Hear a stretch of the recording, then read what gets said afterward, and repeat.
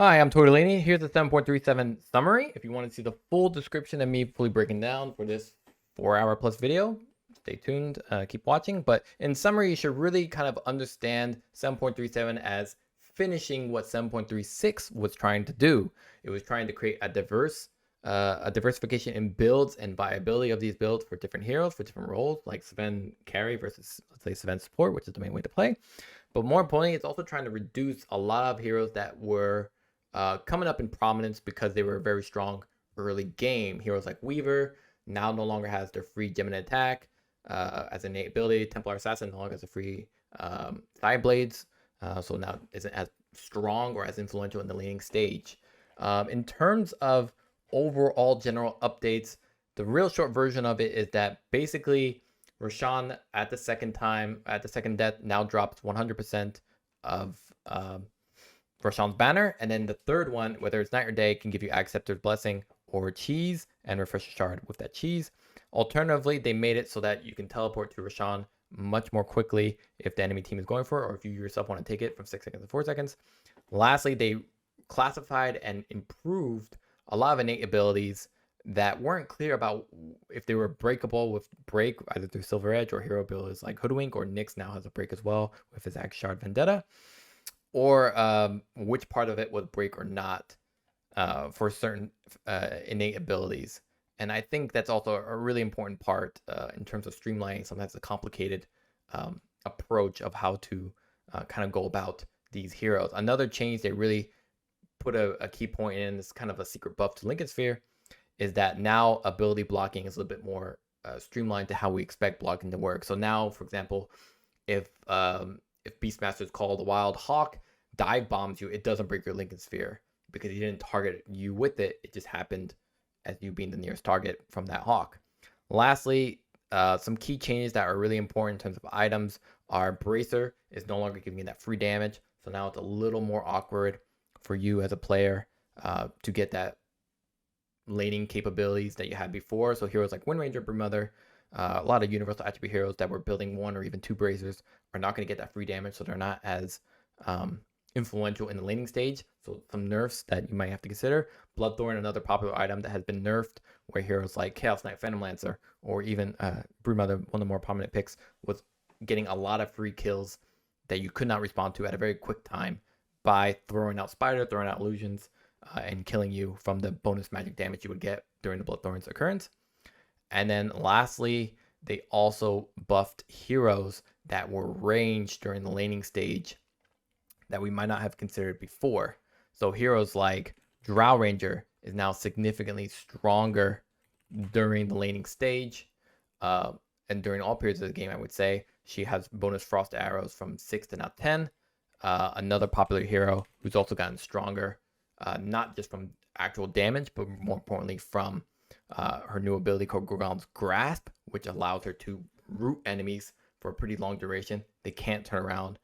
They take additional physical damage, and more importantly, it works very well with Stone Gaze. So for Medusa, instead of kind of being this awkward glass cannon person in the back, now you're someone who can do a little more opportunities, a little more crowd control for the lane, for the game.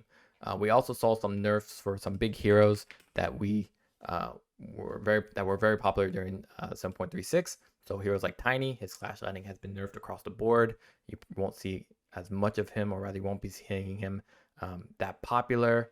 Another hero I think that has been nerfed here is Ursa, for sure, one of the top pos 1 player heroes to play. His bonus duration for bear down is not a flat 20%, which is great at all stages of the game. So the moment you Earth Shock someone and slow them, it won't be 20%. It will be only at 40%, 14%, and level up with levels.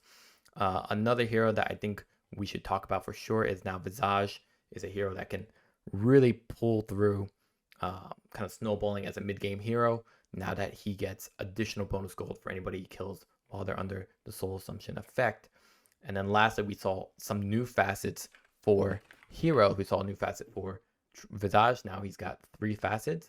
We saw a new facet for Medusa, which now gives her a free poison every 5th attack, kind of like an Iascati, but starts at the very beginning. We saw a new facet for Lycan, which is like a hyper micro mode where your summon wolves can level up 6 times as opposed to 4, excuse me. We see a new facet for Lone Druid, who now only has 3 slots of his items, but their passive bonuses are increased. And we have a new facet for Huskar, where he's now doing 4%. He's doing now 1% stackable max health damage each second, but it does 4% max health as opposed to 4% current health. So big change and a big trade-off for anybody who plays Huskar. And lastly, Rolling Boulder for Earth Spirit means that your initiation of Rolling Boulder can start from further away, and then more importantly, it can stun for longer. Very cool moves, and a lot more heroes to talk about that have received new facets. Bristleback, instead of someone who had to trade either getting goo and having no Bristleback quills damage, or someone who was relying mostly on just getting attack speed and didn't have any attack damage from points in Warpath, now have this new one where you have a 90-degree vision, but you trade and you only get 90-degree vision when you activate Warpath, but you get 50% bonus attack damage and movement speed per stack. So very cool. Overall, nice changes, gives a lot of viability to heroes that were previously forgotten. I still don't think there are that many heroes that are going to see popularity that they weren't seeing before, but I do think that there are a lot of heroes that are becoming more innate to the current meta of the game, which is some early game emphasis on laning stage, a lot of mid game fighting to kind of get the ball rolling and trying to end the game at 30 minutes or go to 45 minutes. Check out the full video now. So let's break down with the general updates as our opening analysis. Area effect icons been added to all tooltip values that are affected by Bloodstone. If you've been playing the game anytime this patch, you'll ultimately see how important Bloodstone and ultimately knowing how much of an increase AoE has been or how large the AoE is for a lot of your abilities. Usually you have to hover over the icon. Just seeing now that there's an area effect icon added to the tooltip value for a lot of these abilities is a nice touch. Talk about the mines and well map aura. Basically both of these are just very influential for heroes that are farming in that area. Usually when they tend to farm the outer areas of the map, the health regen or even the mana regen were sufficiently agreeable to stay there for longer or regularly return to that area, and it would help alleviate some of the item pickups early game that you would need to farm the jungle be less important, or rather be okay to stave off, especially with the right neutral item. So good to see that there's a nerf across the board for both mana and health regen for Dire or Radiant side. Yeah. Okay, so for Roshan, second death now always drops Roshan's banner instead of cheese, I think it was. Now starting from his third death, he can drop Refresher Shard and cheese during daytime or Academ's Blessing during the night. Honestly, I think they're just making Roshan's banner a little more prevalent on second death to help kind of ensure that people maybe end the game around second Roshan's death. I think that's one of the key key game timings that try to end 30-45 minute mark maybe. I also think that they're making it a little bit more on Dire side. Well, I wouldn't say that actually. The third death for Roshan now drops Refresher Shard and cheese. That's pretty good for Radiant and for Dire for that matter. And an Aghanim Blessing at during night, that also can be really good. So it really depends on what you need. However, you can see that on the third death, there's just a lot more value for individual heroes that can be very influential on kind of ending the match or on pushes. Whereas on the second death, now always drops Roshan's banner. I think Roshan's banner is actually pretty good now, especially when it comes to either defending against sieges or for pushing on onto high ground. And I think they're trying to make that more and more of a guaranteed thing for either of those actions after you pick up Roshan's Aegis. Teleport time to Roshan's outpost decrease from 6 to 4. Hopefully this incentivizes people to respond when Roshan is being taken down. I think though, honestly, it's just been people have just associated too much with the idea that if you figure out Roshan's being taken, it's just impossible to respond to it in time unless you have everyone already rallied nearby Roshan's pit or can respond to it in time. I think the teleport time to Roshan's outpost decrease from 6 to 4. That increases. It should increase every time someone already teleports to that outpost. So I'm not quite sure people are going to respond when they hear that Roshan has been or is being taken at the moment or being defeated. I think another issue with Roshan's pit is that people, especially at lower levels, people tend to think they can take the Twin Gate to meet up with their team in time to take or to counteract people taking, or the enemies taking Roshan's pit. that ultimately leads to either disjointed engagement, or more importantly, a lot of the allied team ends up being choked between Twin Gate and the outpost, and then the enemy team just comes out of Roshan, takes out that team, and then continues to do Roshan. So I think that whole area is just pretty messy and maybe not ideal right now. Looks like they streamlined teleportation. Teleporter Scroll, Boots of Travel, Battle to Travel 2, Twin Gates. These are all teleports. Chen, Divine Favor. IO relocate is pretty normal. The Recall and Divine Favor are now teleports, I guess. Lone Druid, Spirit Bear, Return. That's also been a teleport. And then teleportation for Nature's Prophet, Psionic Projection, etc. I think these are maybe going to be relevant in the future as we scroll through this patch notes. So breakability, now they have a breakability rules for facets. Innate abilities have been updated. The breakable yes has been added to all the abilities that are partially or fully disabled by blink.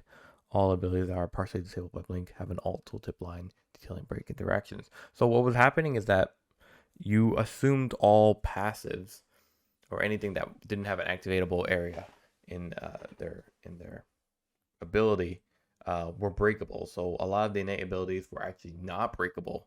For example, Phantom Assassin with her invasion, which is now the immaterial innate ability, was not breakable, but our understanding that was. And then for facets, it's technically not a passive. It can either be an enhancement or it could be a brand new ability. That also could lead people to being confused on whether that was breakable or not. So now it looks like they fully broke down everything that is breakable. I'm not going to go through the list. I think you can read for yourself, but more importantly, you'll see in game if it's breakable. So no problem. And then here's some partial breaks. Break disables the passive damage reduction aura. So Phantasmagoria, for example, is where not only do you have 20% damage reduction when you have your illusions connected, all grouped up together with you, or just grouped up, but also you have a chance of creating an illusion when you use Manta Style or your own ultimate ability. So it looks like only Chaos Knight's Phantasmagoria only breaks the passive part and not the part where you need to activate an ability or activate an item to do it. And I can see that's just kind of across the board. Let's talk about attack ability blocking and reflection. So really, I think they're just streamlining a lot of things that they had introduced in 7.36, and then more importantly are making more clear on what can be blocked, reflected, what can be broken, what is a teleport, what is pure damage, etc. So let's see here. Abilities that are applied with attacks can all be blocked or reflected. Their following abilities had their behavior changed. Cold Wild, Hawk, Dive Bomb can't be blocked or reflected. I think that's a benefit for most people when they play against Beastmaster, because Beastmaster, you would buy a Lycan's or even a low. So you would buy Lycan's, for example, versus Beastmaster ultimate ability, Primal Roar, and then the Hawk would just break your Lycan's before he even ults, and it's kind of BS. So good to see that's blockable, unblockable. So now just Beastmaster Primal Roar will always be the ability that you are blocking. A lot of items like that, a lot of abilities like that. So I'm not going to go through all this. Basically, the bottom line is that this attack ability blocking and reflection, they're trying to streamline our understanding of what should be blocked by, let's say, a Lycan Sphere, or what should be reflected by Lotus Orb, rather than these weird side effects that ultimately ruin your idea of how Lycan Sphere should work. So, for example, with that would be like Beastmaster Called Wild Hawk, Dive Bomb. You usually bought Lycan Sphere for Beastmaster, Necrophos, Legion Commander, heroes with that are centered around their point targeted ability to either initiate or to finish you off. So if you bought, usually you would buy Lycan Sphere, let's say for Beastmaster Called Wild, Beastmaster Primal Roar, which is his ultimate ability, initiating ability. And then for some reason, if Beastmaster had the timing just right, he would just jump on you. The Hawk would pop your Lycans, and then he'd Primal Roar you. Now, if you're playing against Beastmaster, if you buy Lycan Sphere, you can at least expect it to be used appropriately on abilities that are intended to be targeted and, more importantly, forced upon you. The Call to Wild Hawk is just randomly dive bombing anyone that is nearby. It's not point targeted per se, but for some reason it popped or reflected on Lotus Orb and Lycan Sphere or any other ability that aligns with that effect. So these changes are not only more about streamlining things, but they're kind of buffs to, let's say, at least Lycan Sphere, because it made it so that if you bought that item, 50 abilities that you didn't intend to block are now no longer being blocked, and the abilities that do matter, that do need to be blocked, like Reaper Scythe, like Sven's Storm Hammer without the Aghanim effect are now appropriately blocked. Cool. Let's talk about neutral creep updates. Not that many changes to really talk about. I think they're just improving or scaling up a lot of the damages that some of these heroes were. Some of these ancient creeps and regular creeps were doing. So Harvey Stormcrafter now no longer always cast Chain Lightning if attacked by Link creep when pulled. Yeah, not a huge deal. The 50 to 60% total attack damage reduction is nice. This one's from 60 to 60. And this Death Throw Rush attack speed increase from 100 to 120. Ultimately, I think Chen really likes these changes. And I think this Ancient Granite Golem also got a little bit stronger into the early game from 2 to 3, 15 to 16. So just overall power creep adjustment, especially in the early game for a lot of these heroes. Which makes the longevity of heroes like Chen, maybe Enchantress even, or anyone that buys Helmet Overlord early, like let's say old school Lycan or even old school Beastmaster, now have a little bit more stronger options. It's item times. Let's talk about the items. Rashawn's Banner, a little bit larger AoE. I think just because the way you placed it didn't quite reach up to the tower relative to the safe spot you could place it in when you were sieging up high ground, so they made it a little bit easier. Or rather, a little bit safer to place down Rashawn's Banner. I think that's nice. Bracer no longer provides +3, +6 damage. Now provides 50 to 100 health. Pretty big. It's a pretty massive change. This is actually one of the largest changes I've read so far. But so far this video is only 9 minutes long. Pretty big change for Bracer. It pretty much kills one of the most appealing parts of Bracer, and that was obviously the damage. It meant that heroes like Broodmother, it meant heroes like Windranger, it meant heroes, especially universal attribute heroes, most of all, it means they get a lot less value out of Bracer, and it definitely effectively deflates a lot of their early game value or early game output. With Windranger, I mean, you wouldn't think this hero could work as an offlaner. Same with Vengeful Spirit, goes Wraithband and Bracer. You didn't think these heroes would work as offlaners, but because they just do so much damage on their regular attack at a decent attack speed, it effectively just made it impossible to lane just from their auto attack. We're not even talking about abilities. So I'm happy to see the Bracer die because it opens up people to buying items outside of Bracer because it no longer gives damage. But I'm a little bummed that only gives 50 to 100 health, which is really only applicable to maybe a handful of heroes. Pudge, Centaur, maybe Ursa. No, Ursa goes Wraithband. Yeah. So Bracer got a pretty big nerf. And we don't see any buffs for Null Talisman, and we don't see any buffs for Wraithband. So that, yeah, pretty big change. So I think Wraithband's gonna come back for a lot of heroes. Bracer, the 50 to 100 health means that if you're dealing with magic damage or magic harassment, the extra damage, the extra health from Bracer now is especially appreciated. It also pushes aside Infused Raindrop because Infused Raindrop, blocks spell damage, but here you have a permanent 50 to 100 health and you don't lose any charges because there are no charges. It's Bracer. Interesting change. For the Bloodstone, they pretty much nerfed it again, which is a little surprising. Spell lifesteal bonus decreased from 30 to 20%. Blood Pack spell lifesteal multiplier increased from 2.5 to 4, and Blood Pack duration decreased from 6 to 5. So, what does this mean? It means that Bloodstone, as an effect, with its spell lifesteal, is in general not as strong as it was before, 10% less. However, when you activate it, similar to, let's say, activating a Satanic, you get a lot more value out of it, right? 2.5 to 4x is nothing to sneeze at. So it makes the timing in which you pop your Bloodstone very, very important and almost a complete revival of anyone who uses it. So heroes like Leshrac or Sand King really appreciate this Blood Pack spell lifesteal multiplier when they pop their Epicenter, when they pop their Sandstorm, when they pop their Pulse Nova, when they pop Diabolic Edict and everything. It makes them so they can basically come back from a fight pretty comfortably. But outside of that, so if you're able to reduce that spell lifesteal through Scotty or let's say Shiva's, or if you're able to kind of decrease the amount of output they're doing during that specific blood pack period of 5 seconds now instead of 6, you can really kind of shut down Bloodstone and Leshrac. So it's kind of a skill level of, I wouldn't say forgiveness, but skill check on popping it at the right time where you're doing the most damage, and the enemy team against, let's say, Leshrac or Sand King are able to react appropriately when they see the Bloodstone pop. Interesting. All right, Bloodthorn finally nerfed. If you played Chaos Knight, you played Broodmother, you played even Phantom Lancer. Soul Rend bonus damage on silence targets from non-heroes attacks decreased from 50 to 25. If you played any of the heroes I just named, you are maybe crying. Bloodthorn with Broodmother was pretty much the first item pick. Got it about 20 minutes, I believe. 21 minutes.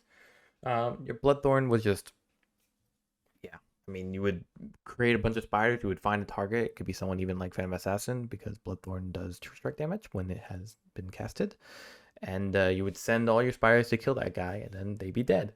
So no surprise that they nerfed that damage from 50 to 25. So now Bloodthorn is more about you attacking the person and less about how many units you can stack on top to take advantage of that Soul Rend bonus damage duration.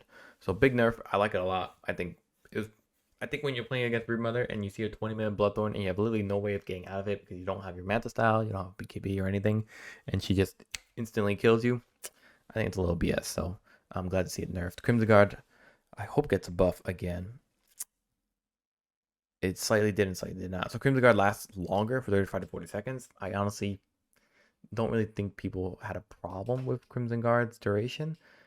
But they decreased the caster's max health from 2.5 to 2.2. If you got Crimson Guard on Centaur, if you got it on, let's say, Ogre was an interesting one. If you got it on Underlord or Dark Seer, you definitely was enjoying that value from Crimson Guard. So pretty surprising that they nerfed it. Well, not surprising. I was hoping that it would be differently scaling, but nonetheless. Dagon, spell life steal bonus rescaled from 15, 16, 17, 18, 19. So surprised, actually, to be honest. Now Dagon's a little more appealing for heroes to buy more levels into it. Honestly, I don't really see it being that justifiable. But the scaling's now a little bit more a little more appealing. You bought Dagon on Nyx Assassin. You bought Dagon on Queen of Pain. So on Queen of Pain, it could be it's appealing for sure. You could buy Dagon on Beastmaster. It would be pretty late game. You could buy Dagon on Puck, not that common these days. You could buy Dagon on Bloodseeker. I mean, I don't know if you have been watching Bloodseeker. I'm making a video on it later on, but Bloodseeker sometimes goes Dagon. Usually it's like Radiance into Aghanim Scepter into Bloodstone. So Dagon was interesting, yeah. Yeah, nice change. I think Dagon being a little more scaling and less of a, good timing nuke item is something that people should come more and more to terms with, and it should be appropriately balanced that way as well, especially the final levels. Eternal Shroud Endurance magic resistance per stack decreased from 4 to 3.5. This item I think has been the most nerfed item since its inception. They got rid of Hood of Defiance. They got rid of that third option, right? You'd either go pipe, you go Glimmer or Hood of Defiance, which was kind of helping you lead either Eternal Shroud or into pipe. And then they nerfed Eternal Shroud. Eternal Shroud used to be the equivalent of Heart, and then it lost its bonus health. Then it lost how much mana you get from it. It lost its spell life still way back ago, and now it's losing even more magic resistance per stack. We saw this on heroes like Storm Spirit way before. We see it on Primal Beast now, as an alternative to Blade Mail or in addition to Blade Mail. Yeah, not surprised people are still buying Eternal Shroud a little too much, but I wonder if the magic resistance you bought on Pudge, you could get free stacks just popping Rot. So yeah, not a huge decrease, but especially if you get a lot of stacks off Eternal Shroud, which can happen against these magic lineups, it's kind of a bummer. Ethereal Blade, Ether Blast projectile speed increased from 1275 to 1400. It's nice, goes a little bit faster. It means you can follow up on it much more easily if you're playing as not Morphling. Who buys Ethereal Blade these days? Like Lina would do it and then immediately cast your spells pretty fast, especially if she got her Kaya or Kaya Yasha or even Kaya Sanj. Not that common, but Kaya for sure. Yeah, Lina would probably be the one. I think Zeus also gets Ethereal Blade if he goes 8 to Lens relatively early as well. So good change for Ethereal Blade. Guardian Greaves men cooldown increased from 40 to 45. Okay.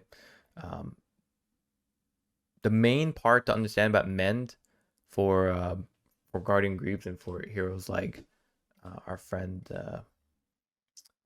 Darkseer, who would get a guarding grease pretty fast, is that when you look at the cooldown for 45, you'll have to compare it to arcane boosts. The only reason you see a lot of heroes like Darkseer maybe pick it up is not just for the dispel or for the team fighting pushes alongside, you know, Iron Black Mechanism.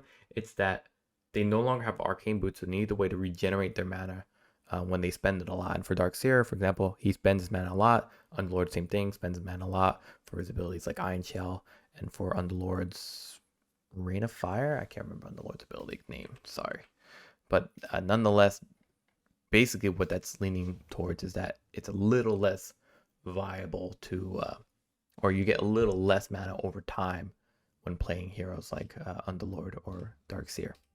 So nice change. All right, Heart of Tarath, max health regen decreased from 1.6 to 1.4. Understandable. Heaven's Halberd, slow resistance bonus decreased from 20 to 25%. Disarm mana cost decreased from 100 to 75.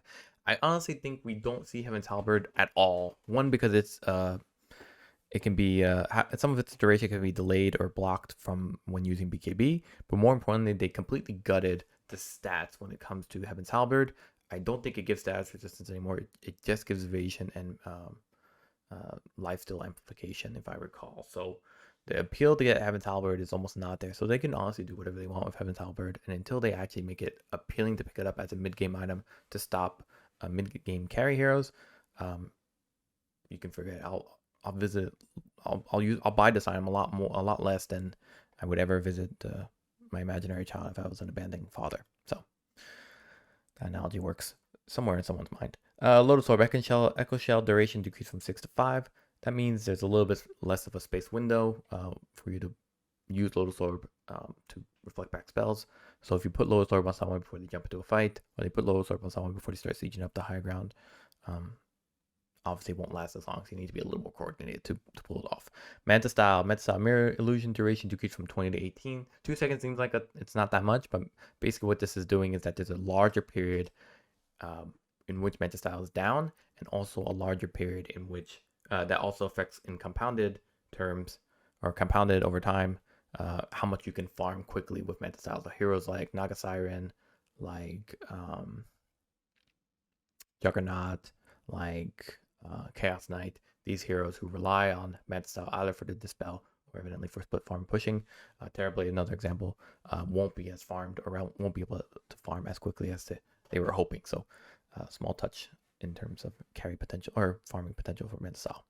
Health bonus increased from 150 to 175. Okay. Barrier duration decreased from 12 to 10 seconds. Insight Aura magic resistance decreased from 10 to 8%. So they're just reducing magic resistance across the board. We saw that for Eternal Shroud, and now we see it for Pipe of Insight. We're seeing that also for streamlined effects for Lycan Sphere. It feels like they're trying to like part the Red Sea of like ways to overcome magic and put more emphasis on going Lycan Sphere. It could be a huge reach in terms of reading, but we'll see. Definitely the more nerfs for Pipe of Insight, and more importantly, it thus emphasizes the importance of popping your items to get the most value, right?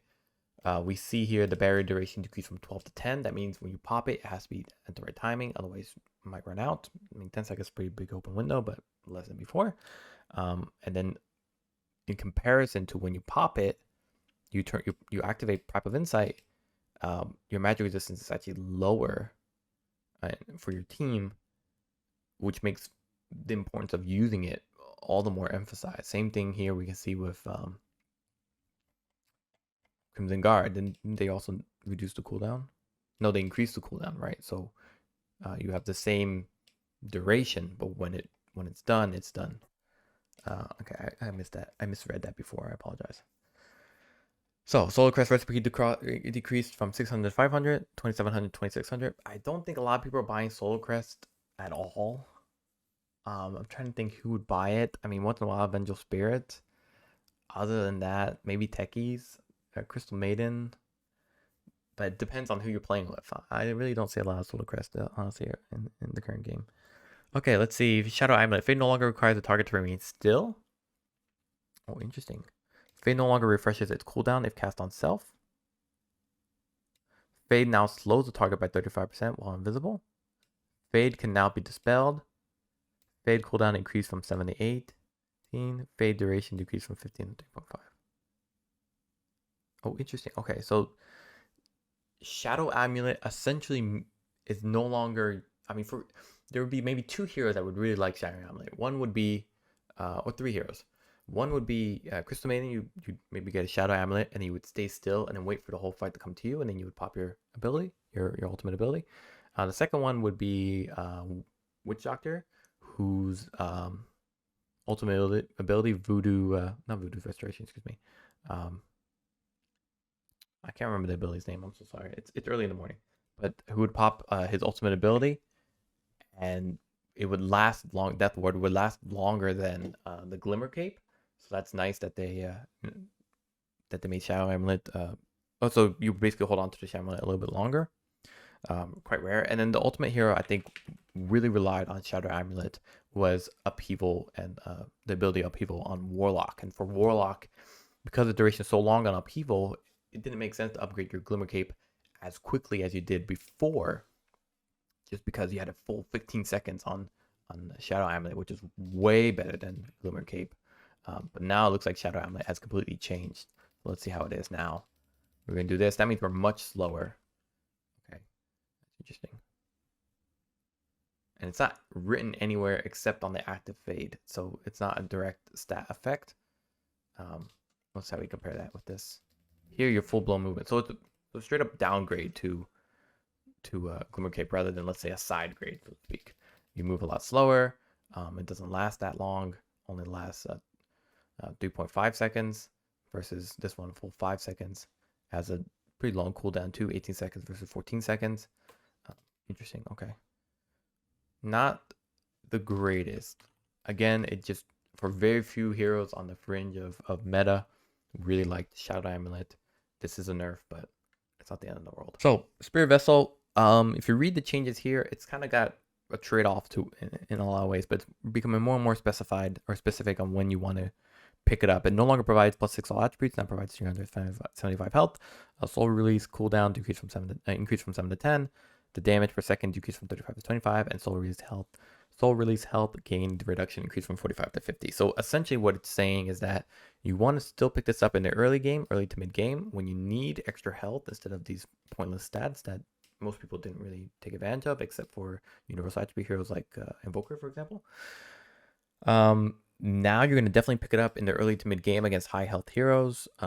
Heroes like Tidehunter, Dragonite, Pudge. These are just right off the top of my head.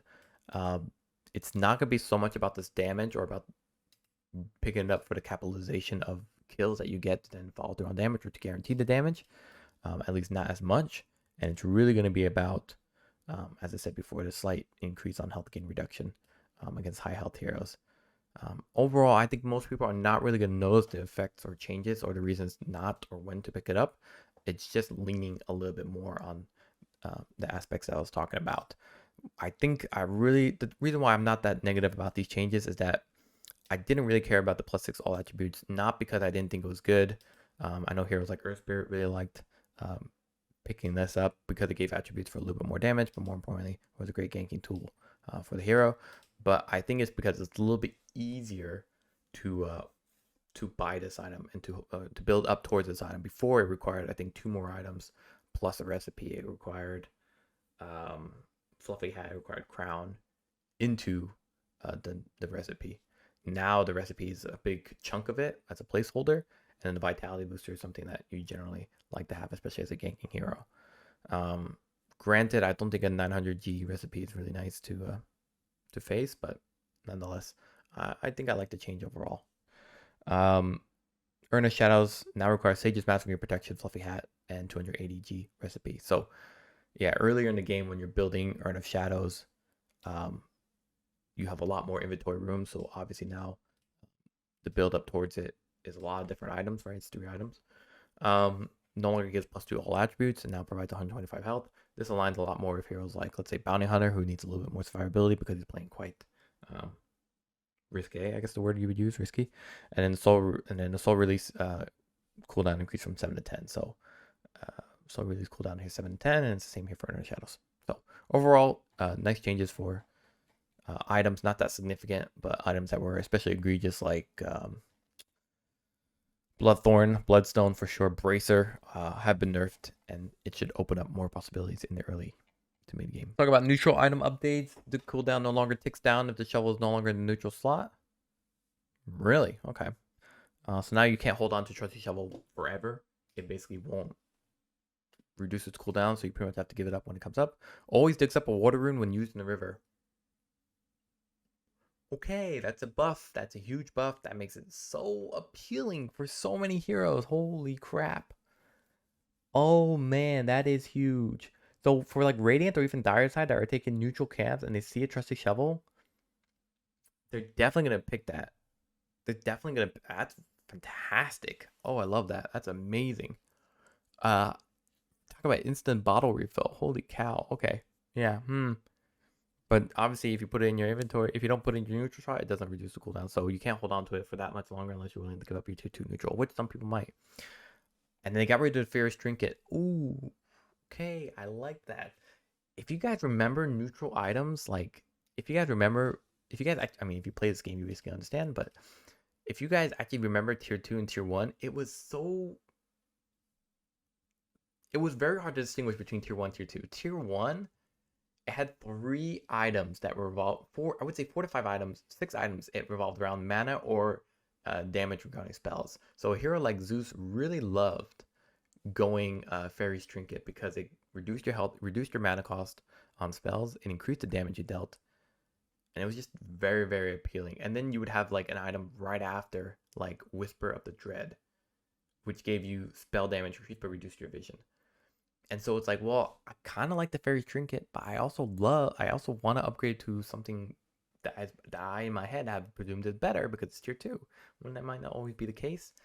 On top of that, you would get like, let's say 3 mana-based items as Zeus or as Leshrac, and you just weren't, it's not that you weren't sure, it's just that they seemed a little too similar in applicability or in appeal. So like you see an Arcane Ring, you see the Occult Bracelet, you see a Faded Brooch, they kind of circle around one another. Obviously not in the exact way, but I mean, even Faded Brooch and Arcane Ring, they're not exact, but sometimes you would have 2 choices as a magic based hero like Lina, for example, and you just honestly couldn't really determine what to do. And if Fairy's Trinket was in there, you probably automatically pick it anyway. So I do like that they got rid of Fairy's Trinket just because it was very similar to the tier 1, tier 2, where people probably needed a lot of mana, or use a lot of spells during that time. But I'm glad to see it's gone now. I mean, a lot of heroes I played love that item, but I did feel it's a little redundant. They brought back Iron Tree. Okay, dude, I'm loving the start of this. Returning as a tier 1 neutral item, provides +5 to all attributes. Use plant tree, plants a happy little tree. Okay, I'm liking this item. So they got rid of the Bracer, but then as a tier 1 item, you can have a +5 to all attributes. I'm not saying it's a 1-to-1 parallel, but I definitely like to see this back as a general appealing item, especially for universal attribute heroes. That's really cool. Pig pull attribute bonus decreased from 5 to 4, so they're trying to distinguish these two a little bit more. And then pig out bonus movement speed increased from 10 to 15. We didn't see a lot of pig pull, honestly. Even for neutral heroes, we didn't see a lot of people pick up universal attribute heroes. We didn't see a lot of people pick up pig pull. Hopefully, people will do it now for like heroes like Primal Beast or even some neutral heroes. Especially with the increase of 10 to 15 is pretty significant for a tier 1 item. We'll see, but nice changes. Whoa, hello, darling. Iron Talon returning as a tier 2 neutral item. Oh my god, what a change! Holy shit, that is wild. Provide 20 attack speed and +4 armor. Active chop targets a non-player enemy unit to remove 80% of its current HP. If cast on a tree, instantly destroys it. Damn. Okay. So Iron Talon helps a lot of heroes who had bad early games, or helps kind of remind or rather have heroes lean more towards the farm that they should have been doing as pos 1s, as pos 2s. Really like this. 20 attack speed, not that special, but yeah, 20 attack speed for heroes like let's say Lina, it's not that appealing, but Yeah, that's a nice change. +4 armor, that's a nice change. Spectre's gonna love this item. Spectre's gonna love it. Face of Void's gonna love it. Troll's gonna love it for sure. Really nice item. Really cool. Okay, this is gonna be a very popular pick, especially for a lot of passive heroes in the mid game. Philosopher's Stone now has 750 charges and depletes a charge every time it grants gold to the owner. When all charges are depleted, the item is destroyed and the owner receives additional 375 gold. So why did they do this? Not because the item was too strong early game, but because the item was too valuable to let go late game. That's the bottom line. The bottom line, if you got Philosopher's Stone and you were up to tier 4, tier 5s, if you died, you would switch out the Philosopher's Stone into your neutral item slot while you wait to respawn, and you just get free extra gold. And that accumulated into value. So pretty funny to see it effectively have a time limit on when you should buy it. They're doing that for a lot of items, right? You can see now for the Trusty Shovel, and they're seeing it here now for the Philosopher's Stone. They're just trying to streamline people's utility around it. So if one person got Philosopher's Stone and the other one didn't, or one person got Philosopher's Stone and the other one also did on either team, and one kept putting in their inventory, they would have an immediate, they would have an eventual advantage over the other person who wasn't aware of that kind of mechanic. So yeah. Attribute bonus for universal attribute heroes increased from 7 to 8. Okay. People weren't really picking up people were not really picking up people's gift all that much. There were a few heroes that did it, maybe like a Necrophos, I think maybe did it, or even Slaughter, if I remember. So it's good that they moved this. It's good that they increased it just slightly. Not too much to really talk about. Definitely more appealing, however. Now as a tier 3 neutral item, main attribute bonus increased from 8 to 10. So they buffed Vambrace because they kept nerfing it, and it kept being too similar to People's Gift, to be honest, in my opinion. Especially for universal attribute heroes. Vambrace, between Vambrace and People's Gift, I think honestly you were picking neither. You were picking that one item we talked about, Specialist Array, which I'm surprised they didn't nerf.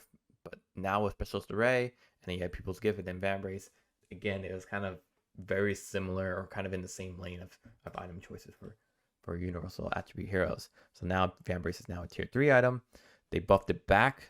I don't even think that's the original stat. I think that's just a pre-nerf stat. Other attributes from 2 to 4. Strength, magic resistance from 8 to 10. Attack speed from 10 to 15. Intelligence 6 to 8.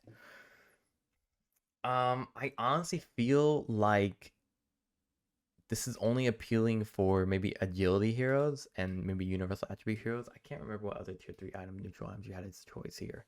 So if I'm a universal attribute hero, what am I looking at? I'm probably picking up the Elven Tunic or Spellbound Sword. Now these two items are kind of similar to one another, right? This is +6. This is +7 all attributes. This is 10 and then 4, so you probably pick this one. Okay, I can kind of see where it fits in. It's kind of an all general item, but not as defensive as Defiant Shell. Honestly, I don't see a lot of people pick up Defiant Shell either. And now a Vambrace, I don't think anybody's going to pick that up. Interesting. Yeah, okay. Maybe Nemesis Curse if you have like a lot of units with you. Okay, yeah. These two items are still here. Yeah, I could see. I mean, I like the changes for Vambrace. I don't think it's really that appealing of an item. Maybe I'm underestimating it, but from my get-go perception, it seems like it's just going back to pre-nerfed items, and it's trying to distinguish itself from People's Gift and Specialist Array by just jumping up a tier. This is why it's gone up, because Ogre Seal Totem is now also a tier 4 item. Kind of a no-brainer. I think everybody knows why this happened. Ogre Seal Totem was pretty much a tier 4 item, meaning that it was sometimes even better than any other item you would have it under consideration for tier 4. So pretty understandable that they made it tier 4. Plus, when you got it at tier 3, it was almost replacing items that you needed to buy at that point in the game. For Staff, for example, or even Blink Dagger. Not really, but you get my point. Now it's a tier 4 item. Strength bonus increased from 10 to 12. Cooldowns decreased from 40 to 35. Damage from 150 to 250. I don't think anybody really cared about that. Can now change direction while flopping with reduced return rate. Cool. That's nice. Nice changes. No, this is more of a nerf, I would say, just because it comes later, so it doesn't have as much influence in fights than it did before, because obviously it's not going to be in as many fights since it comes out later. Completely understandable. I like the turn rate change to make it seem like you're getting a good deal, even though you're getting screwed over. Martyr's Play has been cycled out. I don't think anybody picked up this item. The way you were supposed to pick up that item is that if you could tank a lot of magic resistance, tank a lot of magic damage, then you would pick it up and activate it. But most people just picked it up for, I think, the magic resistance, whatever stat it was, and just never activated it. So yeah, understandable that they completely kicked it out. Now your tier 4 items are pretty diverse, right? The only thing I think would be kind of similar is Mindbreaker versus Ninja Gear. Most people, I mean, the Ninja Gear would be for the Smoke of Deceit on yourself, so you can initiate without being seen. Or, and then the Mindbreaker was for heroes that needed a bit more damage and also needed a bit more attack speed, so that's really nice. The Ogre Seal Totem now a little bit competes with Trickster Cloak. They're both kind of, I wouldn't say escape items, but they kind of fulfill, I wouldn't say similar roles, but they kind of fulfill a similar laning of consideration of like, I'm dying a lot, I need to be out of a fight, and the ability to be able to jump back in, or I need the ability to kind of disjoint against my opponent. They're both disjointed kind of abilities. Yeah, interesting. Aviana's Feather kind of in that way as well, but I'm also not a huge fan of Aviana's Feather. All right, time for hero updates. Let's talk about Abaddon. He had his innate ability, Fallen of Avernus ability removed. If you don't remember what that is, don't worry, most people don't. It was his innate ability in 7.36, where his respawn time was 10% shorter than anybody else's, and that's obviously a placeholder ability because anytime you see a respawn time reduced, or let's say you get free gold over time, it's usually because the developers haven't figured out what to do with Abaddon or with a hero that has that effect.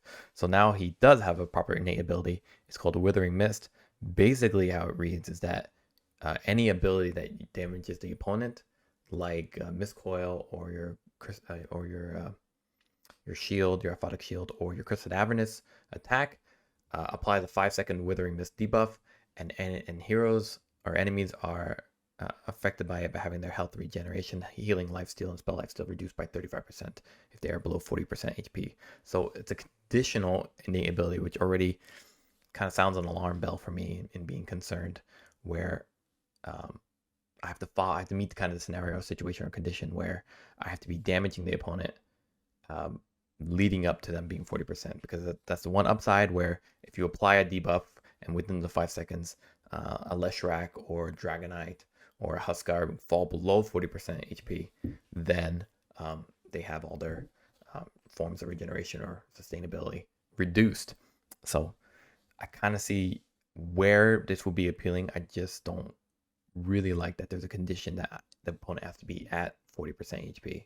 Obviously, you as a player are not going to be kind of measuring out when they're 40% HP. You're just going to be dealing damage to them. That said, it's a little... Everyone else gets buffs, or everyone else gets a benefit, or gets a little bit of alleviation with their innate ability. And for Abaddon, it has a condition that isn't always going to be met, or isn't always going to be beneficial for Abaddon until the opponent is at 40%. In which case, maybe you just kill them anyway, or it has no relevance to them because they don't have that much HP regeneration or healing or lifesteal. Base health regen increased from 0.75 to 1. Way back in the day, we used to see anti-mage pick up a Vanguard just to survive his lane. Looks like he's doing okay with Wraith Band, and now this base health regeneration from 0.75 to 1. Nice. He has a new innate ability. His old innate ability was basically just the first level of Mana Break, so I see that's no longer true. He has a passive scales with Mana Void. So Mana Void's your ultimate ability, so it scales 3 times. Attacks slow enemies based on how much mana they are missing. So this was the old Mana Break effect. Basically, with Mana Break, there were two parts to it. The first one was you burned anyone that you hit with Mana Break, and then the second part was when they had 0 mana, you would slow them. And now it looks like anytime you attack an opponent, they are slowed based on how much mana they are missing. 12.5, 15, 17.5, 20%. Illusions cost full effect. Ooh, nice touch. Minimum slow at 50% mana. So you start slowing them at 50% mana, and you can slow up to 40% maximum slow at 0% mana. So when you completely burn them, you slow them for 40%. However, you start slowing them at 50% mana missing, and then your illusions just slow immediately. So basically in the late game, when you jump on someone with your Manta Style and you activate your Manta Style, you are slowing them twice over at max slow. Is that what they're saying? I guess that's what they're saying. And then for during the laning stage, you have to get them at a minimum. You have to get them, or if they have 50% mana left or less, then they receive additional souls every time you attack them. So an item like Orb of Corrosion may be coming back for a hero like Anti-Mage, where you're slowing them with Orb of Venom and Orb of Corrosion effect, and you're also burning up their mana more because they can't run away, to the point where they get ultimately super slowed at 0% mana, and you just kill them. It's also great against a lot of heroes that have relatively poor mana pools in the offlane, like Centaur Warrunner is a good one. Who has a pretty bad mana pool? I think Sand King has an okay mana pool. Tiny Hunter's mana pool is pretty poor as well. He uses a lot of abilities to be able to keep himself in the lane. Darkseer as well, not the greatest mana pool either. At least until he gets some more neutral items. So nice changes for Anti-Mage. That he does have a slow that it does scale. 25% at the first level, and then you get to level 3 on your ultimate, 40%. Cool. Mana Break, no longer innate ability. Understandable. They did buff it though. You can see 1623. Now the first level is at 25. Obviously, I think you're going to level that up first. Max mana burn per hit rescale from 0.8, 1.6 to 1.6, 2.4. Okay, nothing changed here. So yeah, ultimately with this new one, they disjointed, or rather separated parts of Mana Break to make it its own innate ability of Persecutor. And then now Mana Break gets a little bit of a buff at the first level, which is nice. And for Blink, this is probably the big nerf, if I'm understanding this correctly. Aghanim Scepter upgrade reworked, reduces cooldown by 1 second. After casting Blink, your next Mana Break within 5 seconds is empowered, burning an additional 20% max mana and preventing the target from regenerating or gaining mana for 6 seconds. This debuff is undispellable. So, if you guys remember the old Aghanim Scepter, which I'm sure most of you do not, old Aghanim Scepter was pretty much a must pick up for Anti-Mage. It fulfilled two desires for Anti-Mage. It fulfilled the desire to burn people's mana, and it fulfilled a safe way for Anti-Mage to be able to be involved in a fight without having to blink in and immediately fight someone that he maybe wasn't ready to, or the fight really hasn't started yet. It also helped him flash farm a lot more quickly. If you remember the old Aghanim Scepter, it was essentially allowed you to blink an illusion towards an area, towards a target, towards a jungle camp, and they would just start attacking it automatically, and you could destroy it, I think, if I remember. If you were the enemy receiving these hits, you could destroy it, but because of the low cooldown, because he always had 2 charges off that ability, basically, if you never actually sieged up high ground, or you just never engaged in a fight, you just kind of stalled out in a stalemate with the enemy team, Anti-Mage would just keep throwing units at you. Or if you just never fought, Anti-Mage would use those units on top of Mad Stout to really farm very quickly. His Butterfly, for example, his Scotty, if you ever bought it quite rarely, or his Abyssal Blade. So there was a delay in getting your late game items for Anti-Mage because you went battle through Mad Stout into Aghanim Scepter. But the benefit from Aghanim Scepter's ability was just good across the board, even when they nerfed it from 3 charges to 2 charges. This new Aghanim Scepter Blink basically is saying you have to take the risks when playing Anti-Mage when trying to engage on the enemy. If you don't engage on the enemy, you just can't fight, like a lot of the other carries that are in the game, like Phantom Assassin. Phantom Assassin is similar. Once you blink in with Phantom Assassin, you can't blink out until you get the kill, hopefully. So you're committed, and Anti-Mage here looks like he's committed as well. He doesn't have it both ways anymore. This new one is essentially saying that if you do commit, you're able to escape earlier with a lower cooldown on Blink. They even removed it from the level 20 talent, and they're saying that if you do commit, here are the benefits for it. You get an additional 20% max mana burn, so it's scaling, so really good against heroes like let's say Medusa or Leshrac if you want to burn him, but I would probably wait a little bit before engaging on that. And it prevents the target from regenerating or gaining mana for 6 seconds. So really helpful against people who also have Eternal Shroud, who are relying on that mana regeneration or mana gain from the stacks. So it's situational, I would say, to pick up Aghanim Scepter. I would say you pick up Aghanim Scepter truly late game, so it's no longer a must pick up after Manta Style. I would say it's a pick up depending who you're playing against, or if you're have no other items that you need. Usually what you would want to do as Anti-Mage is when you actually do jump in, you want to hold them down, let's say with Abyssal Blade or whatever, and you would hit them as many times as you can. and then just mana void them. And you wouldn't even be concerned about them being able to regenerate or gain their mana because they'd be dead before they can even respond. Now it's saying against heroes that have a lot of mana that are typically supposed to be countered by Anti-Mage, it's now no longer they're now no longer able to kind of overcome the challenge of Anti-Mage. He will just pick up an Academ Scepter. So more of Anti-Mage, less of having it both ways. You're eating your cake and having it too, or whatever phrase goes for Anti-Mage. Level 15 talent, they changed it from 40% slow on fully mana drain targets to replace with 10% Persecutor max movement slow. Understandable. 10% though, from 40% to 50%. Okay.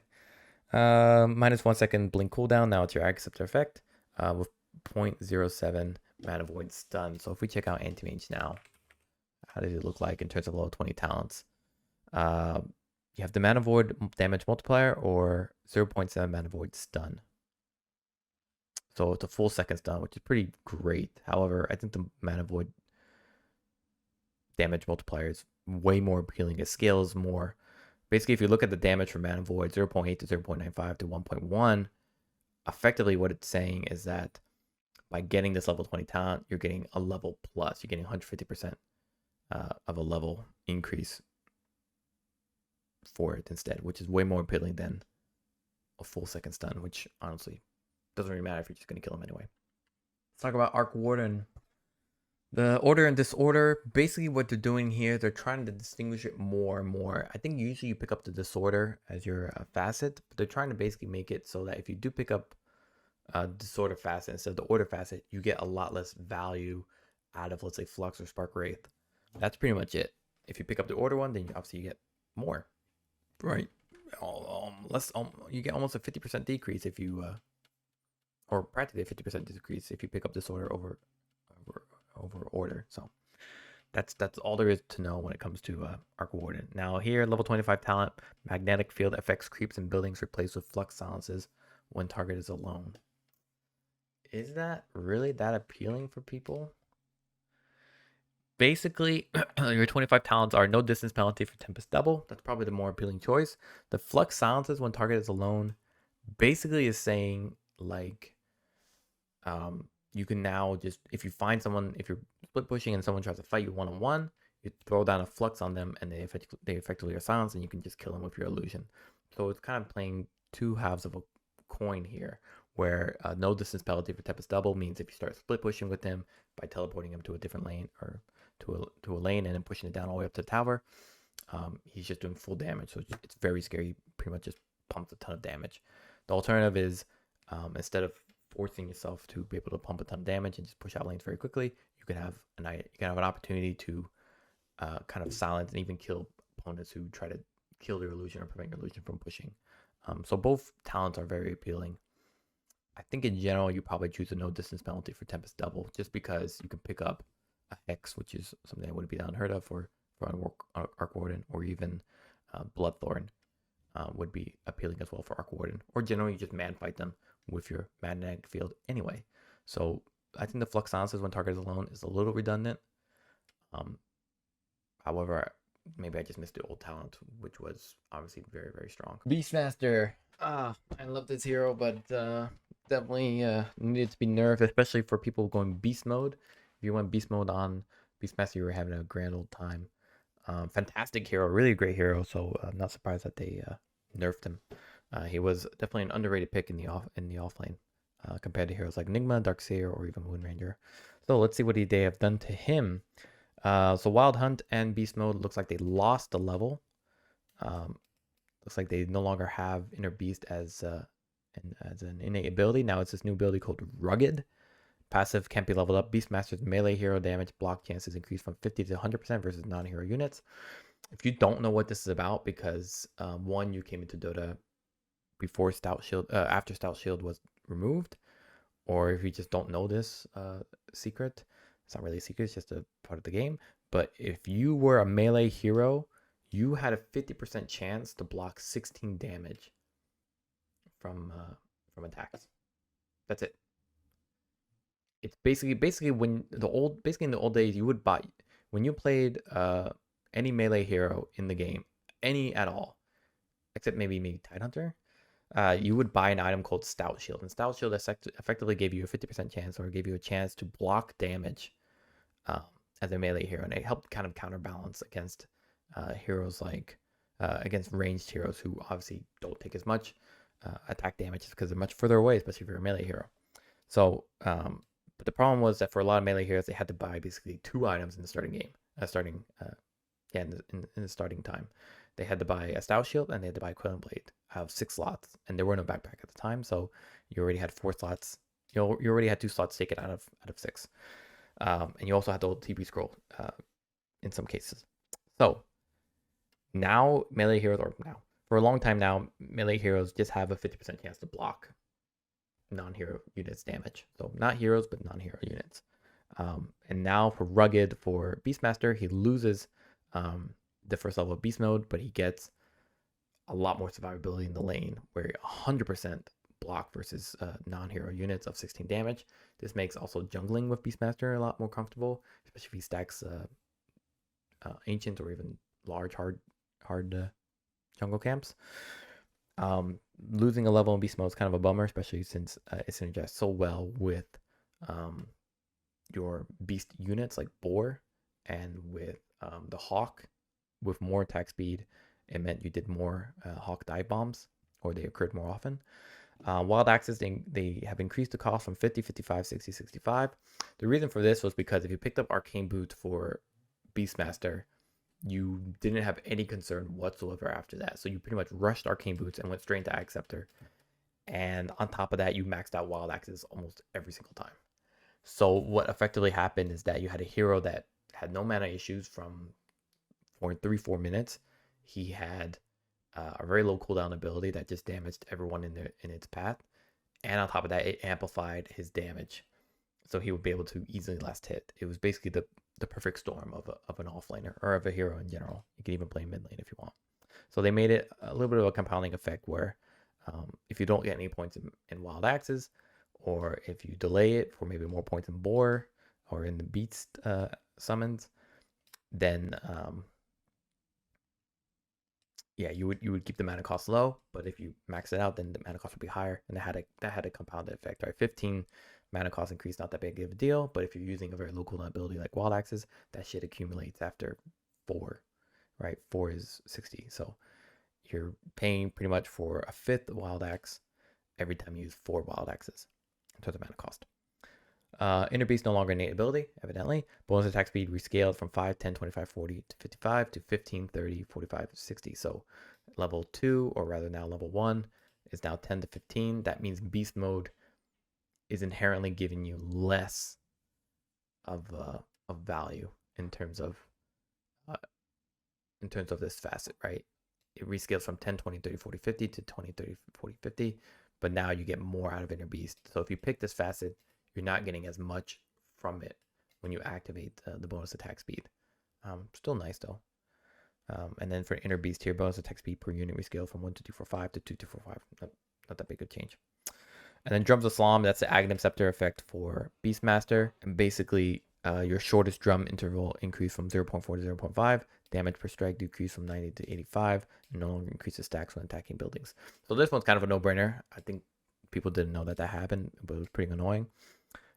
Damage per strike decreased from 90 to 85. And then shortest drum interval increased from 0.4 to 0.5.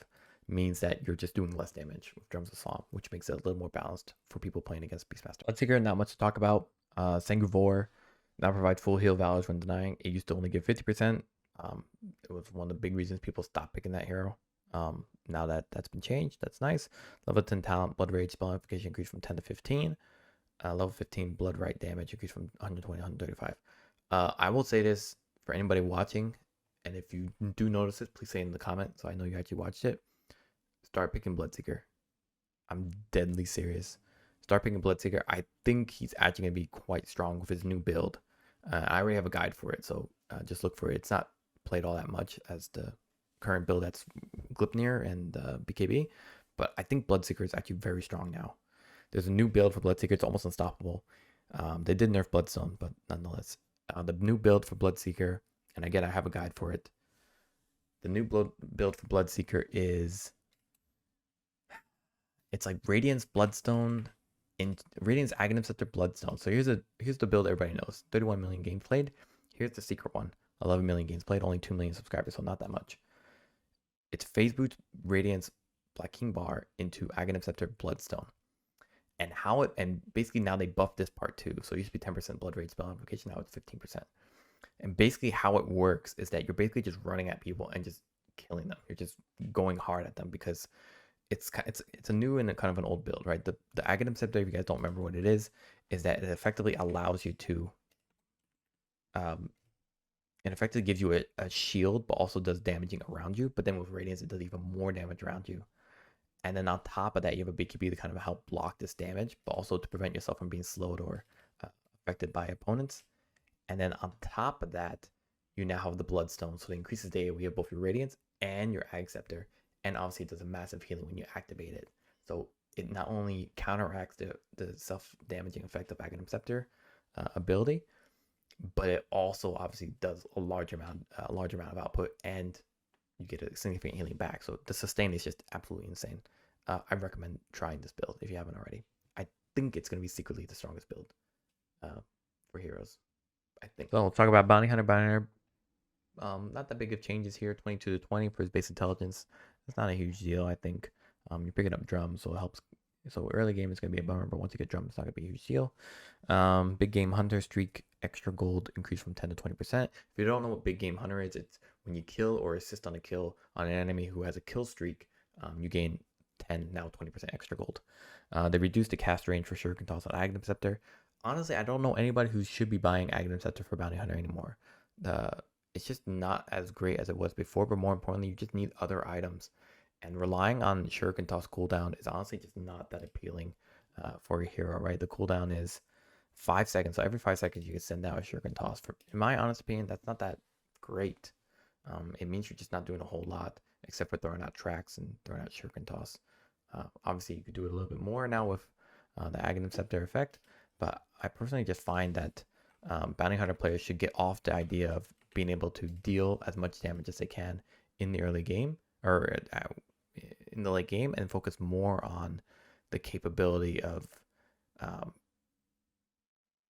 basically providing auras for your team, pipe, Vlads, anything that actually makes your presence a little more noticeable rather than this little toss thing that you're doing. I think it's quite annoying to see Bounty Hunter players continue to think that Bounty Hunter is good late game when he's all about that early game value. Brewmaster, another secret offlaner that if you knew how to play him, you just absolutely loved him. If you didn't, well then you were missing out on the boat, because Brewmaster was probably one of the easiest offlaners to play, especially when you only care about the Storm Spirit anyway, or the Storm Panda.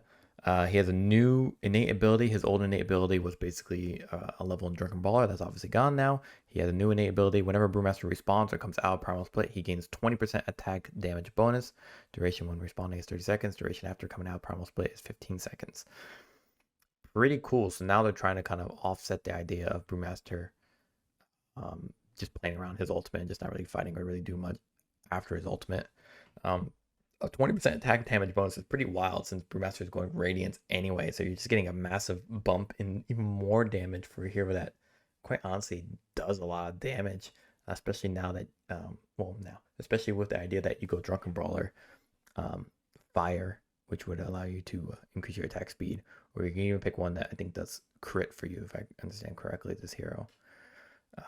Or slow on attack is also pretty great here as well. Yeah, crit. Yeah, so you would go Fire Brawler immediately after your Primal Split ends. Pretty good. 15 seconds. That's pretty much the duration of 2 first levels of BKB. 8 seconds, 8 seconds, so 16 seconds. Yeah, that's pretty strong. Surprised they felt they needed to do this, but also an early point with Drunken Brawler just made laning against Brewmaster pretty much impossible. Now his innate ability just has absolutely no effect on him unless it's post level 6 when he gets out Primal Split, or it's after he dies, then he can go back into the lane and get some free last hits. So again, I don't really like innate abilities that are conditional, kind of like Abaddon, or situational, but I think in this case, because it's two situations, especially one that occurs quite often, which is after your primal split, and then one that occurs hopefully not as often, which is after your death or respawn. I definitely think Belligerent is quite strong. I'm not sure why they were compelled to give him more damage. I felt that was the one thing he didn't need, all things considered. Having said that, now Thunderclap cooldown increased from 13 to 16, from 16, 15, 14, 13 seconds. People were really not getting any levels of Thunderclap besides one. They were getting pretty much the rolling ball one. I can't remember the name. God dang it. We're getting Cinder Brew instead, and we're getting Drunken Brawler levels in that. Drunken Brawler now no longer has an innate ability. The bonus armor has been rescaled, and it looks like they didn't get rid of the 1. They actually got rid of the final level at 9. I think they did that across the board. Did they not? Yeah, they did buff it a little bit, the early levels, but they either got rid of the last level, so 7, 9 is now down to 7, or they buffed the early levels here. Say 4 to 5, 10 to 15, 4 to 5, 120, and then this is pretty much the only thing that hasn't changed. They got rid of the final level for bonus attack speed. And then Void Brawler bonus status resistance now stacks up other sources of status resistance. So Sanj and Yasha could be very appealing if you, especially if you play with Void Brawler. It was definitely the brawler that you were picking the least, or you weren't picking that Drunken Brawler all that much versus, let's say, Fire Brawler, or at least Earth Brawler for the survivability, or at least Storm Brawler for the movement speed to maneuver between different camps, or to be able to engage into a fight pre-blink. So interesting changes. So they made Brewmaster a little bit weaker in the early game. They made him much stronger in the late game. I don't think we'll see much change in how to build Brewmaster. Okay, let's talk about Bristleback. Bristleback suffers from an identity crisis. He's not really a great pause 3. Doesn't have as much presence, and not really kind of following the meta of Aura Carrier compared to some popular heroes like Enigma or Darkseer. And he also wasn't good enough as a pause 1 because his facets kind of sucked ass, to be honest. But we can see now that there seems to be a new facet here for Bristleback, and it says new facet seeing red. Now, one thing to distinguish, it doesn't take away from the other facets that he had. It's just adding onto it. So now Bristleback has 3 facets. The first one being Berserk, which is Warpath, increases attack speed by 15, 5, 10, 15, 20 per stack, and then damage per stack has also been decreased 5, 15, 20, 25 to all levels. He has a Snot Rocket, which most people I think weren't really using. It basically increased your Vicious Nasal Goo to 6 stacks. It increased how much armor reduction it did. And then instead of Quill Spray from your Bristleback passive, you were shooting out Nasal Goo in a 900 radius whenever the damage threshold is met. So basically, instead of dealing damage back when people were hitting behind you, or people were dealing damage to Bristleback, with Quill Sprays, it's now, or Quills, now it's going to deal back goo. That wasn't really that appealing. Most people were picking up Berserk. Now there's a new one called Warpath, and it can be activated, your Warpath, which is your ultimate ability, to grant Bristleback 50% bonus attack damage and 50% bonus movement speed per stack, but limits his vision to a 90-degree cone in front of him. And the duration is 6 seconds. Mana cost is 75, so not that high of a mana cost. 6 seconds is pretty long, and 45-second cooldown. It's really interesting. So it's a conditional facet, so by default, I already think it's terrible. But I could be wrong. A 90-degree direction seems pretty high, so let's see here. So you don't have to activate it now. We're just going to get some stacks going. So we're going to place some units here, see how that looks for everyone. So here, evidently, I can see everybody. We're going to get some max stacks going here, pretty high. Now let's activate the Warpath. Pretty cool ability.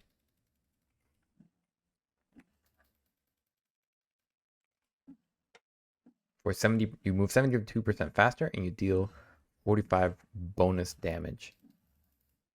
Interesting. So you have a lot of more damage, but 50% bonus attack damage. So whatever stack you're on, you're getting 50% more, and then 50% bonus movement speed. So you're really, really fast, but you can't see anything. So you're compensating basically for your lack of vision, having higher movement speed to either chase or keep up with opponents. But if your opponent literally let's say, time walks his Faceless Void away, you won't be able to see him, or you'll have to kind of infer in which direction he went. Or let's say a blink dagger from someone, if they blink, then it's hard to kind of see him. So I'm not 100% sure about this one, quite frankly. We take a look at the comparison for, let's say, Berserk. Warpath grants scaling attack speed instead of damage, so you don't get any damage, but you get an increase in attack speed, right?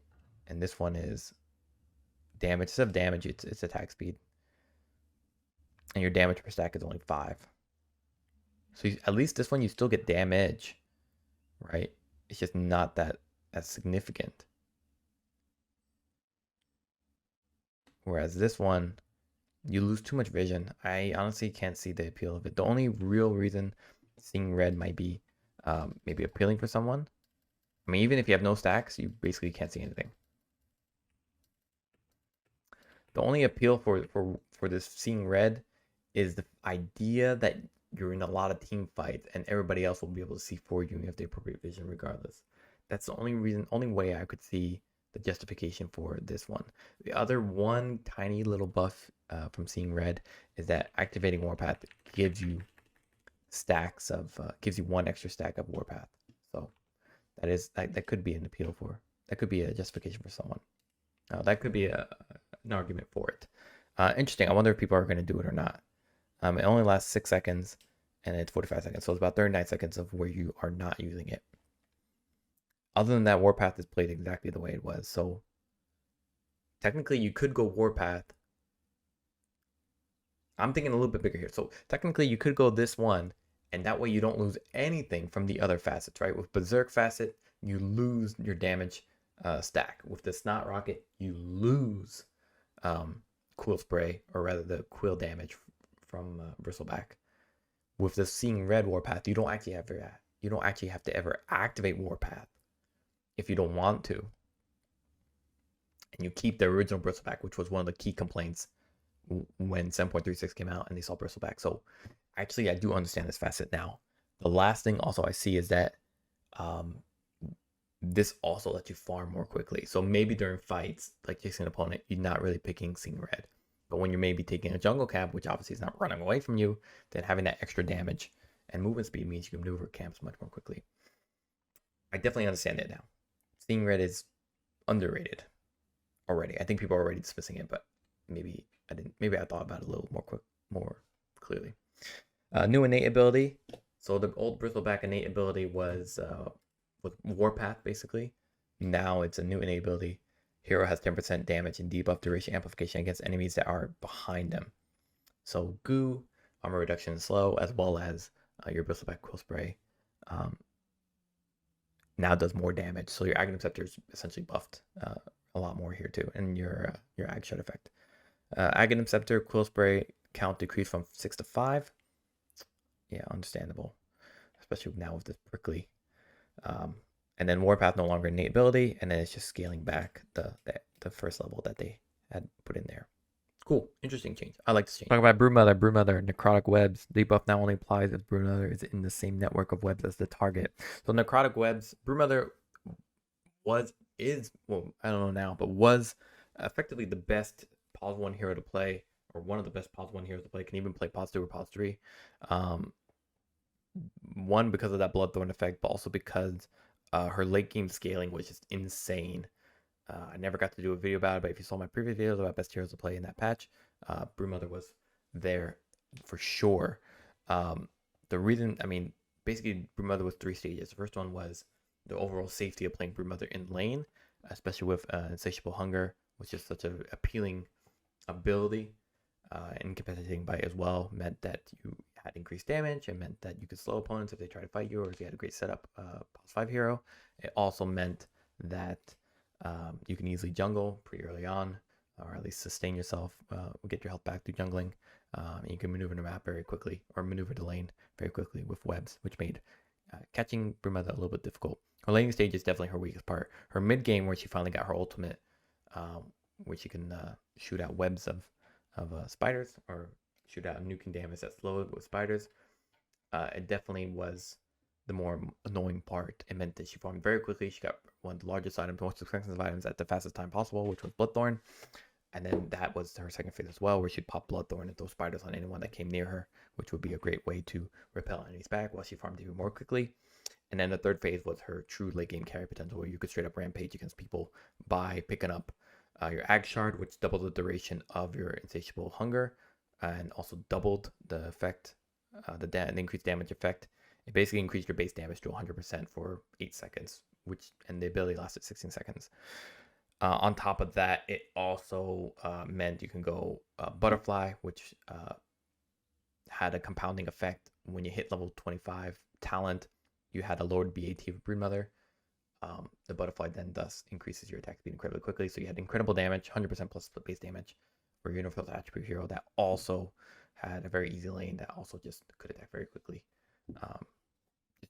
Insane hero. It seems for Broodmother, they nerfed her not that hard. The Bloodthorn was nerfed.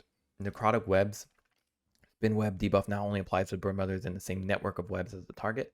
Effectively, what that meant, or what was happening, is that people were placing Necrotic Webs in the mid lane, and it would effectively lower the regen of the enemy mid laner, and Broodmother would just fuck off back into her own lane. And basically, the whole laning stage, you'd had less health regeneration and less survivability than the opponent, which was honestly kind of bullshit. So I like that they made this. They had this small caveat for Spin Web. Not gonna be that much of a change for Broodmother. And then looks like they did nerf her early game. So level 10 talent, you can only have +2 webs more simultaneously on the map instead of 3. Your web charge restore time reduction is now 5 instead of 7. So once you use up all your webs, or even use a couple of your webs, you're gonna get a little more webs back. And then the incapacitating by attack bonus decreased from 10 to 12. Honestly, not really that noticeable. So Broodmother, I think, is still very strong in general. It's just her early to mid game influence is reduced. Chaos Knight. They buff irrationality, reality rift, instead of 33 chance to do nothing. Now it's a 33% chance of silence. Still not better than Phantasmagoria, so who honestly gives a shit about that? Clockwork, expanded armature. This was essentially your cogs being in a larger AoE, if I remember correctly. So now it looks like they have slightly nerfed it. Cog push duration decreased from 0.8 to 0.6. Okay, not the end of the world, just a little bit weaker. They've been honestly nerfing Clockwork for a fair bit. He was a pretty strong hero, 7.36B, I think, and 7.26 as well. So they're making expanded power cogs a little bit weaker. The push duration decreased from 0.8 to 0.6, so a little less annoying when you get hit by those cogs. Armor power, the damage increase per armor decreased from 0.3 to 0.25, not noticeable at all. Let's talk about Crystal Maiden. Crystal Maiden, Blue Heart Flow now also increases mana regen amplification from 50% to 75%. What were you choosing on this hero overall? Cold Comfort. This is your innate ability. Your innate ability was Crystal Maiden has 50% mana regen amplification. So now that's 75% if you pick Cold Comfort as opposed to Frozen Expanse. Let's take a look at Crystal Maiden real quick. So Crystal Maiden, Freezing Field also passively increases Crystal Maiden's cast range and area of effect, which is definitely appealing. Restores her allies' mana when casting spells. Increases innate mana regen amplification. Yeah, okay. So they just basically made it much, much stronger to pick this one for mana-intensive heroes or mana-intensive lineups, whereas this one is generally the one you're going to go for. So in reality, I think you're still going to pick the Frozen Expanse. I think giving more value in Cold Comfort is not really the issue here.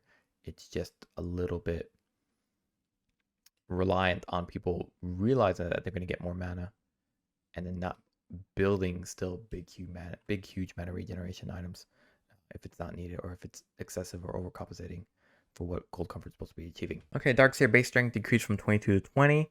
Means less health, less damage. Means a little bit weaker in the early game. He was pretty unkillable, and he did a ton of damage early on, especially when the old bracer was a thing. He'd pick up 2 or even 3 bracers, and it meant effectively having insane amount of output for a universal attribute hero in a tiny triangle. Man, mental fortitude intelligence now cannot be lower than the average of strength and agility. So mental fortitude has been nerfed effectively. It effectively is doing the average of strength and agility. So instead of just going all in on strength and then having your intelligence go up, it's now going to take the average of strength. And if you have very low agility, then it's also going to take that into account. You're going to have less intelligence overall coming out of it. So that's a little bit of a bummer for a hero like Darkseer, who relies on that big mana pool. We should see a little more adjustment to his early game items. Hopefully, we'll see. Other than that, yeah, they nerfed Vacuum again. The AoE is now 75 less. I wonder if that's going to push people to finally get Bloodstone on this hero, though I do not recommend it. But for Dazzle, kind of a forgotten hero. Some people play mid, but I don't think he's that popular of a hero. Kind of has his role fulfilled by other heroes who pick up aura items like Greaves. I think a lot of heroes are just picking up Greaves in general. Dazzle kind of falls to the wayside, especially when Axe was so prevalent. Yeah, for the Nothal Boon, it says here barrier duration decreased from 10 to 12. Not that noticeable. Basically, Nothal Boon, the way it works is that whenever Dazzle overheals himself or an ally, it gave you a barrier. That barrier now lasts less long. Now lasts a bit longer. And then Poison Bloom, which I think is the one people are picking, it's every 4 attacks, Dazzle attacks a target affected by poison touch. The target takes a burst of additional damage. That additional damage hasn't changed, but what also does that, it prompts additional poison touch projectiles to fire enemies within a 450 AoE, so that's split, and the amount of additional units affected is equal to the poison touch number of targets. So the split damage has increased from 100 to 120. That's it. It doesn't really make Dazzle all that more appealing than he was before. Death Prophet is another hero that I think has also fallen to the wayside. It's not that much popularity in pushing lineups, and that's kind of where Death Prophet was supposed to be known for, at least most appealing for. Her laning stage with offlane meant she wasn't really that influential versus some other popular heroes, and her team fighting post early mid game is not in line with the meta right now, I guess I would say. So Spirit Collector now also grants spirits from Death Prophet's own death while she is dead.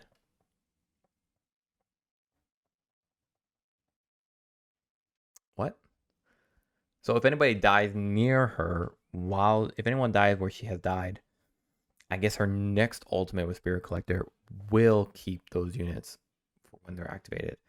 And then Death Prophet herself also counts. So it's a slight buff. It's a nice buff, and it also makes it so that, you know, even if you're dying early, you still get a benefit out of those fights. Now also grants spirits from Death Prophet's own death and while she is dead. Okay. Morning Rituals. People are mostly picking Spirit Collector, by the way. Passive effect, Death Prophet delays 50% of incoming damage, taking the damage in 1 second intervals over 5 seconds, scaled with Exorcism. So basically, what did they replace? Suppress? There's an old facet. Oh no, it just says new facet. So basically, Death Prophet has 3 facets. The first one is Suppress, which is the silence. The second one is Spirit Collector. Let's take a look at that. And then the new one we're now seeing here. So now there's 3 facets. Death Prophet delays a percentage of incoming damage, taking the damage in even intervals over short duration. Delayed damage matches the damage type of the initial damage and bypasses armor, magic resistance, and damage block. So, what that means is that if you take, let's say, 500 damage right off the bat, it's now 100 damage across 5 seconds. However, if you gain, let's say, additional armor, or you gain magic resistance, or you gain, let's say, damage block from Crimson Guard or something, that's no longer there. That's not going to mitigate that effect doing its interval damage. You're still going to get that damage regardless. It's just now spread across 5. So an item like Guardian Greaves is probably the only appealing part, or any heal, probably appealing part. Another idea is, let's say, use Yules within those 5 seconds. So you take 4 seconds damage, and then on the 5th one, use Yules. You won't take that damage, and hopefully you won't die. This is really nice. I think people are going to start picking this one a lot more. I don't think Suppress is all that appealing. I don't think it's ever appealing. Spirit Collector was just a default pick out of the 2. And now this Morning Ritual, it makes sustaining as Death Prophet all the more feasible for a hero that honestly was game bursted down way too quickly and needed a lot of items to compensate for that with Shiva's Guard, with Guardian Greaves, with Yules, or whatever. So let's talk about Disruptor. Disruptor, not that much has changed for him. They increased the cast range on Kinetic Fence. The big appeal for Kinetic Field as opposed to Kinetic Fence is not only that it didn't trap people within an AoE circle, but also that you had slightly increased range in terms of the circle being the outer edge of a circle meant that you know, if you wanted to trap people just from being able to escape, then at least you had a really good distance. Whereas Kinetic Fence was supposed to be a way for you to just block people or kind of entrap them from going in different directions. but the range on it was not as distinguishable as it was from Kinetic Field when it had a downside, which is, obviously it's not a circle, it's just a straight line. The other really key thing about Disruptor that's really interesting is that now deals 35% of the distance traveled as damage. Max damage remains 280.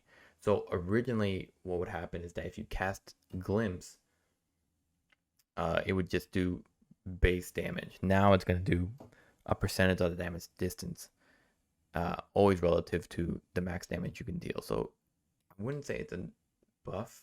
I would say more of a nerf. It's actually, I find it a little bit hard to kind of to understand. But effectively what it means is that the distance traveled does 35%, but it will never surpass 280, for example.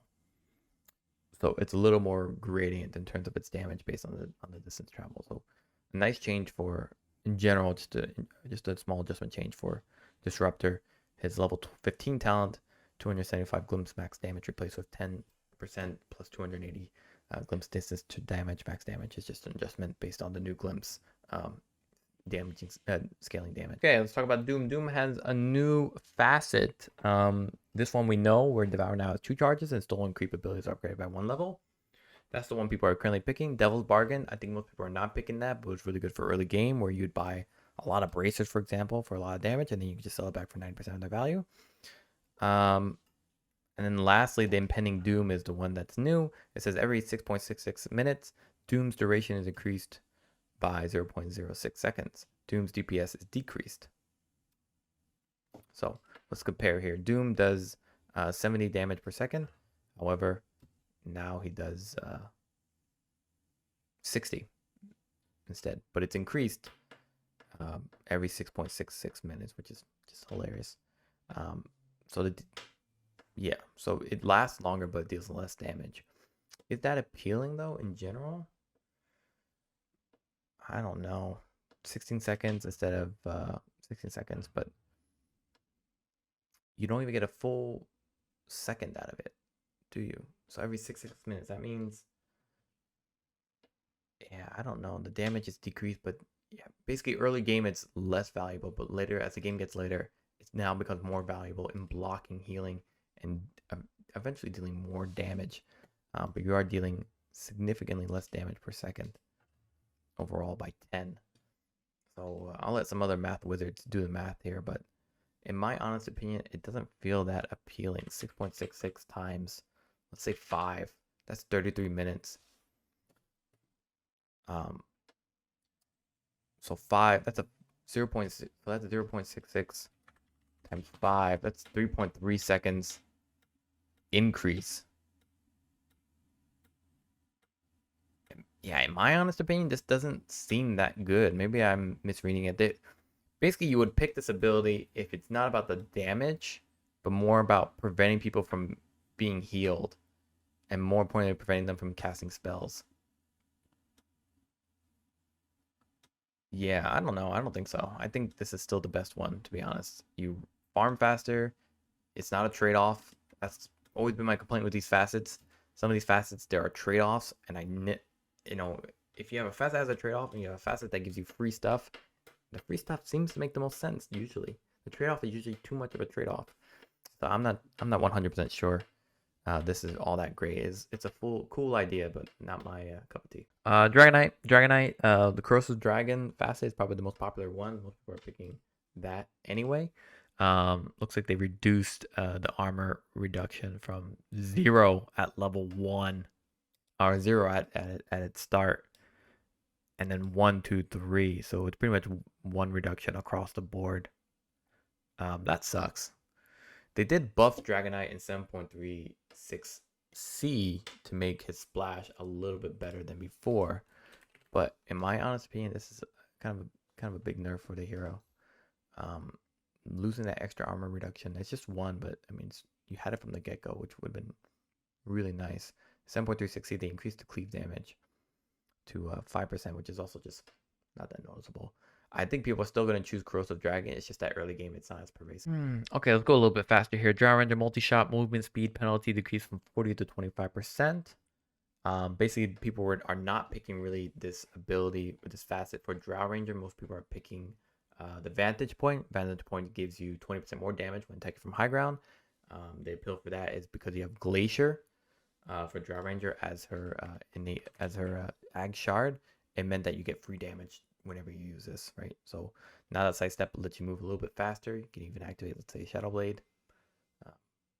I guess that is the appeal for most people, but honestly, again, it's a trade-off versus the other one, Vantage Point just giving you free damage. So Sidestep, not that appealing. Bonus damage has increased from 6 to 10, 15, 20, 25. Holy shoot. They gave more damage to Drow Ranger on her Frost Arrows. You're using... The first level on Frost Arrows was basically used to guarantee last hits. And then you would get 2 levels to guarantee always having the opponent slowed if you continuously attack them. Basically, the duration was sufficient that you could just chain slow people with Frost Arrows. So interesting that they buffed it. Pretty strong buff too. A whole 4 damage increase is pretty massive. And then they changed the level 15 talent from plus 20% lifesteal, which was the default pick at 15, to now plus 75 attack range. Plus 75 attack range, I wonder, that's also pretty good too. That's also very strong. It means instead of relying on lifesteal to sustain yourself if caught out or just to farm or to last in fights, you're now relying on your distance, which was always Drow Ranger's kind of plus or value. So interesting that they just took out the lifesteal completely and just gave you even more range, on top of the fact that you go Dragonlance on the hero, usually as your first item before even Manta style. So you're getting 150 attack range plus a half Dragonlance too. That's interesting. I'm curious if that's going to be a little too strong. Moving on here, Earth Spirit ready to roll. Rolling Boulder, rolling over an allied hero, grants the allied hero 30% bonus movement speed for 4 seconds. Earth Spirit travels further and faster and stuns the enemy for longer. Speed is 1900, distance multiplier 2.5x, bonus stun duration 0.3, 0.50. Okay, so pretty strong change for Earth Spirit. In general, I think we're not really seeing people really liking either Resonance or Stepping Stone. Most people are choosing Resonance, which is gain bonus attack damage or Magnetizing Stone Remnants. I mean, are you really caring about your attack when using Earth Spirit? Except in the early game, late game, you're kind of like whatever. This new facet ready to roll, it looks like it could be the way to go because it's really about what Earth Spirit is most known for, but most appealing for players. Now, if you roll over an ally, which could be while you're rolling towards an enemy, they get bonus movement speed, so they can follow through on when you stun, and you travel further and faster, so you can gank people from even further away. So good, could see Earth Spirit go back to a popular pos 2, even I think more as a pos 4, especially with the change to Spirit Vessel, depending on the lineup, of course. Rolling Boulder damage has also been increased, now scaling up to 90. So Rolling Boulder going to be maxed out. It was already maxed out first, I think. So now Rolling Boulder is going to be really, really popular. Cool. Really like this. And they also gave an increase in damage. So Earth Spirit kind of went from forgotten to, I think, going to be quite popular. I think it's going to be very, very popular. Earthshaker knockback effect is now applied on any kill made by Earthshaker's abilities, not just Enchant Totem. So a little bit more flexibility on Slugger. Most people are not really choosing that facet. They're choosing the facet that actually really matters, which is Tectonic Buildup. So the Aftershock radius is increased by 50 every 10 hero levels. So by level 20, so late game, you have literally 100 radius increase on Aftershock, and Aftershock already has a pretty good radius of 350. So 100 increases, not bad at all. Moving on here, the Spirit Karn. Someone's gonna have to tell me how to pronounce that. New innate ability, passive can be leveled up. When Earthshaker dies, a 75 radius fissure is created where he died. This fissure blocks movement, provides vision, and allows Earthshaker to gain experience around it. What's that about? His old innate ability was basically Aftershock. So basically you had an early level in Aftershock. Now it's this new one where if he dies, there's a 75 radius fissure is created where he died. This fissure blocks movement, provides vision, and allows Earthshaker to gain experience around it. What's that about? Basically, he's contributing to a fight after he dies. So if he initiates, it can be quite appealing. But I've never... Is it going to block everybody here, or... Oh, I'm quite curious.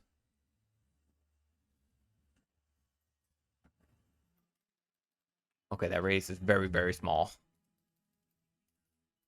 That's a very small radius. I'm actually surprised.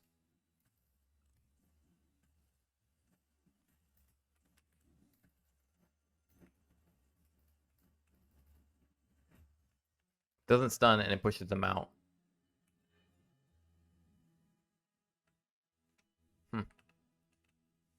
Interesting. I don't know what opinion I have on this. It's actually super hilarious. The Fisher blocks movement, provides vision, and allows Earthshaker to gain experience around it. What is the appeal of this? Maybe someone in chat or someone in the comments will tell me. I mean, it's nice when you initiate and you get kills and then you die, but and providing vision is a nice touch as well. But what else is there? Can you save an ally on top of it? No, you cannot. So what's the point? Pretty fun though. Pretty cool idea. Not quite understanding it, so hopefully someone can tell me. You gain experience around it, so even if you die, at least when the fight concludes, you still get experience, which is nice. After talking all ability, they just fixed everything over. Nothing too much to talk about. Okay, Elder Titan momentum movement speed as attack speed decreased from 30 to 25%. This was the default pick for Elder Titan. We saw in recent tournaments that Elder Titan was a sleeper pick that people started picking up and just became too strong to be left alone, so to speak. I definitely loved Elder Titan as a Palace 3, and he was definitely seeing a lot of popularity. So, kind of curious to see what they've changed about him. Most people were not choosing the natural order drains magic resistance armor over time. Most people were choosing momentum in general. The new innate ability is called Tip the Scales. I think the old innate ability was basically your astral spirit as a innate ability. Now it's just his own thing. Allied creeps and buildings affected by the glyph of fortification or Rashawn's banner deal 100% bonus damage. Actually quite interesting. Allied creeps and buildings affected by the glyph of fortification or Rashawn's banner deal 100% bonus damage. I don't think people are really going to pick this or pick Elder Titan for its innate ability, but it's actually quite interesting in that not only for defensive purposes, it's going to do a lot more damage. 100% damage is pretty significant, but on top of that, it also means that sieging or defending against high ground on Rashawn's banner, now that it comes guaranteed at the second ages, means that in mid game for Elder Spirit, it's actually quite strong to use and protect Rashawn's banner. I'm very curious about this. And that looks like that was the only change. Everything else has just been kept. You can see here, bonus damage per creep. They removed the first two levels. Now it's 3, 7, 11, 15. Or the first level, I should say. Nothing else has been changed here. So yeah, it's just basically about this new innate ability, and that momentum's a little bit weaker, so that there's more appeal for his second facet, which is deconstruction. Interesting. Ember Spirit, one of the best heroes. One of the best mid laners this patch. Does a lot of great damage. Has a lot of great opportunities for kills, both from the early game to mid to late game. All the best items work on him. Mage Slayer still works on him if you want. Maelstrom, Glypnir, still a fantastic item on him, especially for farming. And then what was really appealing was going Shiva's Guard on him was still very, very strong. Double Impact made it so you can go Blightstone on a hero. You maxed out Slate of Fist as well. They also improved his Searing Chains, so early levels of Searing Chain were also pretty much maxed out for Ember Spirit players. This double impact pretty much guaranteed you to, more importantly, deal additional damage to, let's say, your targets, but more importantly, helped you last hit in the laning stage. So now the second damage penalty increased from 40 to 50%, so to make it a little bit weaker. I think most people were actually leaning more and more towards Chain Gang, which gave you additional Searing Chains affecting more heroes, and also spawns from Fire Remnants, which give you a free Searing Chains at little to no risk for yourself. So nice nerf for double impact. Maybe we'll see more Chain Gang, though it was already pretty decently popular. New innate ability for Ember Spirit. It used to be basically Flame Guard. Now that's no longer innate. We can see here all they did was just revert back to levels for him. Even nerfed his early damage per second on the first. Oh, across the board, it's pretty much scaling 5 less. And the magic damage barrier rescaled from 30, 60, 135, 210 to basically double early on and magic damage. So now the Flame Guard's more about the magic damage barrier, so protection, than about the damage. People weren't really maxing out Flame Guard anymore. They were maxing out Slate of Fist and Searing Chains. So Flame Guard seeing nerfed even more, and now no longer part of a innate ability, means that people either have a choice to start maxing it out, and start farming what's a stacked jungle camps near your mid lane, or stick to the strong Slate of Fist with double impact and the Searing Chains, even if you go Ching Yang or not. Immolation, new innate ability, scales with Fire Spirit, Fire Remnant. Ember Spirit deals 40 damage per second and 175 AoE around them at all times. Can be upgraded with Ag Shard, increases damage by 10, radius by 75, and grants Fire Remnants the current level of Immolation. Enemy can be hit by both Flame Guard and Immolation at the same time. They're within the smaller of the radiuses. What? So basically, they buffed the hero? Basically, they're giving you more damage on the right without having the active component of Flame Guard, which will give you some protection. And then they also said that you can deal damage with Immolation and Flame Guard. So yes, you do a little less damage, but I mean, you get a lot more damage as you level up. And basically the first level, yeah, basically they actually didn't remove any of his damage. Oh, this is bad. Basically, they just gave him 5 damage less, and then they gave him an additional 10 damage. Okay, so probably Flame Guard could be maxed. Because now you just farm like a madman, you just do a ton of burning damage. And it could be upgraded with Ag Shard instead of the Flame Guard being upgraded. Oh, Flame Guard was not upgraded, excuse me. It was just a Fire Remnants doing burn damage. And that they also, if someone died, you get a free Remnant back. Wow, okay. This is strong. I'm surprised. Jeez. Okay, this hero is very strong. This is a must pick. Very flexible hero, can build all sorts of items, can play very aggressive or very passive with farming. Yeah, just absolutely insane. I can't. Who asked for this? Christ Almighty. Enchantress, not really that popular over here outside of tournaments and drafted lineups. Forest Freebie has been removed. That pretty much gave you a free neutral when you played Enchantress and you killed a neutral creep and you get one more if available. Nobody cared. All neutral camps deal more damage to enemy heroes. Damage increase is 10% plus 3% per Enchantress hero level. So does not affect converted neutrals, Tormentor, or Roshan. What? Then why the fudge would I pick this? Oh, okay, yeah. I kind of get it. Basically, it makes jungling enemies a lot harder to deal with. Oh, that's interesting. That's actually pretty funny. I wonder if I can pick Enchantress mid, rush Aghanim Center, which is I used to do, and then straight up get a lot of levels very quickly with a Midas and just make it hell on earth for people. That's interesting. That's pretty funny. My only complaint, my only desire would be not that it deals more damage to enemy heroes, but that it would be a longer to kill them too. It would take longer to kill the neutral camps. I would rather they be tankier than deal more damage. But 10% more damage, that's interesting. Okay, and then 3% of her current level. So 3 times, let's say 10 is 30. And you get another 10. 30, you get 40% by level 10.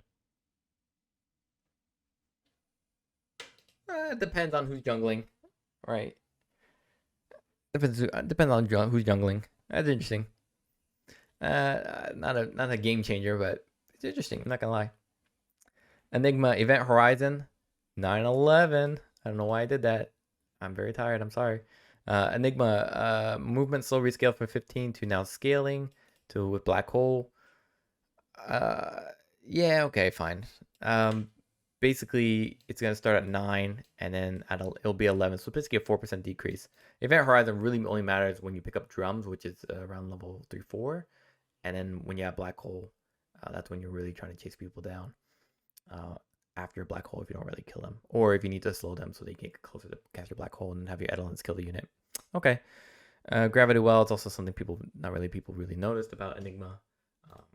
It's just something that was in the background. Gravity Well, basically, allies near Enigma have incoming damage reduction buff, and basically, if they were close enough to me, they would have a 15% reduction. Now it scales with Black Hole, so it's just slight adjustments for the hero.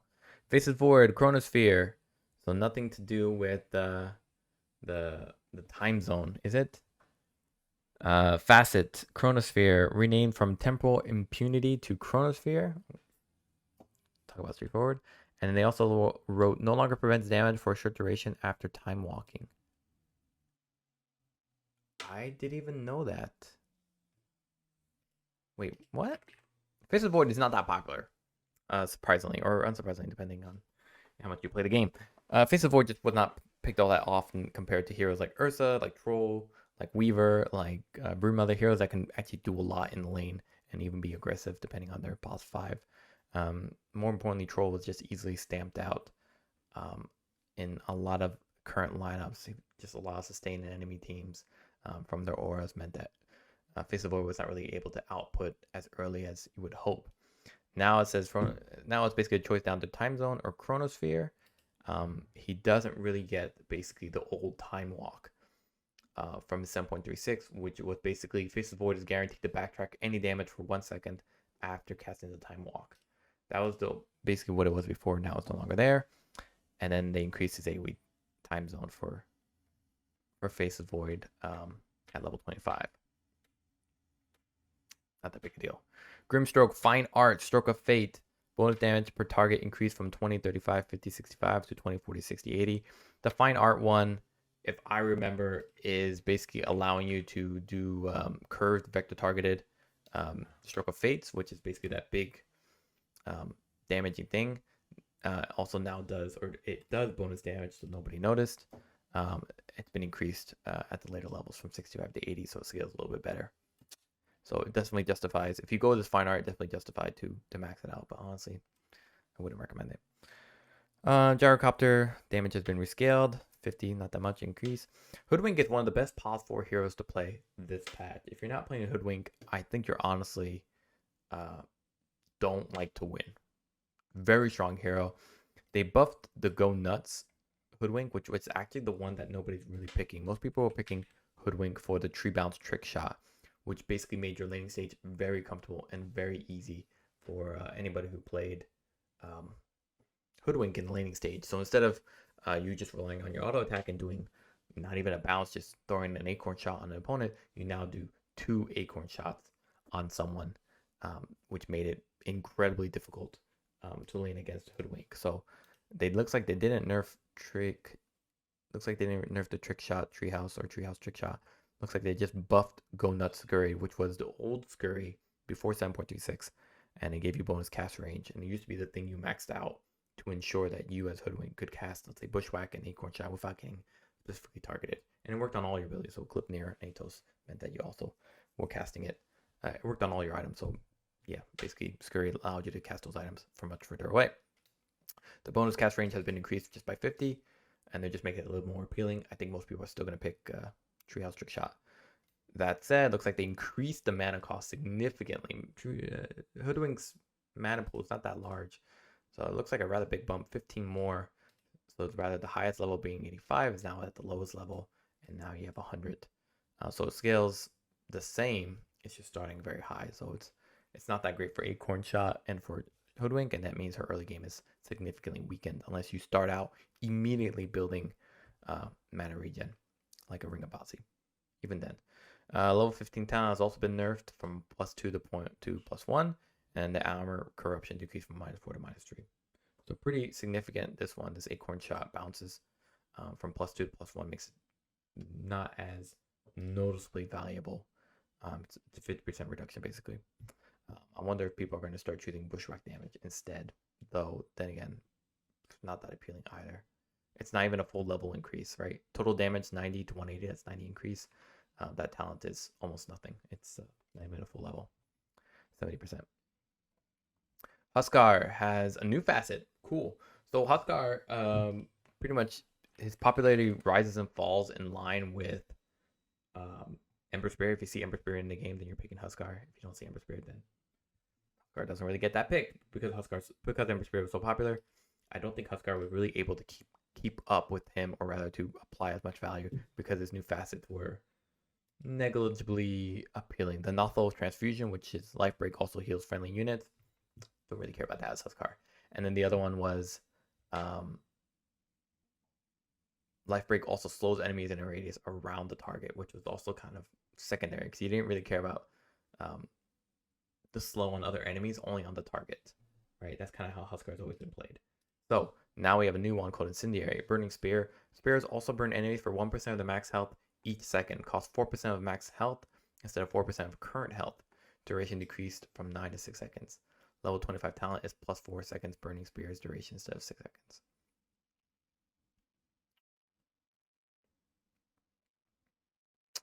Okay. That's wild. So basically you have more scaling output against certain lineups. But it also obviously scales more. Max health, 4% max health is massive than 4% of current health. 4% of current health, I mean, for a hero like Huskar, where you're always playing at least at like 60, 50% of your health, 4% of current health is not that bad. You have regeneration to help balance it out. 4% of your max health means no matter how much health you have, or how much current health you have, the max health is pretty significant. It means it means the more health you build on Huskar, the more it affects you deeply when using Burning Spear. But it also means you burn enemy for 1% of the max health each second instead of a more static damage of 20%, 20 damage. It means you don't need to do as much Burning Spears on Huskar as you would with the other facets.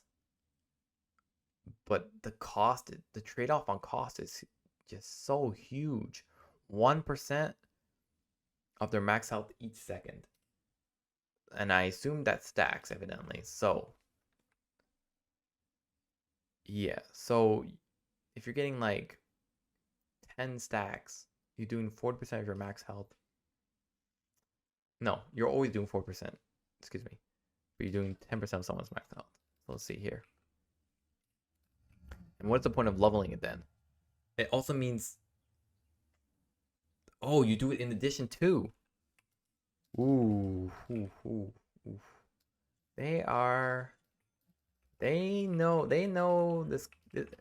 If you're a Huskar player, you're pretty much a masochist. You are always looking for the most dangerous way to play the hero. I mean, look at that.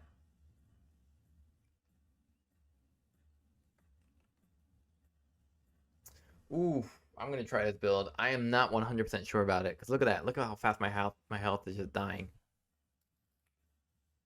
I'm doing 500 per hit on a hero like this. So let's do it with like a centaur who usually has a lot of health. He's an enemy, level 30. He usually has items like Eternal Shroud usually. Eternal Shroud. He doesn't get boots. He usually gets 2 bracers, although that's probably gonna change. He gets something like let's just go into heart there. Blade mail maybe as well. Oops, blade mail. Let's see how he looks now. Let me get some damage on him. And he's gonna pick some of this, that, of that. Okay, well, I wish they showed the percentage that they're dealing with. Pretty fast. But I mean, you definitely can't keep up on the regen. I wonder if Armlet is still the appeal though. The appeal for Armlet is you basically have a higher attack speed, so you can land more of these. And then you can just back up. I wonder if they go like a Dagon. So basically, you're not looking to have more life. You're looking to sustain your current life because you're taking a lot more health. So items like Dagon could come back into popularity for Dagon. I mean, come back for Huskar. I say come back, but honestly, it was never there. Just as a meme build with Ethereal Blade. I'm curious. I think I like it, especially with a Spear Vessel, maybe. I'm caught off guard. All right, Jakiro, not that much to talk about. 200 to 150 attack range. Okay, Juggernaut, also not much to talk about. 150 healing ward replaced with +4 duelist damage. Basically, anyone that faces, I think Juggernaut takes additional damage. Now the duelist damage at level 10, so significantly more. They also replaced 10% Blade Dance crit damage, which I think was like 4 damage early on, is now with minus 10 seconds healing ward cooldown. So now for Juggernaut, if you play him, You have a difference between 40 movement speed during Blade Fear or oops, I misread that, excuse me. Instead of 10% Blade Dance crit damage, is now minus 10-second Healing Ward cooldown. Okay. And so that 10-second cooldown, it's okay, 60 to 50. It's not crazy. And then here, instead of movement speed during Blade Fury is increased from 30 to 40. So now it's just like Healing Ward, or duelist damage plus movement speed during Blade Fury. Okay, interesting. And then minus 20-second Healing Ward cooldown replaced with 1% Healing Ward, yeah. So, you used to pick the Blade Dance crit damage because you would pick the level 20 Blade Dance Life Steal. Now you're doing duelist damage, which will give you more damage when fighting people head on, which will give you higher Blade Dance critical damage, which will give you better Blade Dance Life Steal. So it's just a slight shift of more applicability.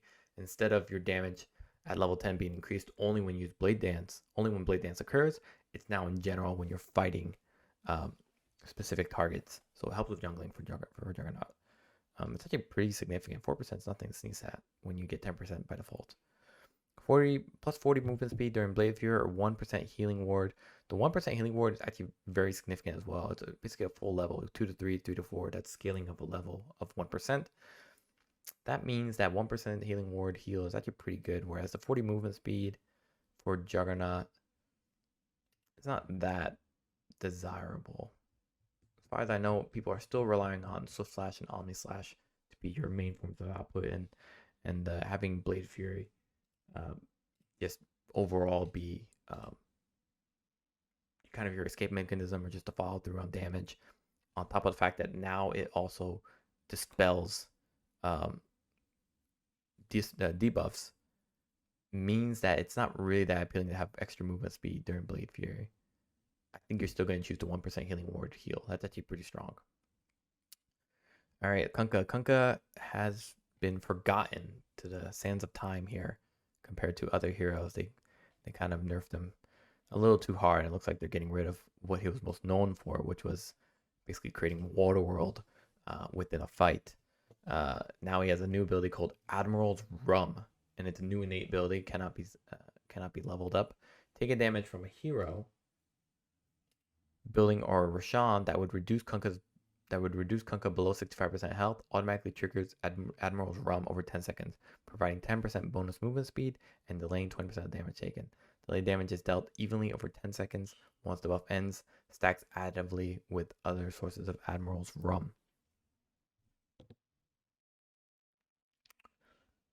Okay. Do I care about this? I guess it depends on how much they changed the hero, because they got rid of Torte. Because basically, old Kunkka, you were never, you were in the fights, but you were never really doing much besides casting shit from afar. Storm, boat, torrents, whatever. Now it looks like they're trying to push him back into this tank-like ally, or a hero that would just kind of attack people, and start gank. He would basically start ganking at 6 as a mid laner or even off laner, and then he would walk up and start hitting him with Tidebringer. And he just had natural tankiness just from building Blade Mail and eventually Black King Bar. Now let's see. Torrent Storm, 225 to 250. Panic cost has been reduced. Okay. Tidebringer no longer an innate ability. Yes, understandable. They rescaled the damage back. Nothing really has changed outside of that. And now Ghost Shipped. I guess they're changing it here. Allied heroes touched by the Ghost Ship receive a stronger Admiral's Rum. So basically the two Rums are going to connect with you. Same value as 7.6. Rum bonus speed 15%. Damage delayed by 35%. Now upgrade of Acceptor. Creates a fleet of 2 ships at the target point on a 2.5 second interval. This used to be basically the level 25 talent. For Ghost Ship, you'd be able to just chain stun people who've got constant Ghost Ships. Each ship also fires 3 waves of cannonballs from the port and starboard side. Ooh, someone's a sailor. That deal 40% of Ghost Ship's damage as they pass through enemies. Each unit can only be hit by 1 cannonball per volley. Cannonball projectiles radius 100. Cannonball projectile speed 1400. Let's take a look. So, how do I feel about this? Yeah, I definitely understand why they changed it up to make his ultimate more of the focal point when it became second to Torrent Storm and Torrent. I also understand that it was just an old way of playing Kunkka where it has no real skill involved. The AoE for Torrent Storm was just absolutely insane. So let's see here.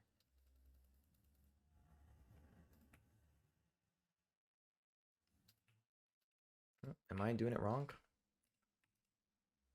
Oh, do I have to choose? I have to get the acceptor, excuse me. So, here we go. Oh, interesting. Oh, this new boat is freaking sick too, man. Holy cow. And the reach is pretty far winding, right? You can see that it doesn't just hit where Kunkka's throwing his boat. It also hits a little further ahead, which is nice for hitting some backliners that you typically couldn't hit, or if they're casting too far. Right, so if I go like this, it doesn't shoot behind them either. So if I shoot ahead, I'm still hitting people on the way. So it's actually a more forgiving boat as well in that regard.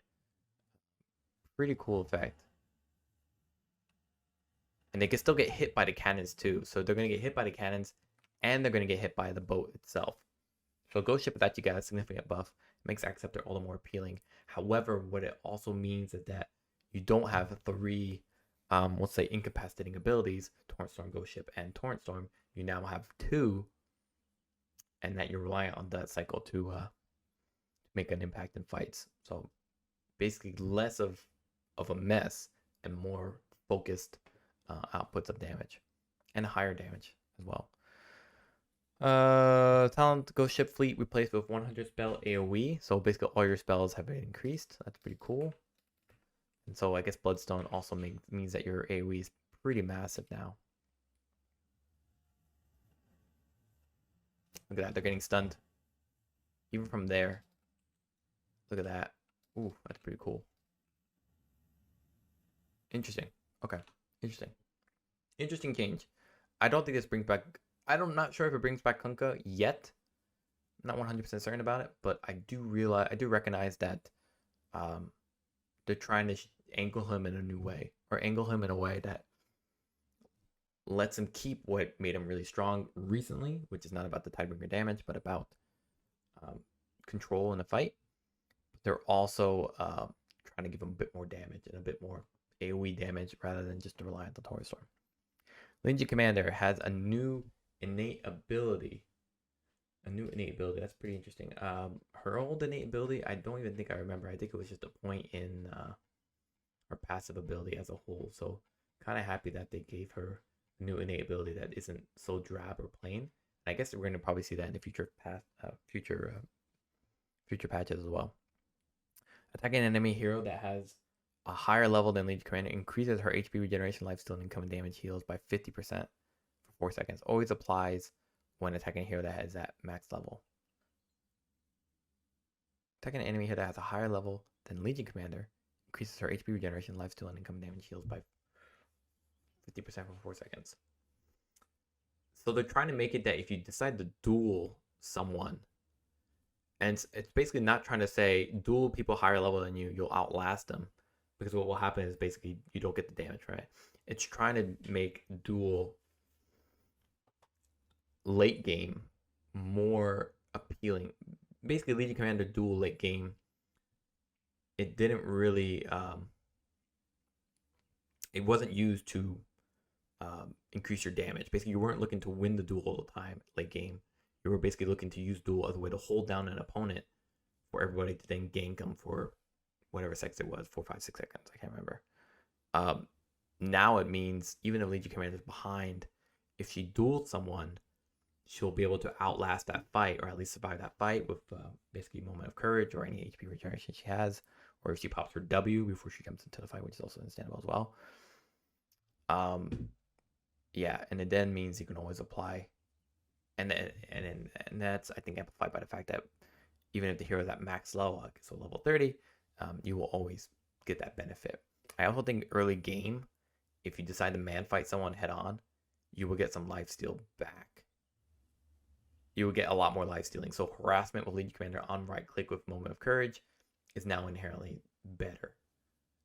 On the flip side, you now no longer have a point of Moment of Courage, so your sustained lane is multi-reliant on Moment of Courage occurring if you put levels into it, which means you don't have levels in your queue. Or overwhelming odds, which means you don't have as much harassment opportunity or as much harassment damage scaling in the laning stage as possible. So for the early game, if you hit someone or try to fight them back and moment of courage occurs, or you're jungling, no, excuse me, not jungling. When you're just fighting heroes or you're hitting a hero or a support, you're hitting them back when they attack you. You get HP regeneration, lifesteal, and by 50%, which is pretty good for moment of courage. And also late game, when you use your duel on, let's say, a carry that's maybe a higher level than you, then you also can survive that while your allies try to kill that guy, and you win the duel hopefully. No longer innate ability. Lifesteal has been rescaled. Early levels looks like it's been reduced because of outfight them starts as an innate ability, so it's kind of taken a portion of moment of courage and now putting out to outfight them, only specific for heroes, not so much for creeps. And looks like the cooldown has also been not adjusted, just removed its early levels. So nice change. All right, moving on. Leshrac. Misanthropy. Did I read that right? Diabolic Edict, duration decreased from 7 to 6. Total damage unchanged. Okay. I don't even remember what the fridge that is. I gotta take a look. Not a hero I see a whole lot, to be quite frank. Most people are choosing Chronoptic Nourishment, where Leshrac attacks restore mana. Really appealing in the early game for Leshrac.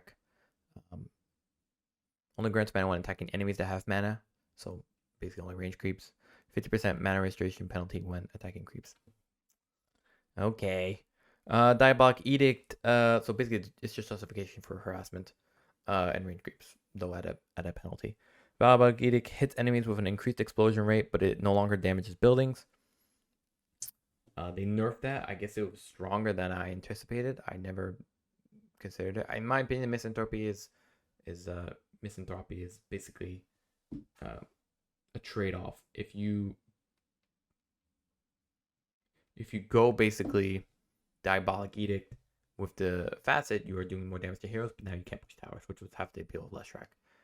Diabolic Edict has a pretty significant low cooldown, where if you kill someone, you immediately try to take a tower or try to complete an objective, and you relied on Diabolic Edict damage to do that. So in my opinion, it wasn't really worth it to do this versus the other one, which is just an inherent buff value, especially in the early game where Leshrac is maybe not as pervasive as some other mid laners.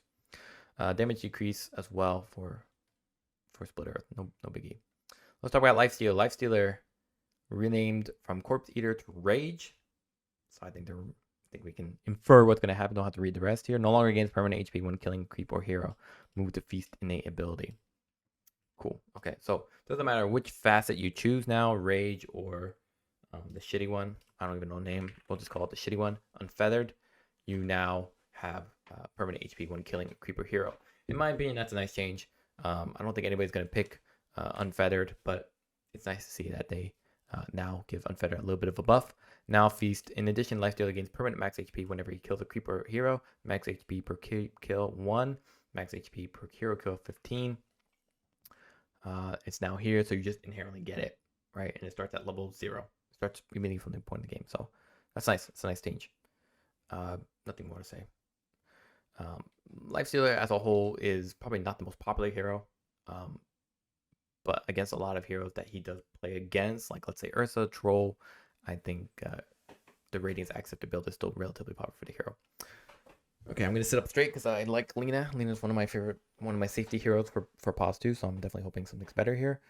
Lina, Combustion, new innate ability. So the old Lina innate ability wasn't really that noticeable, if I remember. It effectively was just Fiery Soul. So you had an early point of Fiery Soul, which meant you can harass early on, but other than that, nobody cared. Fiery Soul is pretty much maxed second anyway if you played the Gleipnir build, which was the physical version. So now there's new innate ability, passive scales with Laguna Blade. Every 150 damage Lina does to an enemy causes the M to overheat, dealing 40 damage to their allies in a 400 radius. Deals 10 damage if the target is an illusion. Dealing over 150 damage can cause this effect to trigger multiple times. So that immediately makes you think of all her abilities, right? And it could be any damage. So even your attacks, I don't know how, maybe if you crit, would trigger that. So it's good for both physical and magical. 150 damage. That's already right from the get-go your second level in Dragon Slave, which is usually maxed out first. Light Strike Array, it's already your second level, and Laguna Blade is 900. So basic math tells us that 900 divided by 150 means you're doing 6 instances of 40 additional damage to allies. So times 40 means you do 240 damage. Does this also occur? Whenever they write allies, I'm always concerned that it doesn't count the actual target, and I wonder if that's true. Maybe it's just my English just being terrible because it's my half first language, half second language. So here I'm gonna do this 123. Hold on, reset it. You know what? That's such an idiotic thing for me to do. Why would I do this when it hits everyone when I could just do Laguna Blade and see what happens? Okay. And you always have this facet, so it's pretty good here. So here it's supposed to be 900 damage. Now it does 472. That's pretty incredible.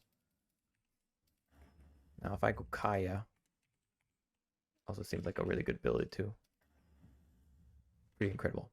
Cool. Okay, Fiery Soul. No longer a levelable innate ability. Move speed bonus per stack rescaled. They removed the level basically.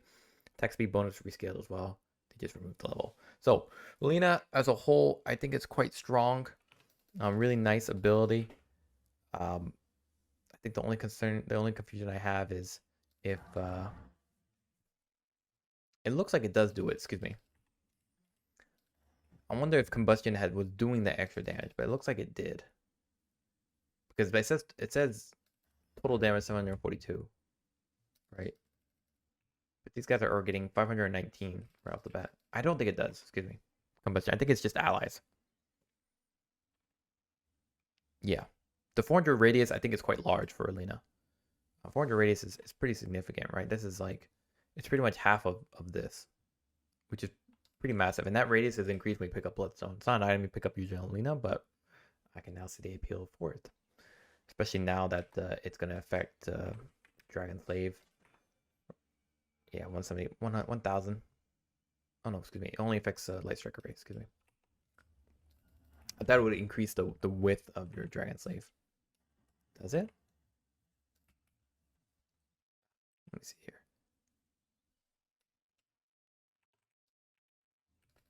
Hold on 1 second. So here. No, I don't think it does. Yeah, I don't think it does. Oh, it does. Excuse me. Holy hell, that is huge. Can't miss that. Jesus Christ. So yeah, maybe Bloodstone's back on the board for Lina. Quite rare. I don't think so, but nonetheless. So Lion, mana drain. When the enemy has no mana remaining, the slow from mana drain is increased by additional 15%. Nice. Mana drain, pretty good. Okay. I mean, my pub games are ruined by Lion players picking up Fist of Death, but Essence Eater is really the way to go. Essence Eater, mana drain per second increase and damage equal to 100% mana stolen.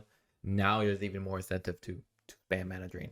Very strong change. 50% increase is pretty massive. Right, it's a 30% to 45%. That's a pretty big jump. Not gonna lie. Lone Druid. Lone Druid has not really changed, honestly. He's kind of forgotten hero. Looks like they gave him a new innate ability. Spear Bearer, a slight change as well. And some slight increase in his facet. I think most people were still choosing Unbearable as Lone Druid. They weren't really picking... Oh, excuse me. They're picking Bear With Me. Oh, so basically a third facet. Okay, interesting. All for that Jungle Book reference. Okay. So Unbearable now also increases the attack threshold between Lone Druid and Spirit Bearer. Okay, transforms the Spirit Bearer instead of the Lone Druid. That means you put yourself more at risk for more value for the bear, and increases the distance from Lone Druid at which Spirit Bearer can attack. So that's basically a trade-off. Excuse me, it's basically an additional value for it. Basically, when you use Unbearable, when the bear is separated from you, the bear usually cannot attack. But with Unbearable, that bear has a little more liberal movement to be used. It looks like it's been increased by 500. Oh no, excuse me. start again. Unbearable, basically it allowed your bear to transform into the super bear that you would transform yourself as Lone Druid, the true form. Now you are a bit more liberal of the bear at a 500 AoE. So effectively what that means is that you have a little more forgiveness in hiding your hero and the bear going a little further out and being able to attack and fight people. So it makes Unbearable a bit more bearable, pun intended. And forgive me for misreading that. And then Bear With Me is pretty much a standard version. Spirit Link's shared armor is increased and Lone Druid's attacks to heal the bear. That's what it was before. Now the new facet for bear necessities. Lone Druid can only use 3 slots of his inventory, but he gets 80% bonus passive stats from them. Scales with true form. Lone Druid's items are more powerful and his inventory is smaller. These items' passive bonuses are more powerful. Other item slots do not provide any bonuses. Neutral slot is unaffected. The following attributions can be increased: intelligence, strength, agility, health, mana, evasion, attack speed, bonus damage, mana, health, regen. So not damage. Not straight damage. But if you get stat items, then yes. Oh, with your backpack? Is that what you're saying? No. No, it's not your backpack. It's your go fuck yourself pack. Oh wait, what am I saying? I want to get a different item in here.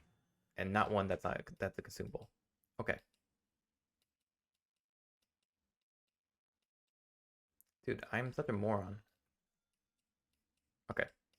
Understandable. So, essentially, you have 6 backpacks. You have 6 backpacks. That's insane. Health, mana, evasion, attack speed, bonus, damage. Oh, it is damage. Health and mana regen. Okay.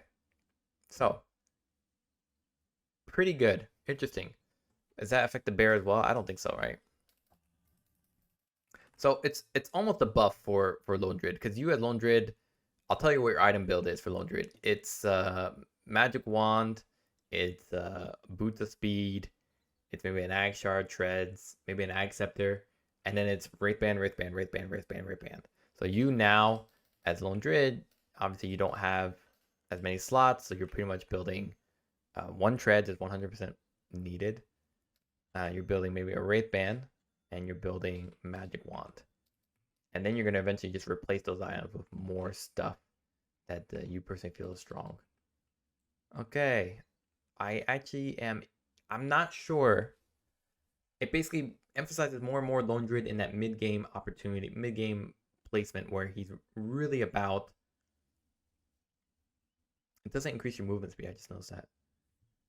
So going Tranquil Boots or even Phase Boots doesn't really matter unless you want more armor and more damage. Phase Boots could be worthwhile though in that regard, because you are doing double damage and double armor. Oh, it doesn't increase armor either. Huh. Very specific. This bonus application. So it's pretty much Treads. It's Treads and it's Magic Wand, or you pick up 2 Wraithband, you forget the Magic Wand.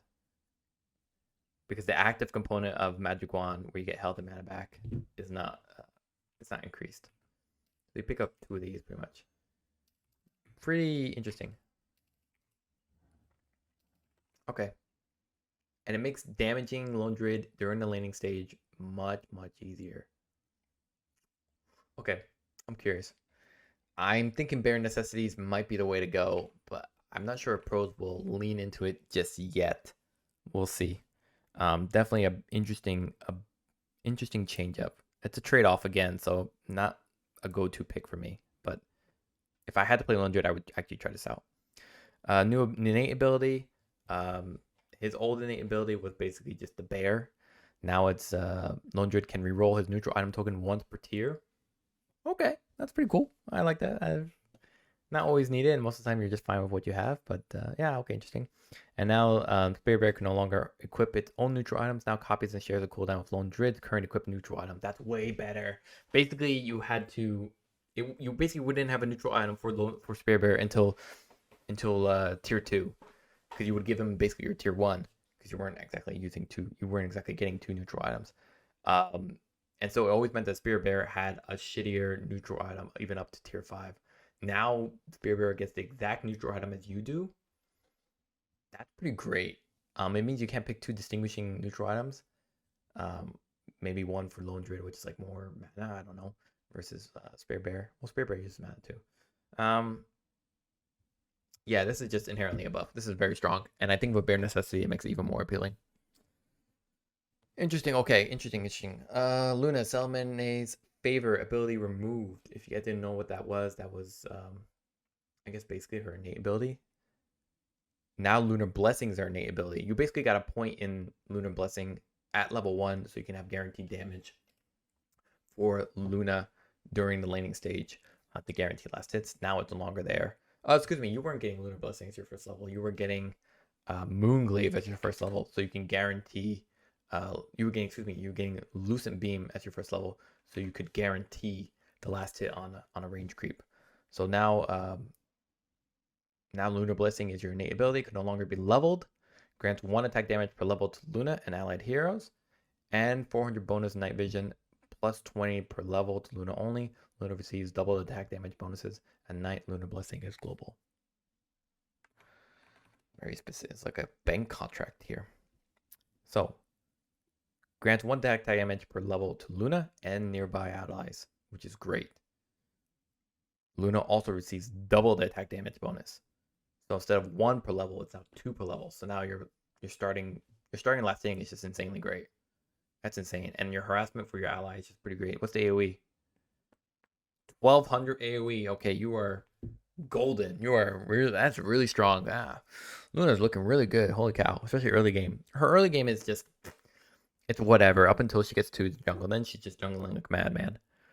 That's really great. And then the AoE vision is also really nice too for Luna, especially when she maybe wants to cast her Lucent Beam but doesn't have the vision needed for it. This is Moonshield has been renamed from Lunar Orbit to Moonshield. Okay. Nothing has been changed, I assume. Oh, that's because there's a new basic ability called Lunar Orbit. Did you lose Moonglaives? No, you didn't lose Moonglaive. You basically lost Lunar Blessing. Creates 4 glaives that rotate in 250 AoE around Luna. Any enemy unit that collides with a glaive takes a percentage of Luna's attack damage. Collision radius 150. 35, 8 seconds. Now upgraded Ag Shard increases collision damage by 15%. Glaives also rotates 50% faster. So the glaives move faster, so it means you're dealing more damage, and you deal more damage. So it's very strong, and it really helps you fight. Also helps you farm incredibly fast. Let's see here. Let me reset this.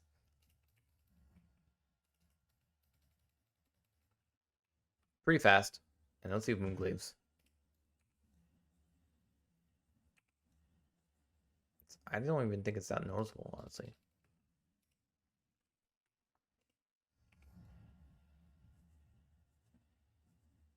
You can see the hitbox is quite small because it hits even before it gets there. Oh, it's pretty fast, actually. I take it back. Pretty fast. It just increases collision damage and it goes 50% faster rotation. Okay. That's pretty fast. Now they obviously moved that away from Moonglaives. I think overall this is just makes you an incredibly much faster hero, a much faster ability. In terms of skill build, you're probably going to get a first point in Lucent Beam and then just max these 2 out. The question comes down to, do you max out Moonglaives or do you max out Lunar Orbit first? Any enemy that collides with glaive that rotates. You max out basically Moonglaives. I think it was a no-brainer. I should have just assumed that. You max out Moonglaives, and then Lunar Orbit just naturally scales with Moonglaives. So the more damage you do, the more value you get out of Lunar Orbit. Can no longer be activated. Rotating glaives move to Lunar Orbit.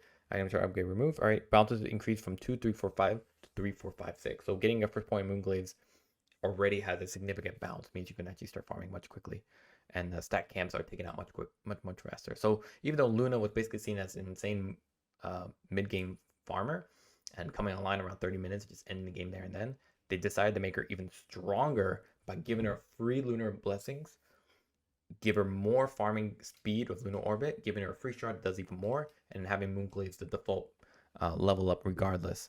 And then Lunar Orbit now just lets you do more spread damage quickly. That's pretty incredible. That's pretty incredible. I'm a little surprised that they made Luna even more Luna, basically. A little caught off guard on that. So Lycan, let's talk about it. He has a new facet, Alpha Wolves. So Lycan had basically 2 facets. One was Spirit Wolves, which was a new popular way to play Lycan without having to ever learn how to play the hero. Basically summon wolves, which gave you additional health and additional damage. So you basically were playing Lycan as an actual hero. He just did a lot of damage and basically summoned wolves for free. Basically cost him nothing to do it. And then you had his original version of Lycan, which means you had to control the wolves, and you get Helmet Overlord, and you start pushing and ganking very hard. The wolves and your Helmet Overlord controlled unit get the bonuses from Shapeshift, and you basically just go hard on people. You just throw them at summon at range backline supports, and then you as Lycan can go in later, knowing that your units Lycan wolves as well as your Helmet Overlord controlled unit can pretty much crit and kill most heroes there. So let's talk about his new facet, Alpha Wolves. Great for any Chads out there. Increases the max level of Summon Wolves by 2, but decreases the max level of Howl and Feral Impulse by 1. So if we compare them, it's 40% here. Here, max level decreased to 3. So why are they showing 4 at all? That's silly. So, max level decreased to 3. Does that mean you can only level it 3 times? In which case that would be a slight... It wouldn't be a buff, but it's like you hit basically max slots on these pretty fast. Right? So if I do this, I'm going to do this, do this. Oh, I'll just do this, do this, and then level 6. And then now I'm just going to go full blown into this. Ah, they make you get Howl. Clever. Cool. Okay. So what happens? Summon wolves damage and health scale linearly for their 5th and 6th level. Okay. Starting at level 5, wolves gain hamstring and attack modifier that applies a 0.5 second root. And the next 4 attacks from units under Lycan's control deal an additional 50 physical damage. What the fuck? Oh my god, that's crazy. What the fuck? Show me this properly. It says it scaled linearly, but it doesn't actually show in the description when you look it up. What the fudge, man? I guess that's a bug. So that's wild. 23, 29, 35, that's an increase of 6 across the board. And then at 41, 47, 47 to 53, that's still 6. So it pretty much just levels up normally. You create hamstring. Let's get that going here. Let's get the dummy target going. Ooh, my wolves are nice and big. I like that. Bro. That's wild. Oh, and it could be castable. So it's like... Oh, it could be castable. That's wild. Okay. More... I want more wolves.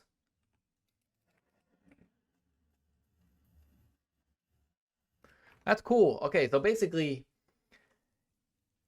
we have 3 levels of Lycan. We have Spirit Wolf Lycan, where you basically do no microing and you don't do anything. You have normal Lycan, where you get home with the Overlord, you just play Lycan as it usually is. And then you get Ultra Micro Lycan, where you now have wolves at even higher levels, even stronger. And they can root, and you can control when they root. So you can just root, and then you can root a little bit later if you want to.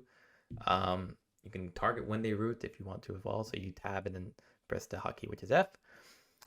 They do more damage, right? And the next 4 attacks from units under Lycan's control do an additional 50 physical damage. So that scales really well with your crit, from your crit with the Shapeshift. So that's very strong. I'm very curious.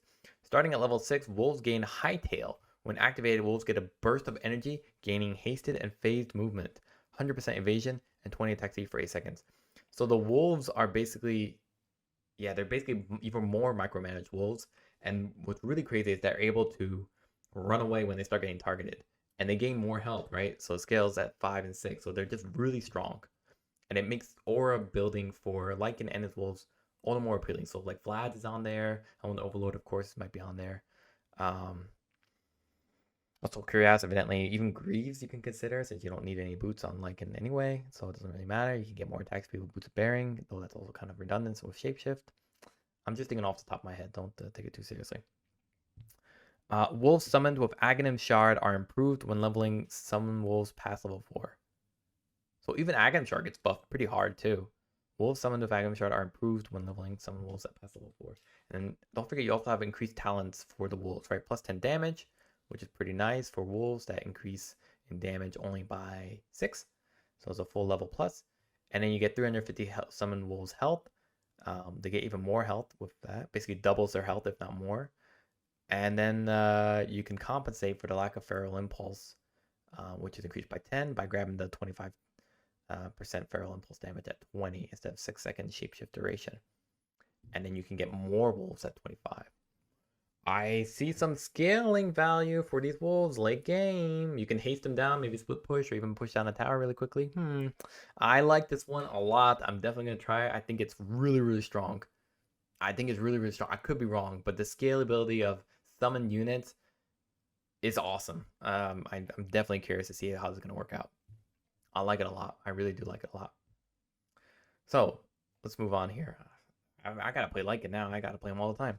Magnus, reverse polarity, renamed from... I mean, you could play mid Lycan, summon the wolves, run them out to the other lanes to initiate, and they just do additional damage.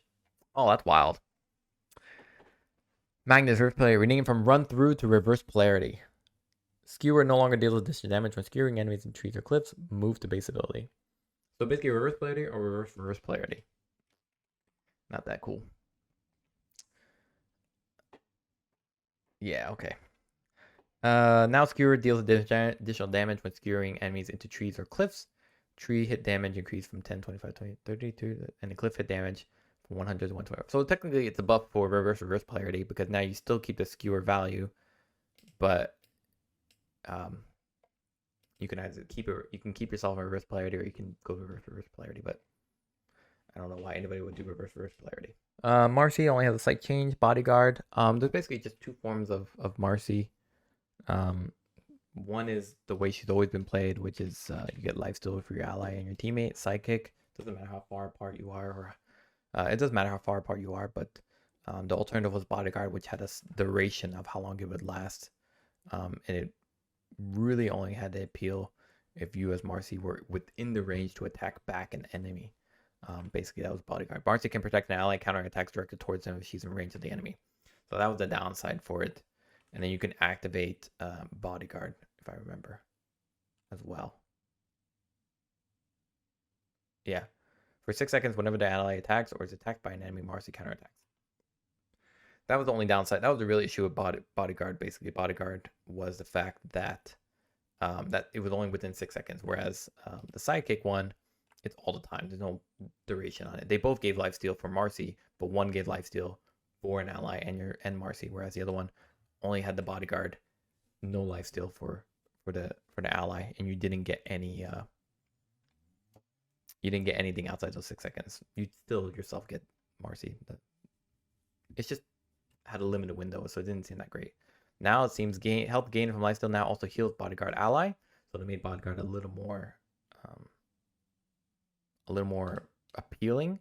So if I gain life from lifesteal, my ally also gets it, which is comfortable. But I think that's only within the duration, is it not? And bonus armor increased from 4, 7, 10, 13 to 4, 8, 12, 16. So let me see here. So let's get this going here. So here you can see here, this is within the AoE of when he attacks, then I could attack as well. It has to be, basically the enemy has to be within the AoE, otherwise it does not count.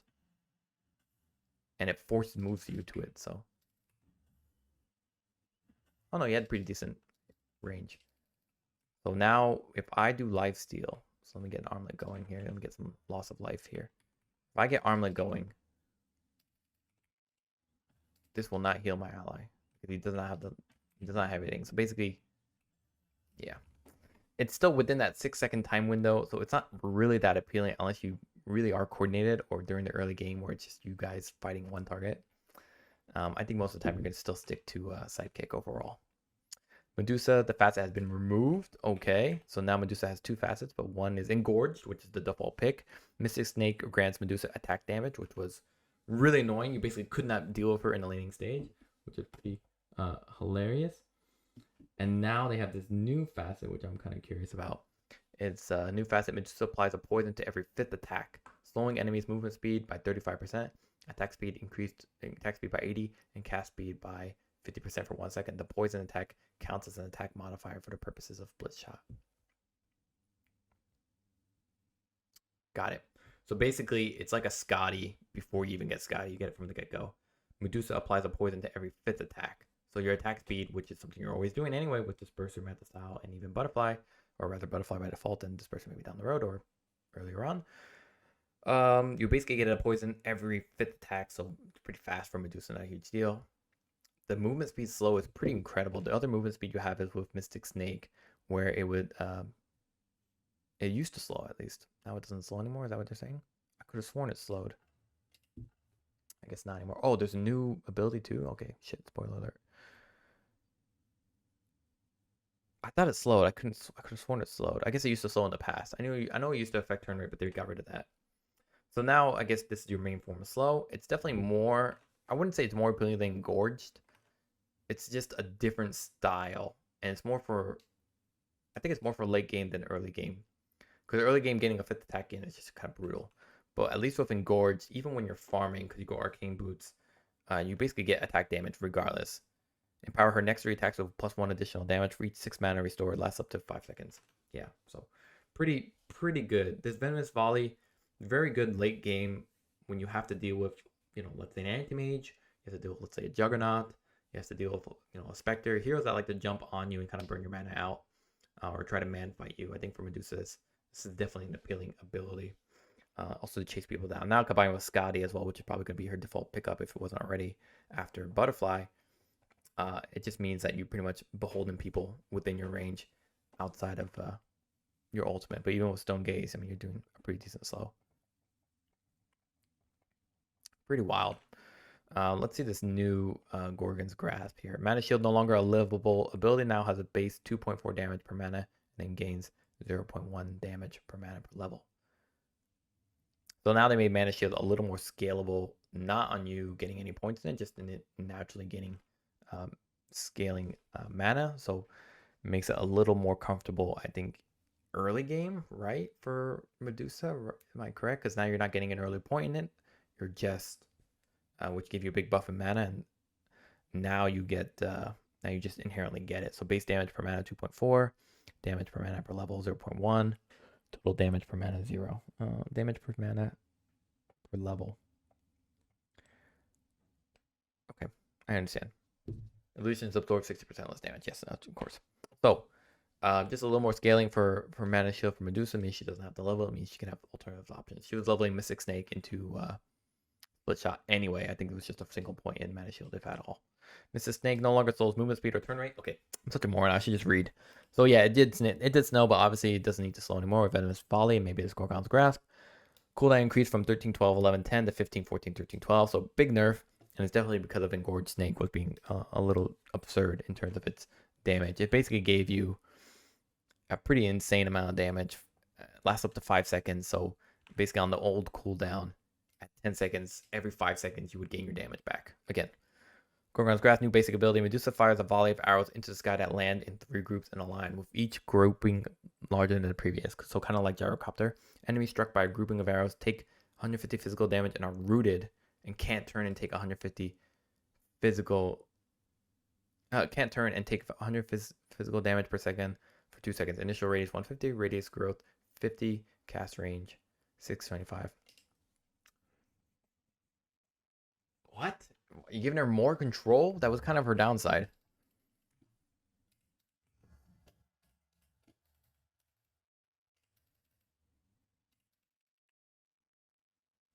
Whoa. Hello, Dolly. That's cool. That's cool.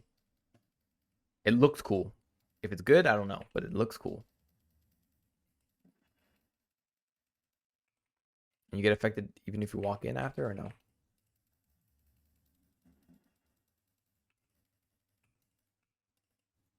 You do not get affected. Holy geez, that's brutal. Basically for Medusa, the one thing that she had trouble with was controlling enemies. If she didn't, it was kind of awkward to pop your Stone Gaze and kind of get in front of people. If they had ways of kind of like seeing you coming, or more importantly, you were too far away and you didn't have Blink, or you relied on Disperser for that position to kind of get ahead of people. Now they're saying pop Gorgon's Gaze, grasp, grab, and make sure you land on people, and then pop your Stone Gaze, because they can't turn for those 3 seconds, which gives you at least a small timing to kind of ensure that people are at least slowed momentarily before they unfortunately get caught. So basically it takes 2 seconds to entrap people within Stone Gaze. And now Gorgon's Grasp at max level takes 2 seconds. Not to mention it also costs a bit of mana too, right? 100 mana, which isn't anything to sneeze at, but it's not that important anyway. So basically, you're still going Arcane Boost. You're maxing out Mystic Snake. Now Gorgon's Grasp gives you some opportunity here to at least damage the opponent in the lane stage and entrap them for them to then follow through with maybe a Mystic Snake. Or alternatively, during team fights, you can have an initiation from someone like a Tidehunter or from Enigma. More like Tidehunter. You can pop your Stone Gaze and even pop a Gorgon's Grasp to then chain root them, and they can't turn at all, so you can entrap people for a pretty long time. It makes Medusa have pretty good team fight crowd control, rather banging this glass cannon in the back that would just output as much as you can, and maybe rely on Stone Gaze to repel enemies back when they try and jump her. It gives Medusa a lot of versatility, and more importantly, I'm seeing a trend here with Drow, with Lina, with Medusa, to just have more output overall, Luna as well, and have more control in fights, so they don't fall behind. Because for the longest time, a lot of the best pause 1 heroes were melee heroes that were just very strong, both from the laning stage up until the late game, and range heroes kind of just fell back. They were just more of these damage dealers that couldn't really do much. I'm sure Sniper has also been buffed, so interesting changes at the Mirana here. Base damage is increased by 3, base strength decreased from 20 to 18, think strength increased from 1.7 to 1.9. So early game, her strength is pretty weak or weaker, and her gain has increased from 1.7 to 1.9. But her base damage is increased by 3, so she can harass a lot better, because her harassment's honestly pretty forgettable. She's fallen out of favor as pause 4. For Monkey King, yes, Monkey King. Monkey King as a pause 4, I don't quite get how to play that hero, but he is playing as a pause 4. His Simian Stride is very strong, lets you jump in. Simian Stride basically gives you no cooldown as Monkey King if you're above 90 health. So, let you jump in, throw down Boundless Strike, or let you jump in, Primal Spring onto someone, and then immediately jump with Tree Dance before they can even respond after you initiate with that slow. So, pretty great ability. It's pretty much the default pick for both players, for both styles, pause 1 Monkey King or pause 4 Monkey King. Looks like they're trying to make Wukong Faithful a little bit more appealing. Basically, Wukong Faithful makes it so it's a little more forgiving for you to basically get out of your Monkey King AoE Wukong's command and be able to come back in. So Vengeful Spirit, let's say, swaps you out, then you have a little bit of time to jump back in. You'll see you get hooked by Pudge, then you have a little bit more time to jump back in, etc. Now they've increased the duration by 3 seconds. So Wukong's Faithful was basically a safety net facet before, so that's why Simian Stride is a little more appealing. Now it has a 3-second additional duration in general, which is pretty nice. From 13 seconds to 16 seconds. I can't imagine those extra seconds being really needed. 13 seconds is pretty long, but maybe I just don't play enough Monkey King. As for the Simian Stride, looks like they did nerf it by nerfing Tree Dance. Jump speed decreased from 800 to 700. Now goes on cooldown when taking any damage, not only from player controlled units or Roshan. So if you jump in with Primal Spring onto an enemy in the lane and the lane creeps hit you, you won't be able to jump away so easily. So a little less forgiving when playing Simian Stride. Primal Spring damage has also been decreased early on. So early pause forward Monkey King is not as influential in terms of aggression. Pretty cool. Muerta the Ofrenda now scales with Pierce the Veil. In what way? How does that scale at all? Oh, it gives you attack speed. Okay. Now increases Muerta's attack speed by 45 when she's within 450 range of her Ofrenda. So the Ofrenda now becomes less about placing it somewhere obscure so you can come back and just keep farming that area after you die, for example, or you take an engagement. Now there's a benefit to you placing it nearby. So during the laning stage, it's definitely appealing to keep it nearby because you have extra attack speed. But then again, alternatively, what you can do is you can actually place the Ofrenda after or right before your ultimate, knowing that team fight is happening wherever it is, and you'll gain some attack speed, 45 attack speed base. So there's no channeling, as you can see, and the AoE is pretty large here. So if we place a dummy target here, give me some of my standard items, we'll max myself out. So here it is like this. So pretty normal attack speed, and then so yeah, just a little more value here. Ofrenda is no longer destroyed or goes on an additional cooldown when Muerta respawns. Okay, so it still does what it's supposed to do, where if you place it near, increase your attack speed, and it gives you respawning benefits, where the Veil's corporal form for 50% of the duration and respawn at the Ofrenda. So actually, it could be interesting where you die, you place the Ofrenda, you die, you buy back, you immediately have increased attack speed, and well, the corporal forms 50% of the duration. So it really gives more of that late game opportunity as well. But the increased attack speed, even when jungling, is pretty nice as well, right? 60 seconds means you can't just spam it, but on the flip side, you're also not placing it once and forgetting it. It scales with Pierce the Veil, so you only have 15 at the first level, or second level, excuse me. Naga Siren Deluge. Nobody's using this, so should we really talk about it? Also caps enemies' max movement speed to 225. Really?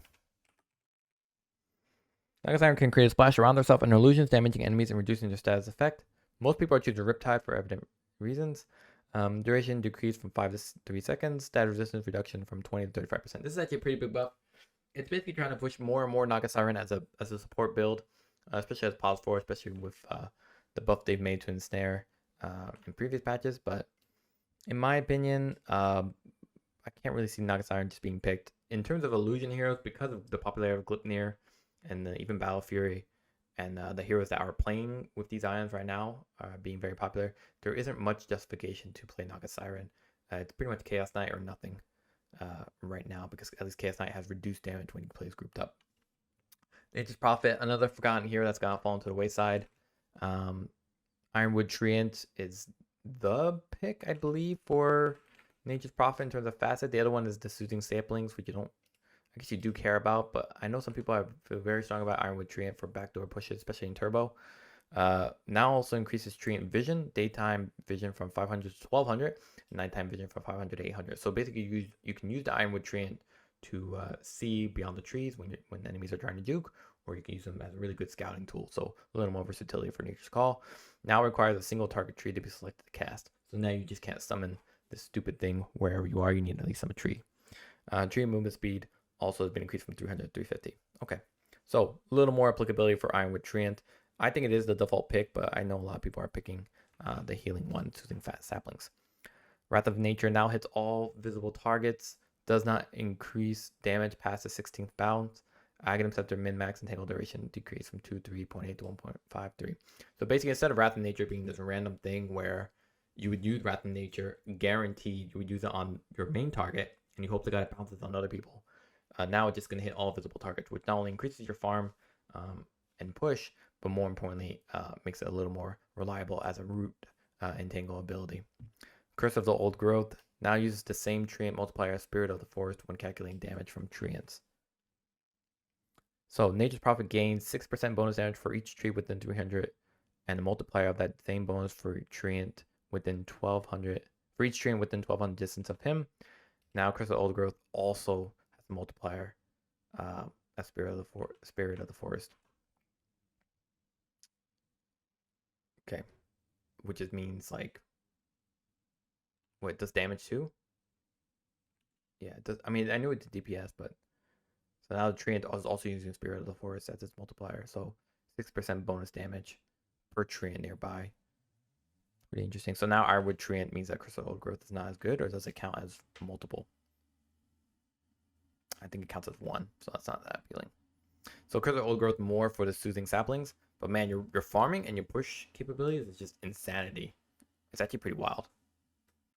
Talk about Nyx. Nyx Assassin, one of the only Dagon users that buys it more than once, or buys multiple levels of it. Very few others do.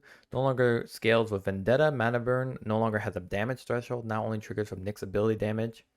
Percentage of current Mana Burn rescaled from 30% to 15%. So you have a new ability? Nope. So 15% flat. Doesn't scale with Vendetta. No longer has a damage threshold. Now only triggers from Nyx's ability damage. So basically, any damage you deal will do Mana Burn. Is that what I understand? Yeah. Percentage of current mana burned. So basically, Vendetta. Basically the more people are able to mitigate the damage they are received by Nyx, the less mana burn they will also receive.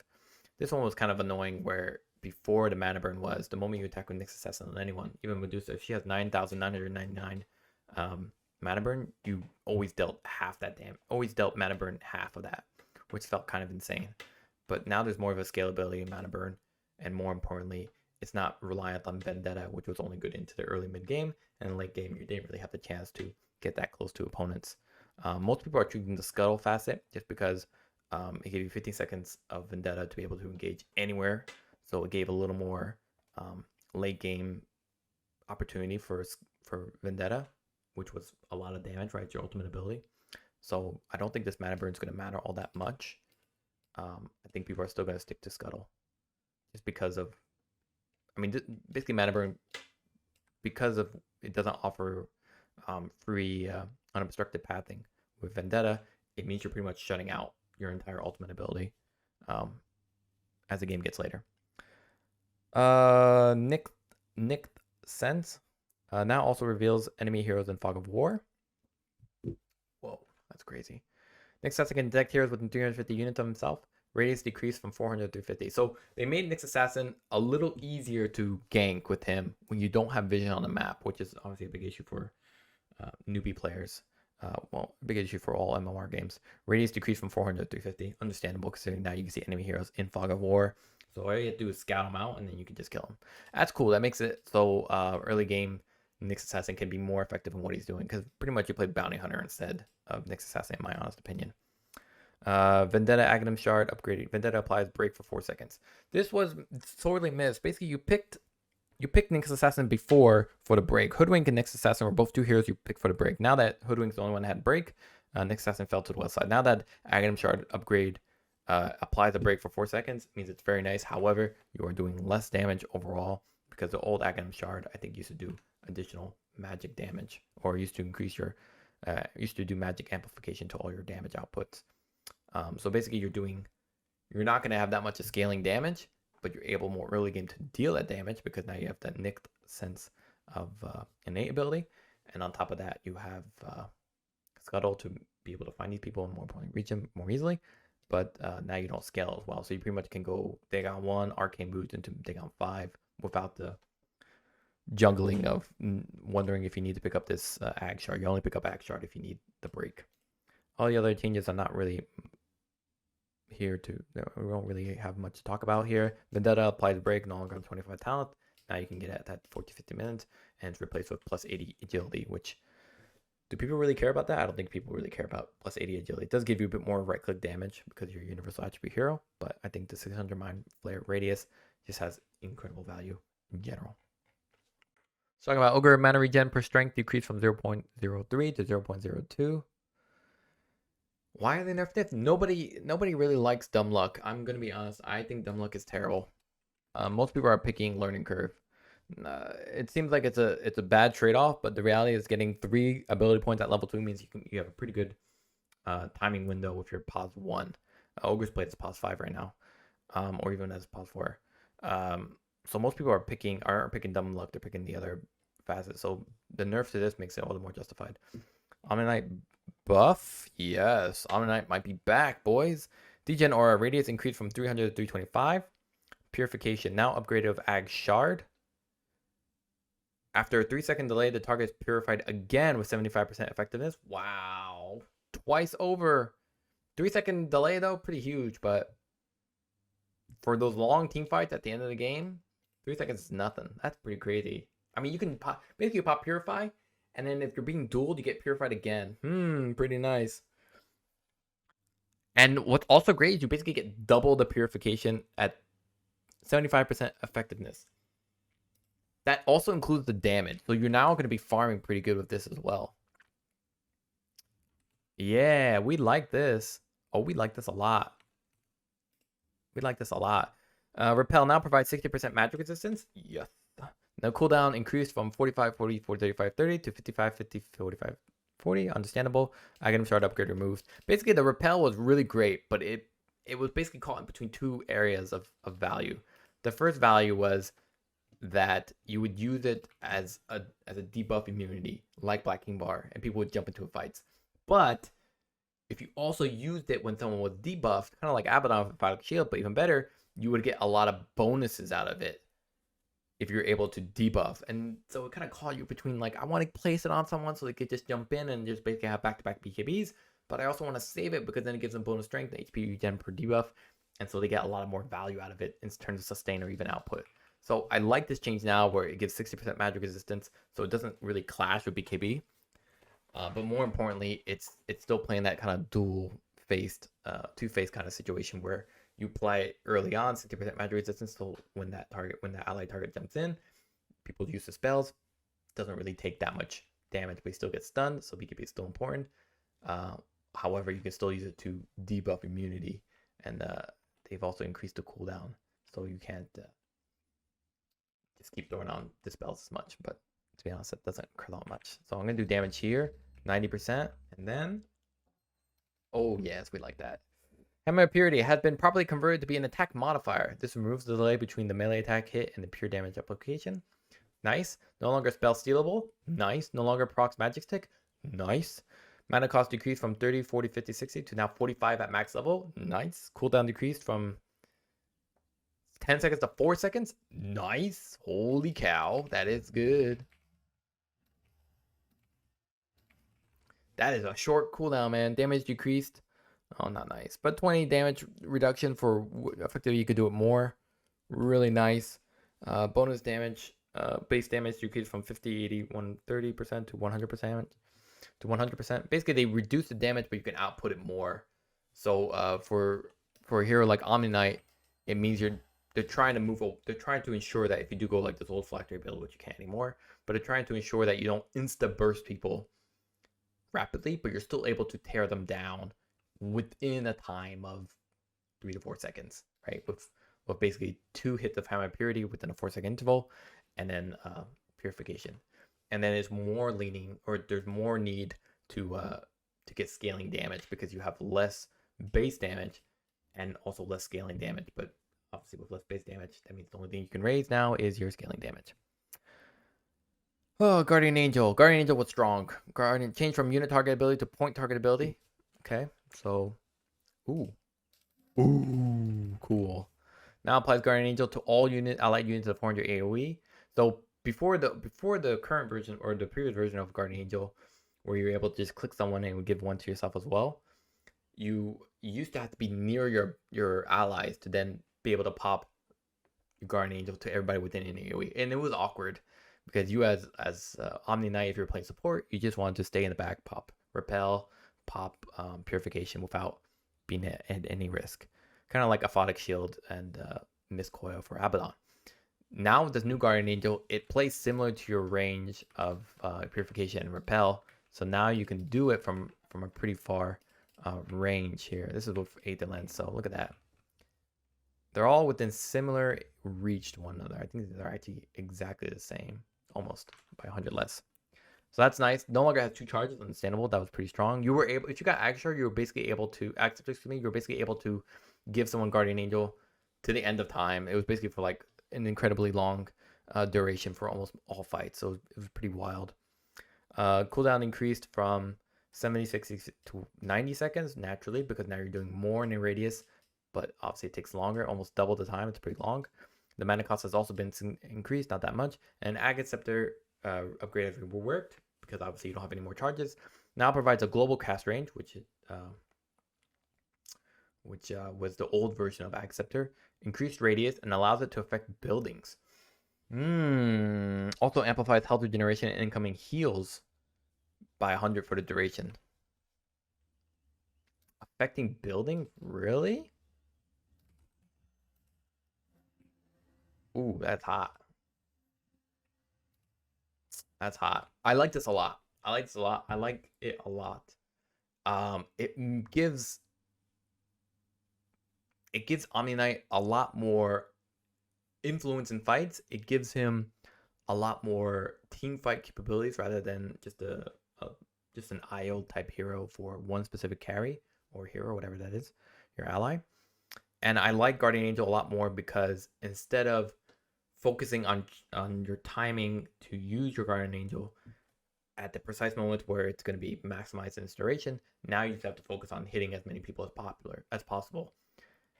and it works also in range, similar to Purification and Repel.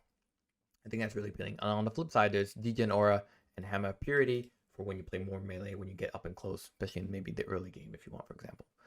So I do like, I mean, I think, I'm not 100% sure if this fixes him. I think it does, personally. Maybe, I don't, at least at the pause 5, I don't know about a pause 3. It definitely gives him a lot more influence in team fights for the benefit of the game and benefit of the heroes. So I like it a lot. In terms of talents, plus 1 second of Guardian Angel duration. So from 7 to 8 seconds, so it's a whole nother level. Charge restore time with 20-second Angel second cooldown. Whew, that's a lot. So 8 seconds, and then your cooldown is 80 seconds, so that's 72 seconds. Okay. And then minus 5 seconds of Hammer Period cooldown replaced with minus 3 seconds Purification cooldown. So your talents are now going to be Guardian Angel duration, pretty strong at level 10. That's pretty great. Plus 35 base damage is very nice as well, especially since it's now been nerfed. Plus 3 repel strength, HP regen per debuff. That's not going to be so much picked up. I think it's always going to be the minus 20-second Guardian Angel at level 15 talent. Minus 3 second Purification cooldown versus plus 2 second repel duration. That's also a toughie. Yeah, from 6 to 8.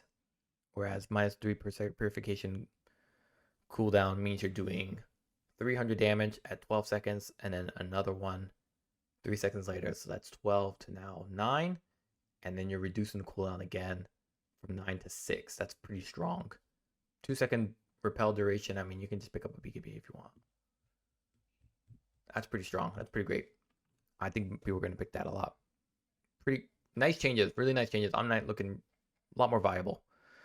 Our World Destroyer, level 15 Astral Imprisonment. Nothing really to talk about. Our World Destroyer just kind of fell to the wayside.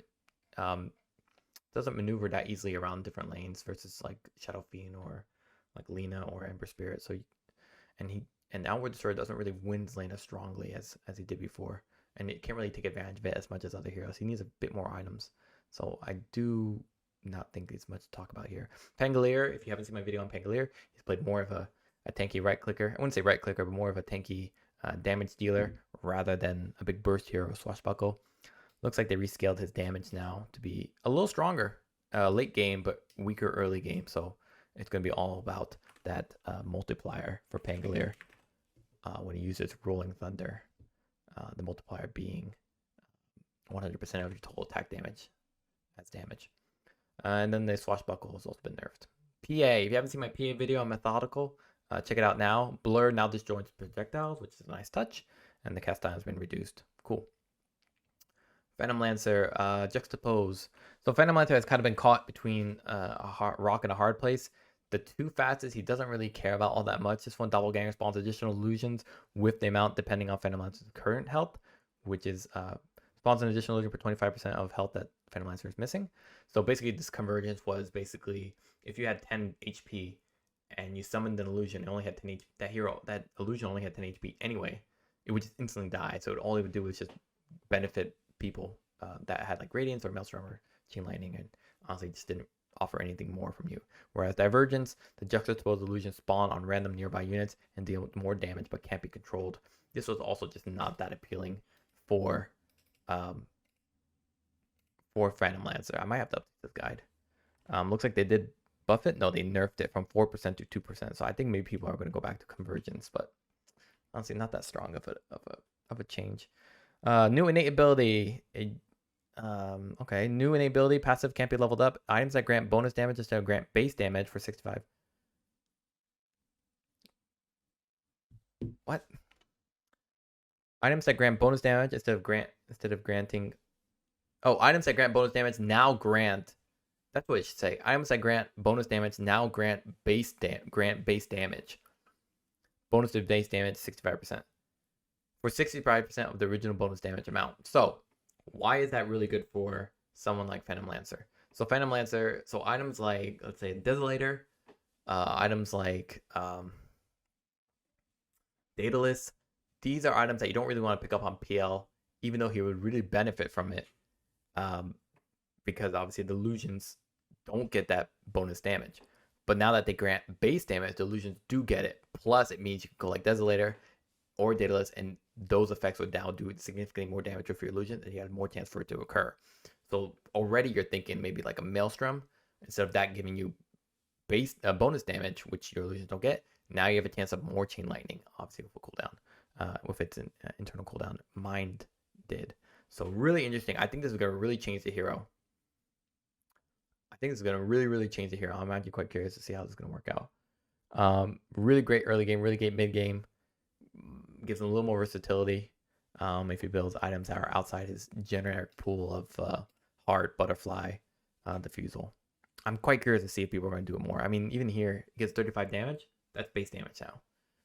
That's pretty cool. So items also are like Vengeful Spirit. She gives bonus damage on bonus base damage on Vengeance Aura. Now that's going to be beneficial for Venomancer a lot. So we're going to maybe see him drafted a bit more. Vladimir's offering also gives you like 20% base damage, right? We're probably going to see that a lot more picked up for Venomancer, especially with the lifesteal. And now 18 bonus damage. That bonus damage is now based. That bonus damage is based on your base damage, so that's also very strong. Interesting. Okay, I really like this. I really like this. Spirit Lands illusion damage decreased from 20 to 15%. This is a nerf to the Aghanim Scepter. Yep, and they nerfed it again, Aghanim Scepter here. So basically, Venomancer used to is, I don't know if he still does now, but before he did, rushes Aghanim Scepter, helps him farm harder, lets him harass in fights that are stalled out, that haven't really, that Venomancer doesn't want to engage in just yet. They basically nerfed it, so now your farming speed is probably lower. Might be seeing Venomancer go back to Diffusal Blade first. And then now Phantom Rush, no longer an innate ability, obviously. Cooldown rescaled from 16. They just removed the extra level. That's it. So you're now caught in a weird place where you as Venomancer need to decide what are you going to level up. Are you going to level up points in Spirit Lance? Doppelganger and Venomancer are usually the ones you are leveling up, especially in view of the fact that you don't get a free level in Phantom Rush, which is a bummer. So we'll see what happens for this one. This one's an interesting one. Juxtapose illusion damage decreases from 18, 20, 22% to 13, 15, 17%. So basically, it just made this illusion weaker because now you are doing bonus base damage on any item that you pick up, whether it's in your agility base pool or not. Whether it's your agility or getting damage from, let's say, a Basher or Desolator Daedalus. Interesting. And now obviously they replaced the critical strike because now Daedalus is a very valuable option and replaced it with plus 15 illusory armaments damage. What the fudge does that mean? Illusion. Oh, is this the enable? Yeah, it is. Wow. Plus 15%. So you go from 65 to 90%. Yowza, what a great one. Otherwise, the alternative is what? Doppelganger CD? Yeah, I could see that as well. I don't really care for it, but I could definitely see it. Let's go on to Phoenix. Phoenix was probably one of the best supports to play on this patch. Scaled really well. Caused that missed chance on heroes for many ability that he or she had dealt. People told me that Phoenix is a he, so I'll say he from here on. Dying Light radius decreased from 450 to 400, so it makes it a little less pervasive in fights. But more importantly, it means that the burn damage you deal, even from units nearby or heroes nearby, will need to be a little bit closer, which means that Phoenix does not have as much influence in fights as she did or he did before. The move speed decreased, move slow decreased also from 16 to 10% because the first levels of Phoenix were strong. Primal Beast, yes, I love Primal Beast. Primal Beast, I guess they changed him. There was basically two facets for Primal Beast. One was one that just gave you free movement speed, and it gave you aura movement speed for everybody, whether you use trample or not. Basically, you've got levels in trample, you got the movement speed, and then ferocity just made your AoE larger for all your abilities, which was also pretty good. Now the ferocity facet pulverized now provides 20% increase for all items and abilities per hit. Now provides 20% AoE increase for all items and abilities per hit.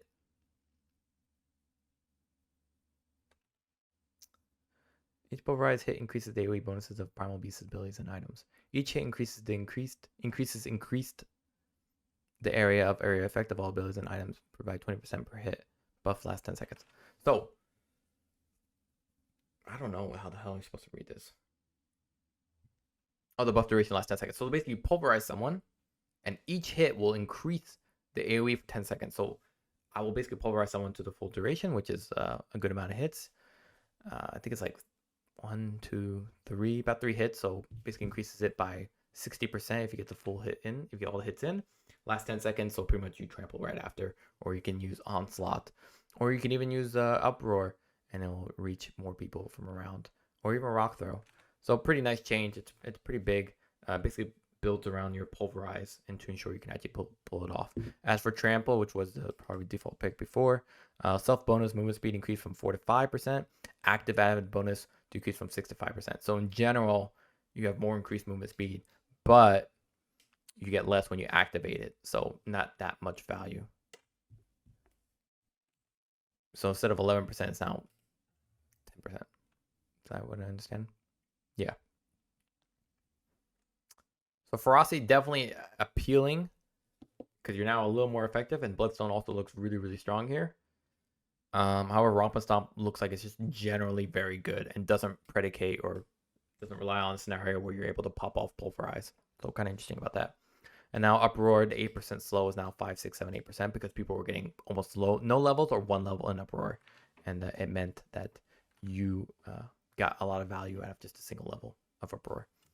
Puck, Curveball, nobody now shows a preview of the orbit trajectory. Nobody really uses that anyway. If I remember correctly, most people are using Jostling Rift, which basically rewarded you for being able to dodge spells with... oh no, that wasn't it.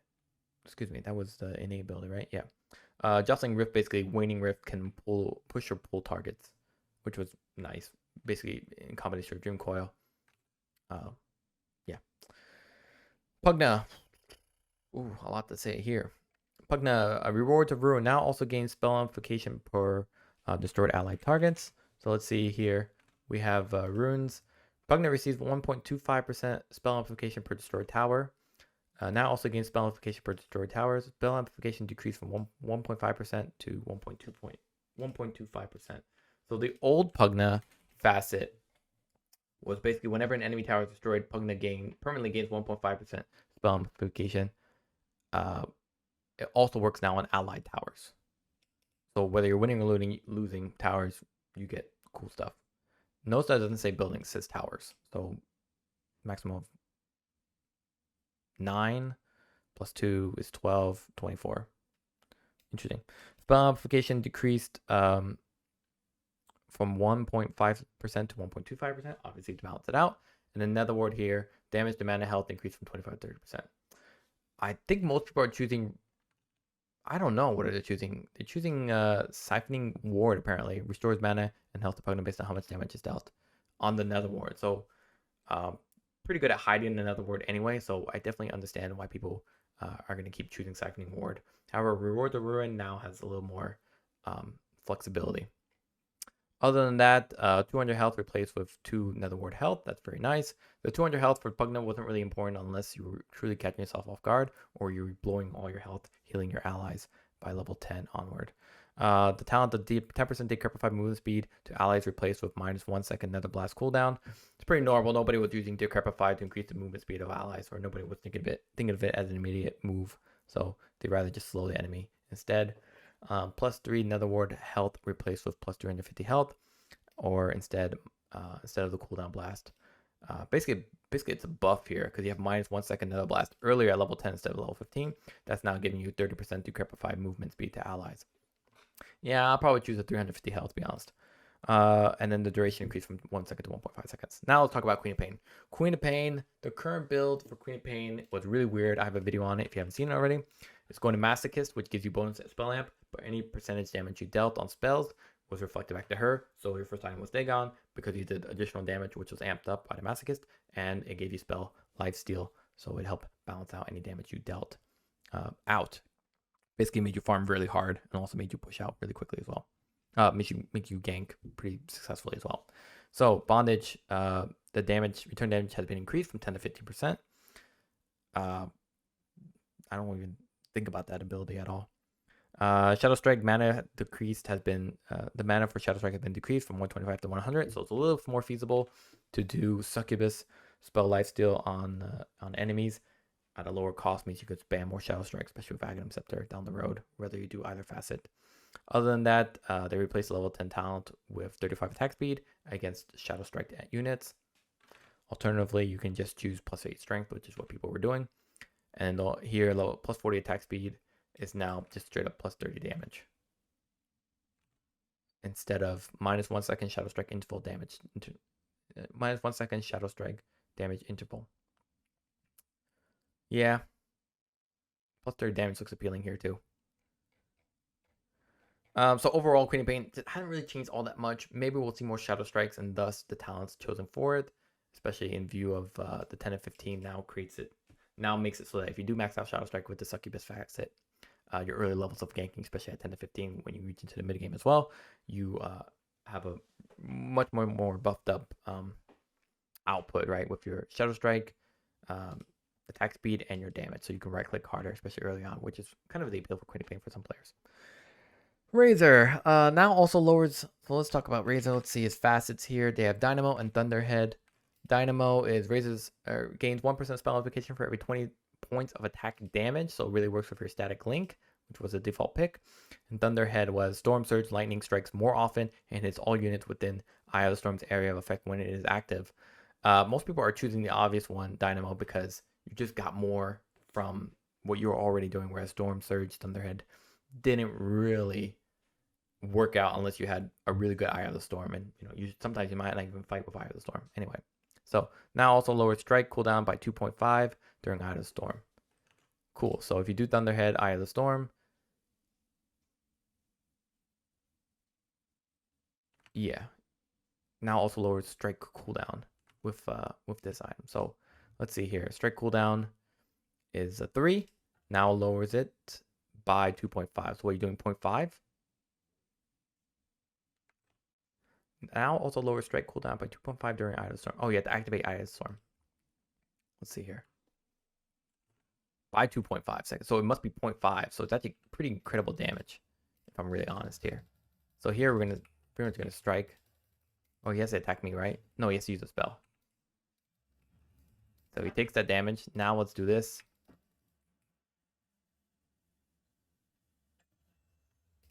Yeah. It means during Eye of the Storm with Storm Surge, effectively you are dealing out more damage with Storm Surge at a 0.5 seconds. So a lot of people who are just trying to tear you down to shut down the Eye of the Storm now will take more damage or are more likely to be hurt by Storm Surge. Pretty cool, especially if they start using targeted abilities. Other than that, yeah, 12 strength at level 15 talent. Looks like they reverted it back. It used to be strength and agility at 10 and 15. Now looks like they replaced Storm Surge strike cooldown, replaced it with 12 strength. Okay. Riki, not much to talk about. Nobody really plays Riki. The Exterminator facet, there's 2 facets for Riki. Basically, the appeal of that for Riki was either getting XP on your first facet. With Contract Kill, you would get XP with Assistant Kill, which means you can kind of snowball into the later levels quite quickly. And the Exterminator facet was Tricks of the Trade. You basically hit more units when you use Tricks of the Trades when attacking non-hero units. So basically, it was supposed to be viewed for farming. Now, the complaint with Exterminator with Tricks of the Trade is that you're farming camps every 12 seconds. So unless you actually wipe out these units with your Tricks of the Trade, every time you use Exterminator, if you have the Exterminator facet, it didn't really justify it because you would have to spend time then just auto-attacking creeps. And since you can't backstab them because now those units are attacking you, so they'll never have their back facing towards you, it meant that you pretty much were reliant 100% on Tricks of the Trade, guaranteeing wiping a camp out. Not to mention that Tricks of the Trade doesn't hit all the units. It only hits one unit. So that 4.5x has to 100% hit everything within that limited duration. So in my opinion, you only have a 2-second Tricks of the Trade. Isn't justified. In my personal opinion, I don't think it's really that great.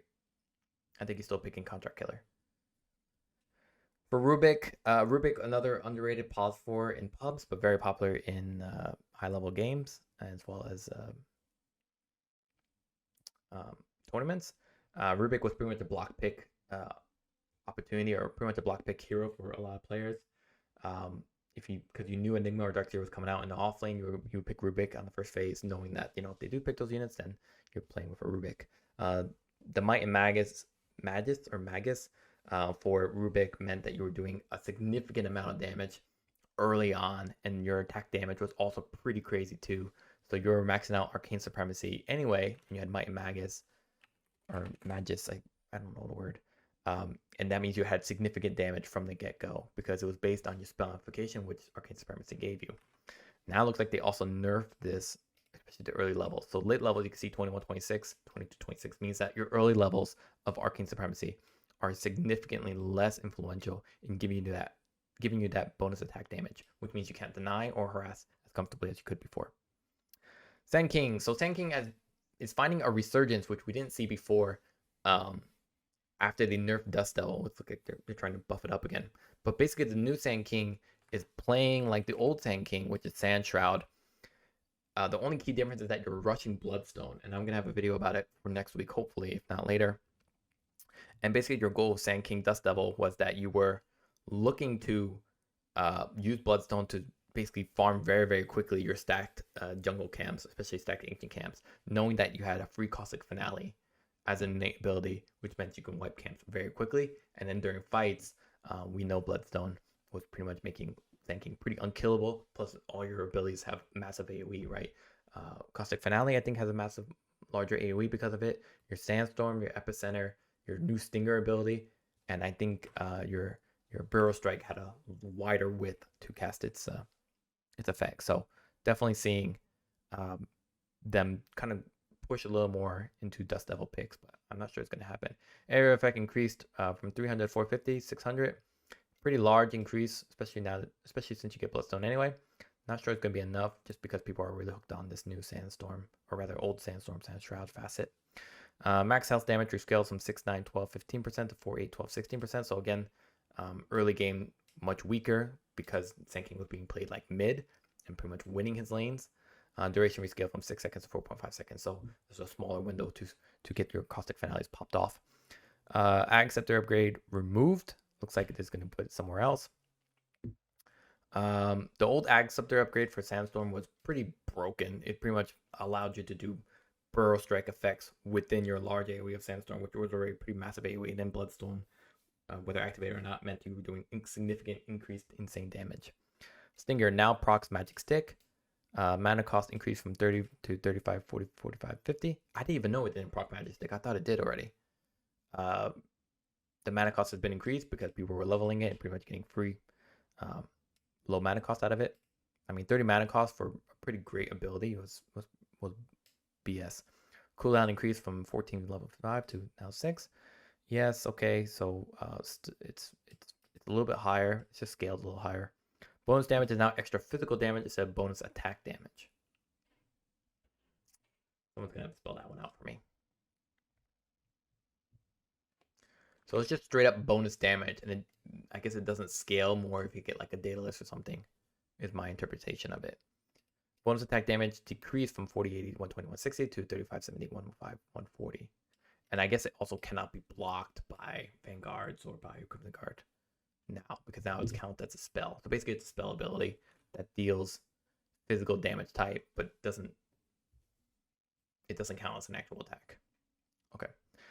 Epicenter now upgraded with Ag Scepter. Every 0.53 Stinger attacks areas are created at random locations, each measuring 50% of the Epicenter's current radius. That apply 50% of Stinger damage to enemies hit. One enemy can only be hit by 1 Stinger per damage. Doesn't apply inner radius bonus Stinger damage. So if you don't know about Stinger, it has 2 radiuses. One has a bonus value. I think that slows, if I understand correctly. No, just deals extra damage. And now with the Ag Scepter, I think when you cast Epicenter, you are also casting the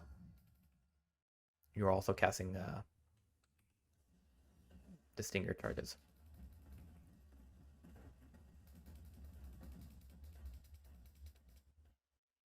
Ooh, a little bit longer than your own. So a little bit longer. While having both items, Agha's Shard pulses apply 1 Stinger attack from Agha's Scepter. Okay, so what a fucking workout here. While having both items, Aghanim Shard pulses apply 1 Stinger attack from Aghanim Scepter. Then now Aghanim Scepter, every 0.5 you have 3 Stinger attacks created at random locations within the Epicenter for AoE. each measuring 15% of the epicenter's current radius. That apply 50% of Stinger's damage to enemies hit. One enemy can only be hit by one Stinger.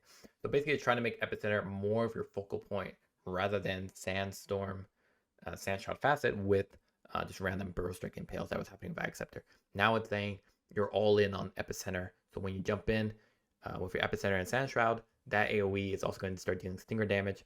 With on top of that, you have also Ag Shard that can attack, that can deal also more based on the distance you traveled. If you don't remember what Ag Shard was, so pretty interesting.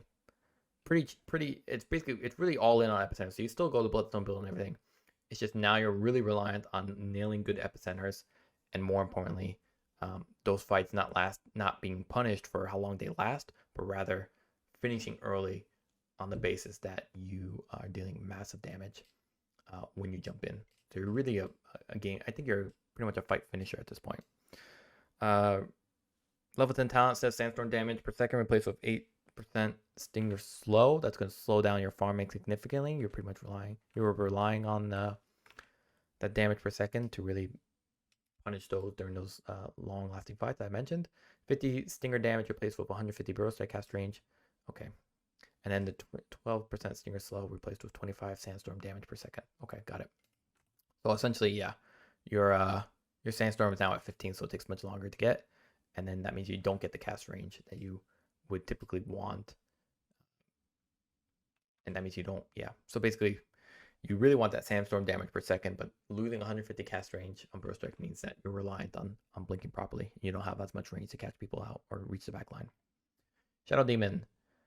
Current health lost increased from 15 to 20%. Okay. Cooldown decreased. Yeah, so just make him a little more appealing. Shadow Fiend was a hero that we talked about a lot. He was in one of my videos. Most people are not choosing Last Presence as a facet. You're really choosing Shadowmire, and it made pretty much Shadow Fiend an all magical hero. At the beginning, he went like Tread Yules or Tread Blink Yules into Yashikaya or Aghanim into Yashikaya. Now he was going Treads Yasha, farms up with it, and then goes like something like Blink, I think Aghanim or Yashikaya into Blink or something to that effect, and then would blink in and use his ultimate ability while also spamming his shadow raises. Now it looks like they're trying to make Lasting Presence a little more of an appealing ability or appealing facet, which was the physical version. We talked about the physical version of Shadow Fiend. We said there was a trade-off that it predicated on the idea that you had to get kills in order to get more value out of those kills for subsequent fights for 60 seconds, which I think we're not very comfortable with. Lasting Presence was for every enemy hero killed nearby, Presence of the Dark Lord further reduces armor by 2 for 60 seconds. So it just wasn't that appealing unless you had gotten a kill. So your first kill just didn't get anything out of this Lasting Presence facet. It's only after subsequent kills or even towers, if you had gotten the talent for it or creeps nearby, that made it appealing. But honestly, now it says Necromastery. Every hero kill increases max souls by 1 until Shadow Fiend dies. So this was the old. I guess. This was the old Necromastery effect. Basically, hero kills no longer increase max souls by 1 by default. So basically, there's a limit to Shadowmire. Before Shadowmire used to have that increases souls by every kill. And basically, it created a snowball effect where you'd only fight with your ultimate. You'd have more souls coming out of your ultimate of Requiem of the Souls, and then you would just continue to scale. You could Aghanim Scepters, so then you do damage back and forth, and then you would do refresher to do it all over again. Now they're saying there's a cap to how much magic damage you can actually scale up with your souls, and if you want that Necromastery, if you want that max soul increase, you then have to play the physical version, which is more of a nerf than a buff for Shadowmire facet. Hero kills, yeah, we read that. Shadow Rays stack duration decreased from 8 to 7, just a little too pervasive, and mana cost increases 75 to 80. Max line width decreased from 350 to 300. Fear duration per soul hit decreased from 0.7 to 0.6. So basically, Requiem of Souls was just a little too influential in fights where no matter how the fight went, if you did a late Requiem of Souls, you would cause fear for a significant long time, especially if you jumped right in the middle. And with the Yashikaya, it reduced your cast timing significantly, so that it was pretty much impossible to interrupt you as you casted Requiem of Souls, or react to your Requiem of Souls being channeled and casted. And then you pretty much would have fear duration so long that the shadow race's damage would be able to stack up comfortably without you being able to react. So nice changes for Shadow Fiend to be a little bit weaker, but without completely eviscerating everything that made him strong, especially in the early game. Keep moving forward here. Mass Serpent Ward health increase from 7.5 to 10. Yeah, most people are choosing foul plays, so there's not much to say here. Serpent Ward, linger duration increased from 1.5 seconds to 2.5 seconds. So basically with shackles, the Serpent Ward only lasted a little bit longer after you had shackled an enemy.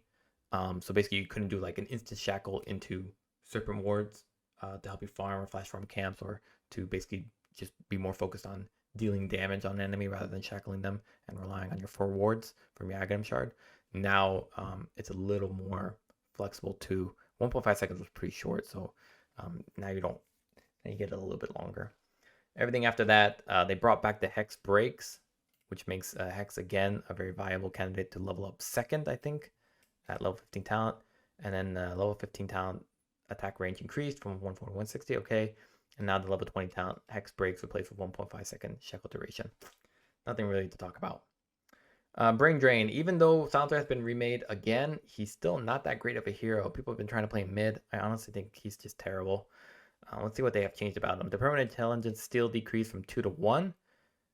And an Aghanim Shard intelligence steal decreased from 4 to 3. So basically, if he got a good snowball before, he had the steal decreased from 2 to 1. Makes him that he can't snowball as comfortably. Now also steals intelligence if the dying unit was debuffed by Silencer, even if he was out of range. Now also steals intelligence if the dying unit. So basically, what was the issue here with Brain Drain was that if it was like, I'm not quite sure, but before with Glaives of Wisdom, if you got a level in Glaives of Wisdom and you killed and someone died and they weren't within your attack range of Glaives of Wisdom, you didn't get the stack for it, which is kind of bullshit.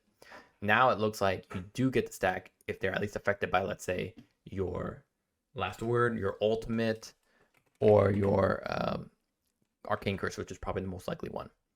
So it gives a little more flexibility for Silencer to be not always at a position of risk, just to ensure you can get the spell, just to ensure you can get the intelligence steal. However, he doesn't get as much. So more forgiveness, less reward. Last Word, damage has been increased, 50 to 60. Okay. Level 15 talent, 20. Yeah, honestly, it's not much to talk about here. He's still not that great. He's just a little more malleable. Gareth Mage, nothing really to talk about here either.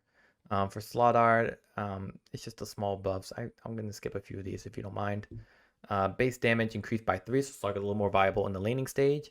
Gotta admit, his laning stage has been a little bit lackluster. Yes, it's safer to play, but no, it doesn't provide that much value.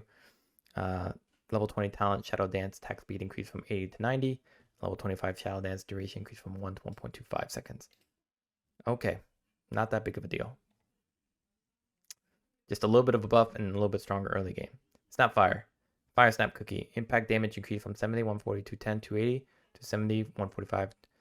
So Snapfire, if you haven't played Snapfire, Snapfire is probably one of the best pos 4 players, best pos 4 heroes, or even as a mid laner, just because of the Ricochet buff for Snapfire. It looks like they haven't really nerfed that at all, which is pretty surprising. Basically, Ricochet and Buckshot, the innate ability, if you don't know, basically every time you hit someone, there's a chance that you basically do increase damage by 25%, and there's also a chance that when you hit someone, you might hit them for less, which is called a glance shot, and then that glance shot with the Ricochet 2 would then hit 2 other units nearby. So it made Sapphire not only an incredibly quick farmer, especially in view of Little Shredder, but it meant that when you were attacking a Little Shredder at early levels during the laning stage, which gave you increased range, lowered the armor, and obviously attacked very quickly, it meant that hero was caught by Snapfire from her attack, we're losing the majority of their health, especially if you picked up a Blightstone.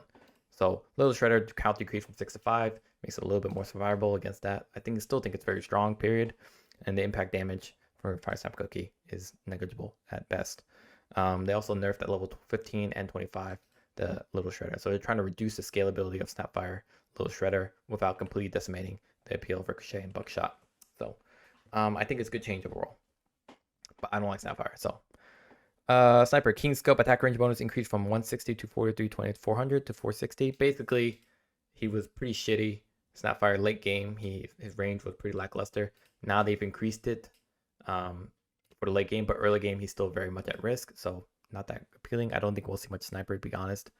Kind of surprised they didn't do more for him to make him more appealing, since they buffed other range heroes like Drow Ranger and like Medusa.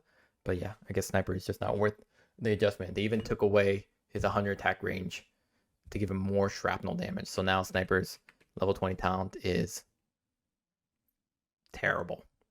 Ugh, awful. Spectre, nerfs to Spectral Dagger. This version reflected it increased from 8, 12, 20%. Nothing really to talk about. Spearbreaker, another BS hero, pause 4 hero that's very strong. Looks like they didn't nerf his innate ability. If you don't know what his innate ability does, it basically made sure that anybody who was low level would pretty much gain 50% to keep up with the second lowest level hero in the game on your team. So Spearbreaker has a pause 4, no matter how active he was outside of the lane, where he wasn't getting XP, excuse me, he would gain levels anyway. So it allowed him to be a little bit more proactive about the risk of falling behind levels, and thus would get more points in his Charge of Darkness and Greater Bash. Let's see. Bull Rush was the other annoying part for Spearbreaker. For the facet, Charge of Darkness, the lingering bonus movement speed is now determined by Spearbreaker's current bonus speed instead of always the max.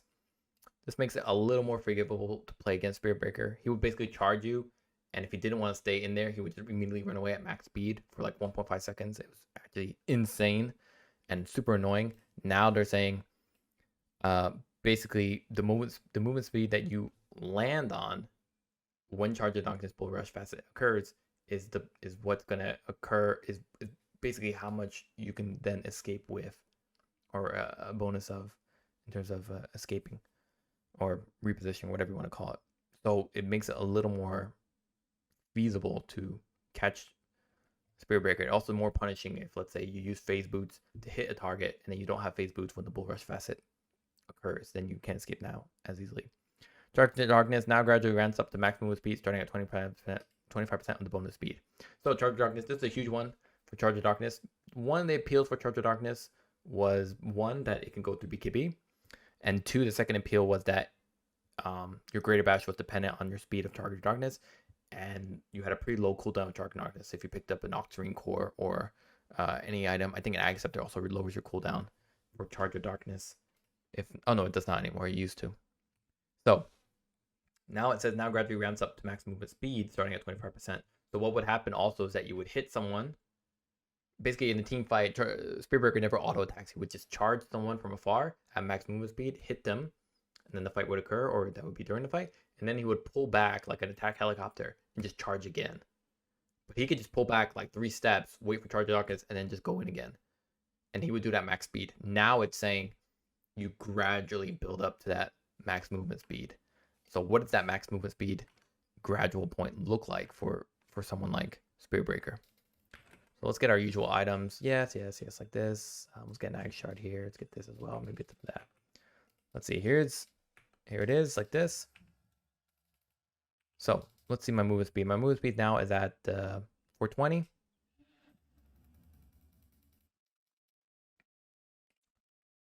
So you can see here, it does gradually pick up really fast, but not that fast. Whereas if I go from here, dude, it's free spell. Come on.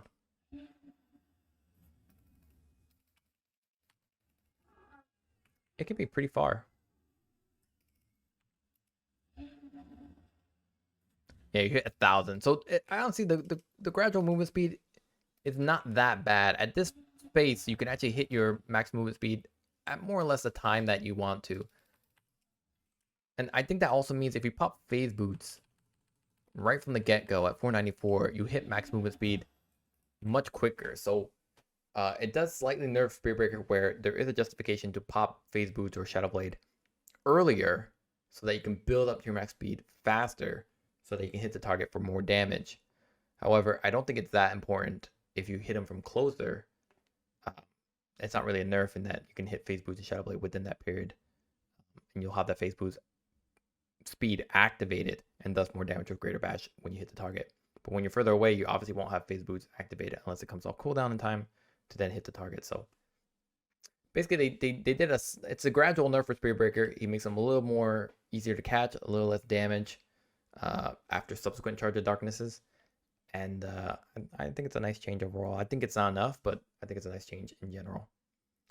Shock Collar for Electric Vortex. Nobody's really picking this, right? If I correctly understand. Debuff now grants the next attack of the enemy is redirected onto themselves and triggers the overload charge.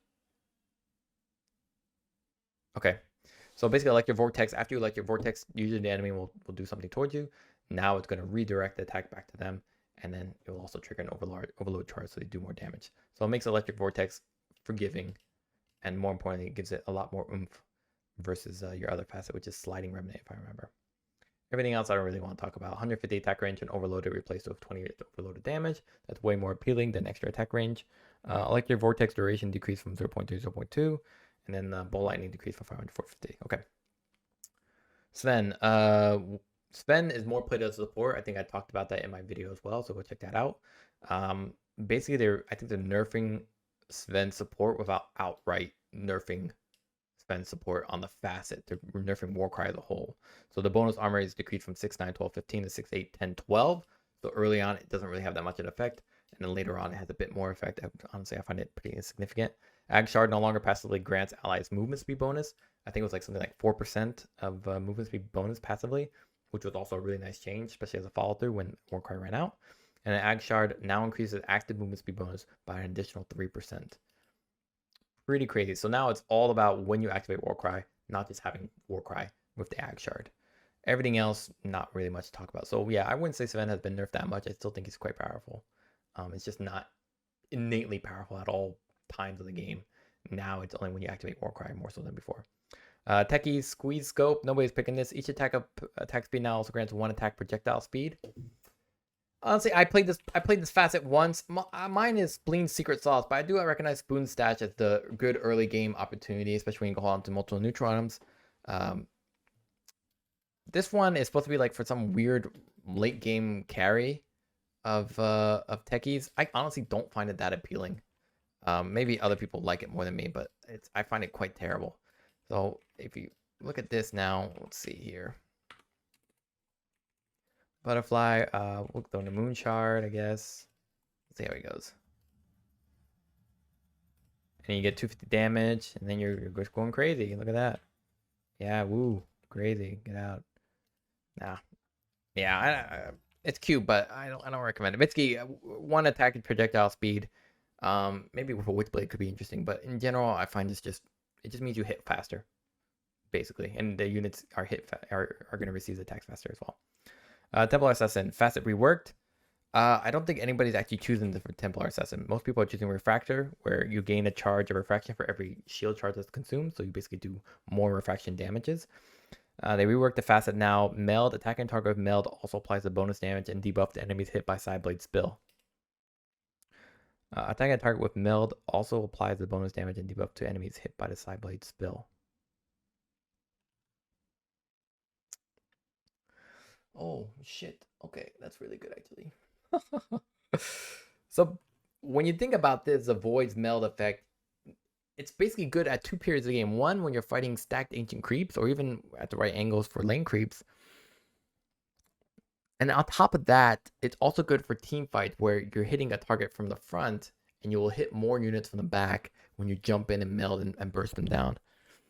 That's actually super appealing, whereas Refractor, it's more of an overtime value, where as you lose more refraction shield charges, you deal more damage, but you might not be able to deal it because you don't have the shield charges to keep you alive when you're being targeted.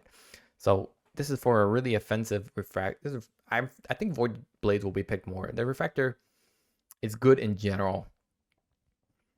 The Refractor is good both in the laning stage to help with last hitting, because you get more last hitting capabilities with refraction attack charges. But the Void Blades, yeah, that's pretty nice too in general. Or even the guarantee last hits in the laning stage, especially for range creeps. Yeah, I'm conflicted. I think Void Blades is actually really strong here. Attacking damage also applies the bonus damage and debuff the enemies hit by the Sideblade Spill. That's wild. That's really wild. I'm very, very conflicted. I don't play TA, but I would be very conflicted. There's a new innate ability for TA. Now it's no longer a free point Sideblades. That was kind of what made TA very strong at the beginning of 7.26, is that she got a free level in Sideblades. Even after nerfs, she got a free level in Sideblades, which meant you already did the spill damage, if I remember. And more importantly, you already got the split amount. So your refraction with the free Sideblades damage spill meant that you could already harass enemies or take jungle camps pretty quickly early on, especially with fast points of refraction, and you didn't have to get any more points in Cyblades. You think you got 1 to level 4. Now it's saying Templar Assassin and her teammates can see Roshan's respawn timer, which is kind of meld armor reduction decreased from 12 to 6. So basically, because of the new Void Blades, they reduce the duration of armor reduction, so your follow through damage won't be as you won't have as many follow through damage attacks since the period of it occurring is smaller. And then the bonus damage reductions are now applied when denying allies or traps. Okay, that's nice. No longer an innate ability, evidently. So now you need points inside blades, at least 1 or 2. So that means level 1 or even level 2. Actually, you would get maybe a point in side blade. And side blade range rescale from 350, 550. It's now just taken off the early level. Yeah, that's a tough one. That's a tough one. It makes me think Void Blades is even more appealing now that you can't get as many points in refraction as you could before. Who are we kidding? You're probably maxing refraction first anyway. So refraction, yeah. So refractor is probably the go-to facet, but that makes meld still very good, especially the early levels. I don't know. I think refractor is probably the go-to, but I'm thinking meld is probably also really appealing. Traps no longer provide vision inside Roshan's pit. Traps now always take 2 hits to kill by ranged attackers, 1 by melee, and 4 by creeps. That's a nice change. No longer seeing inside Roshan's pit. That just should have been there a while ago. No longer attacking 2 hits to kill by ranged attackers. It means that you placing a trap is not going to be immediately destroyed, at least. Terrorblade attack range increased. More late game than in early game.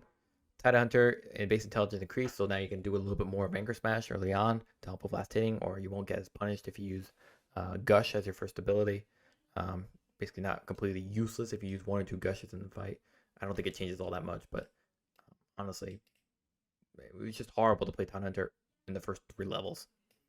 First 3 minutes, you used your Gush, and then you were just sitting there until you got your items, or until you got your Lotus, if you ever got it. Cooldown also decreased to help make Tide Hunter a little bit more viable as an offlaner initiator versus more popular heroes like Enigma. Timber Saw, Timber Chain, Splinter Slow, duration decreased from 0.5 to... Okay, I don't really want to talk about that. I think most people are choosing Charcom anyway. Mana per tree destroyed with exposure therapy has been also increased. Okay. Tinker, still play as a mid, though some people are trying to play as a support. Not really matters all that much. Health per second also increased to make it a little more viable as support. Damage barrier decreased significant in the early game, so now defense matrix, if you go support, won't be as valuable. Warp Flare now always teleports the target enemy to the ability's current cast range plus 100 from Tinker's position when he threw the flare. Will not teleport units that are over 2,000 range from the desired position. Will now pull units back towards Tinker if they are moving away from him while the projectile is midair. Now always teleports the target enemy to the ability's current cast range plus 100 from Tinker's position when he threw the flare. So when I throw the flare and let's say I blink out, it will do plus 100 for my, I don't know. Now always teleports the target enemy to the ability's current cast range. Now it will now pull units back towards Tinker if they're moving away from him while the projectile is midair. Dude, this thing's annoying, man. They should add, honestly, they should add demo. They should add some demo stuff because the way they write things is not always congruently or conveniently explained. I actually can't understand it at all.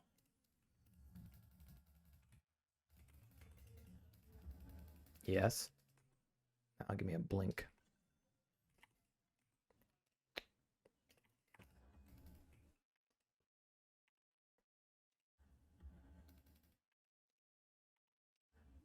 I don't know. I'm not gonna waste my time. Nobody's playing Tinker. Who cares? Oh, the great nerfs of Tiny. Let's see. Crash landing. Decreased radius from 450 to 400. Bonus landing damage decreased from 25, 35, 40% to 20, 30, 25, 30, 35%. So just overall much weaker. Damage no longer pierces magic resistance. I didn't even know it did that. Toss bonus damage decreased from 100 to 50, 400 to 50, 175, 300. So early game Tiny is significantly weaker. So we might see him just go back to his regular style. But in general, I think, yeah, I think we're going to be just okay.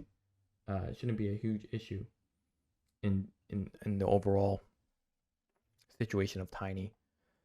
I don't know what I was saying. Basically, I'm talking about Tiny early game is much weaker. It means he has to rely on his Blink Toss Avalanche combo to really get kills.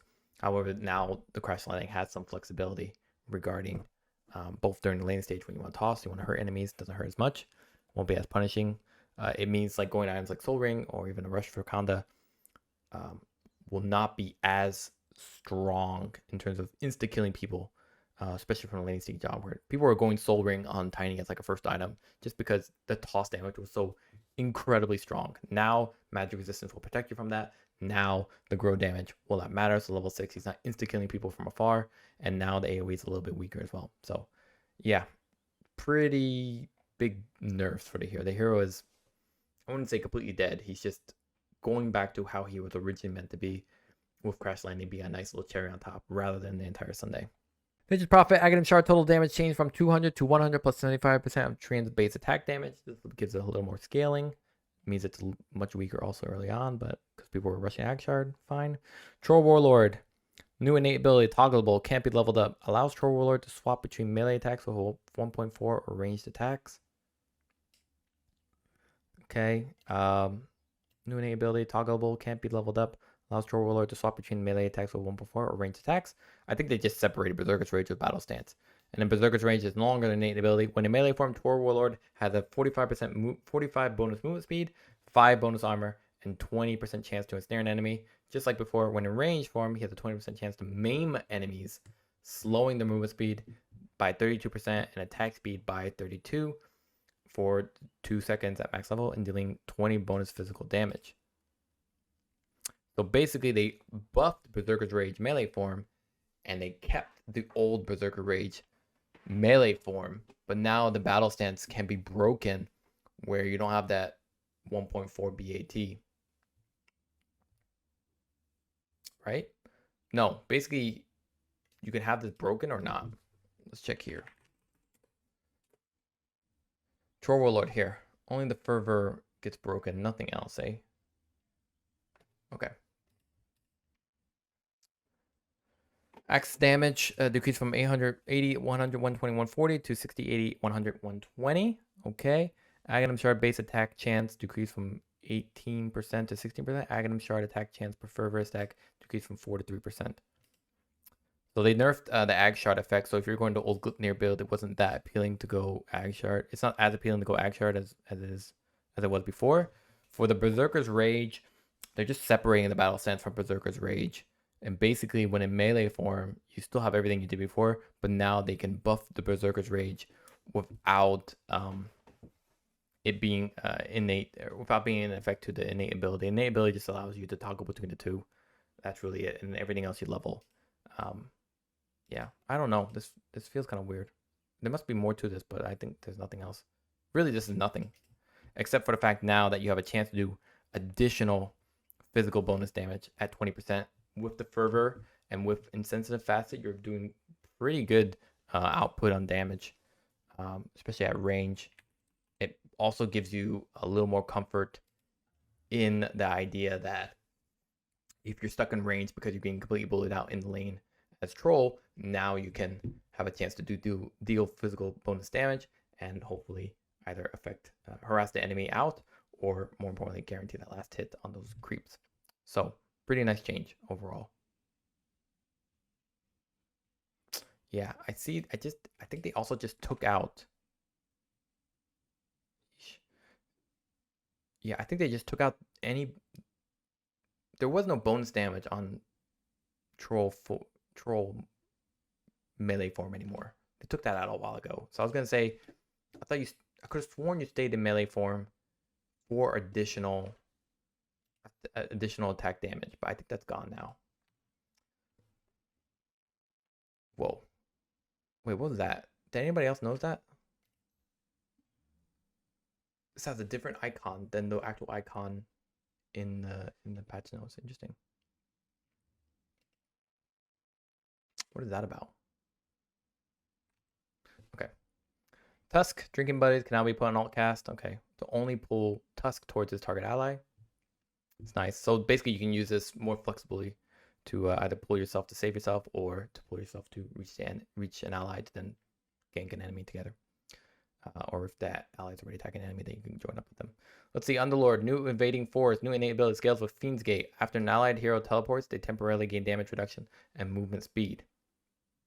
Bonuses are doubled when teleporting via Fiend's Gate. Damage reduction 10%. Bonus move speed 20%. So basically, Fiend's Gate.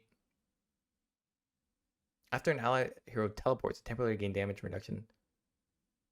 It's not with Fiend's Gate. It's just in general teleportation. I guess that's global, right? That seems so strange. That's really specific too, huh?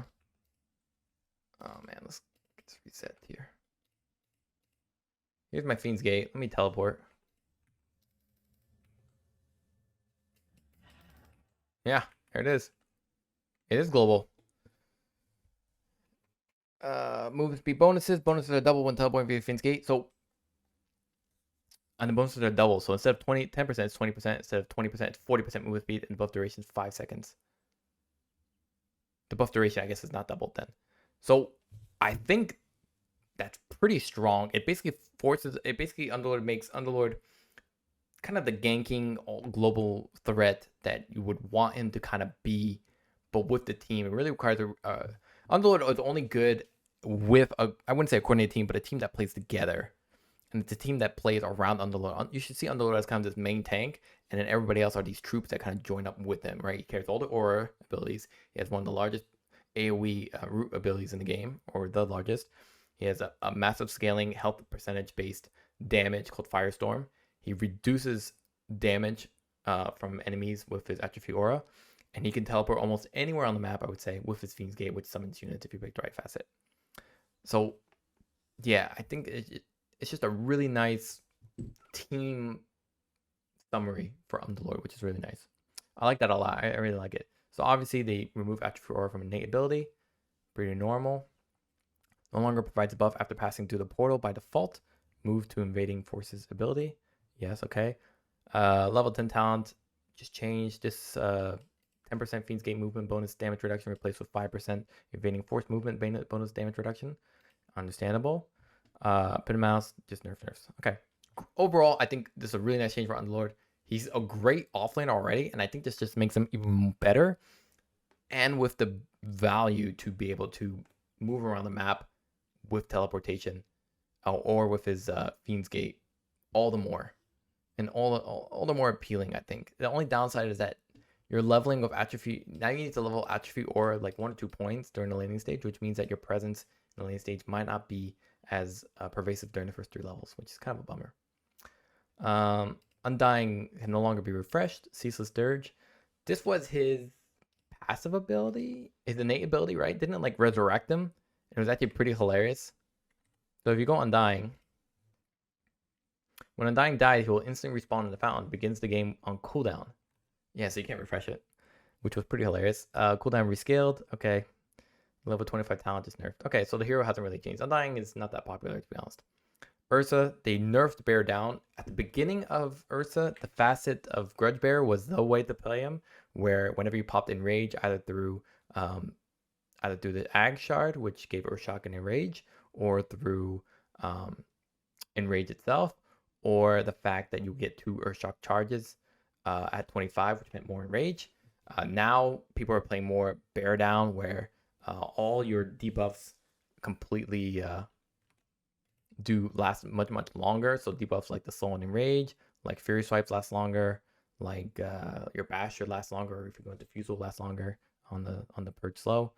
The bonus duration has been decreased from 20% to now scaling to 20%, and now scales with Enrage. So it makes Ursa's early game not as great. I wonder if people are going to go back to Grudge Bear now that it doesn't have any scaling to it. It's just pretty much Enrage onward. You get a lot of value. I'm curious. Venomancer base damage decreased by 2, so now Venomancer can't harass as easily or comfortably, or deny as well. When attached to a carrier, ward health is now also increased by 1, 1.5, 2.5 of the carrier's max health. Do we care about that? If you're playing Venomancer, you should 100% be playing Patient Zero, without a doubt. He's got a new innate ability.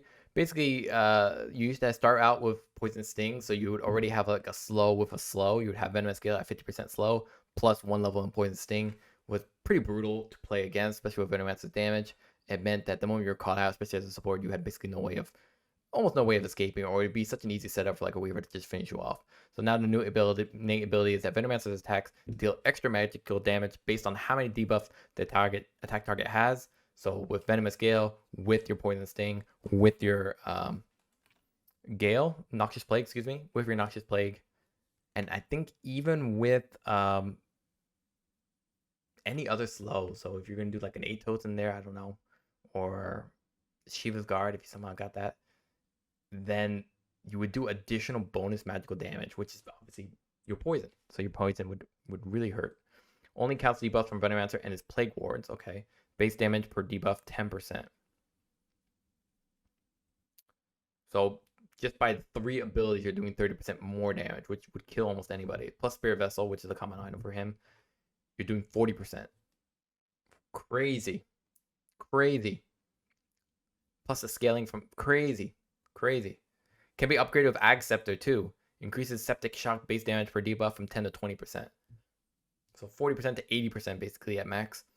Plague Wards also deal Septic Shock damage based on their attack damage. Crazy. Oh, and it does make Plague Carrier a little more appealing as well, right? If you're being a core Venomancer. I still recommend Patient Zero, but that's wild. And don't forget these abilities are AoE, right? Especially Noxious Plague and Venomous Gale. So you're doing like really hard damage, especially with a Spirit Vessel, or you go like a Shiva's or a Veil. Oh, that's wild. That's a lot of damage. However, now you need to put points in Poison Sting. Nothing really has been changed there, and then the mana Plague Ward is a little more expensive early on. That's it. Viper, another hero that's been forgotten. The last patch is 7.36, now 7.37. New innate ability, passive can't be leveled up. Viper's attacks deal an additional instance of physical damage per missing health. Percentage of his target equals 0.25 plus 0.05 per Viper's level. Only works on heroes. Deal an additional instance of physical damage per missing health. So now they're giving Viper both physical and magical attack damage. Obviously, the later the game goes, the more physical damage he deals. 0.25 based on his missing health plus 0.05 per Viper's level. So the more you hit someone with like your poison attack, the more damage you will lose, the more damage you will take from subsequent actual physical attacks, whether you have poison attack turned on or not. So it makes Viper a really good finisher. It makes Viper a really good early to mid game hero, and then late game it gets even better. So he also has decent scaling. So really nice change here.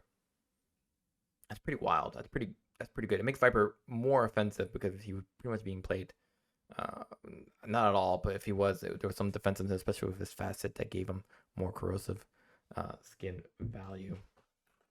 Right, the facet was called Caustic Bath, which I think was terrible. Corrosive skin, no longer an innate ability. Attack slow, rescaled from 3, 6, 14, 22, 30, 8, 16, 24, 32. Okay. Magic resistance. They basically just buffed early on. They just rescaled it to 2+, and then magic resistance hasn't been changed, as well as the damage per second has been rescaled. So, a good hero. I think could see him as a mid laner just because you can't. I mean, you already can't lane against Viper. Now you definitely, if you do get caught out, you're going to be taking a lot of damage. Also makes leveling up early with Viper really appealing because of that damage output is pretty high, but he's still very slow, so conflicting. Visage has a new facet, so now Visage has 3 facets, and this is Visage basically had who you knew, what you already knew with Visage, right? Grave Chill also affects units around the target. Visage can also recall his familiars. Pretty much this is the micro mode for Visage, the way he's supposed to be played. The Faithful Followers is for those who don't know how to micro with Visage, which is 99%. But 98% of those people don't play Visage anyway. And now the new one, Death Toll.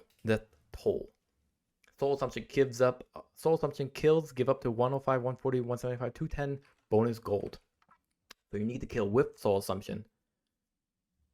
Reduce gold from creeps. Enemy heroes killed within 3 seconds of being affected by Soul Assumption also give gold. So if you don't have to kill with Soul Assumption. I misread that. Basically, it's on the description. If you kill someone during the Soul Assumption duration, which is how long? How come I don't see it? Charge duration. How long does the Soul Assumption last? Did I miss that?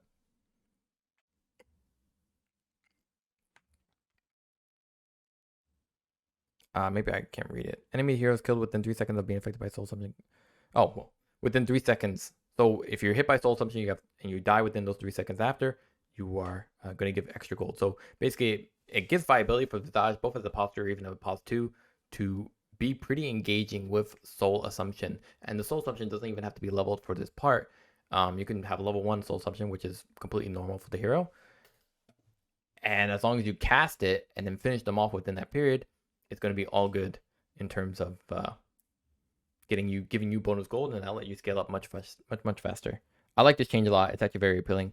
Visage was supposed to be played as this very active, proactive hero, but not only did he really not really have, some of the items he really wanted, like Acceptor, or even mostly the Acceptor, so you can maneuver around fights, or we can maneuver to start ganking while invisible. It didn't really feel that great, so you pretty much had to build items to give you movement speed, so you can build up to Acceptor. So items like Tranquil Boots, so you can get closer to everybody, so you can get closer to your targets and cast Grave Chill to then steal their attack speed and movement speed to then close the gap on them to cast maybe an Orchid, or you have Vlad for the bonus damage to then finish them off with Soul Assumption and your Familiar's damage. Now with the Death Toll, there might be more leaning towards finding a way to stay on targets immediately and finish them off quickly during that Soul Assumption period to then get the bonus gold to then snowball quickly. Could even maybe go Dagon. Not really sure. The current build for Visage is drums. This is so you can get that big boost of speed to close the gap on them to cast Grave Chill. Vlad for extra bonus damage per roll you and your familiars, because it's a universal attribute hero, so the base bonus damage from Vladimir's offering is then applied to all your units, so your attacks go hard, especially with the increased attack speed from Grave Chill, or good for obvious sounds so they can't escape, and then Aghanim Scepter so you can maneuver into fights much more quickly and much more comfortably. Really nice hero. Interesting. 210 gold is nothing to sneeze at either. He has a new innate ability. Visage ability cooldown durations are reduced as long as he's not taking damage. Grants a stack every 2 seconds that Visage does not take damage. Every 2 seconds that Visage each stack grants 2% cooldown speed. Only his abilities have the cooldown durations with a max of 10 stacks.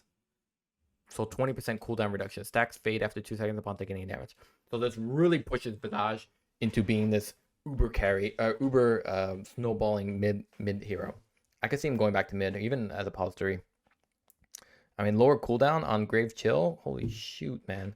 20%. That means 20% cooldown reduction.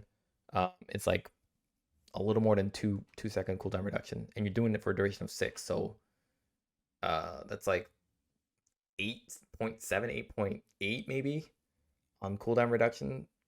So it's like 2.2 seconds between your Grave Chills if you don't take any damage. So if anybody tries to run and doesn't even attack you, your Grave Chill will come up very, very, very quickly by the time your first Grave Chill buff is done. Damage Grave Covered Cloak is no longer an innate ability. Damage reduction per layer rescaled from 4, 8, 12, 20, 16, 20% to 8, 12, 16, 20%. Layer recovery time rescaled from, they just removed the levels. That's that.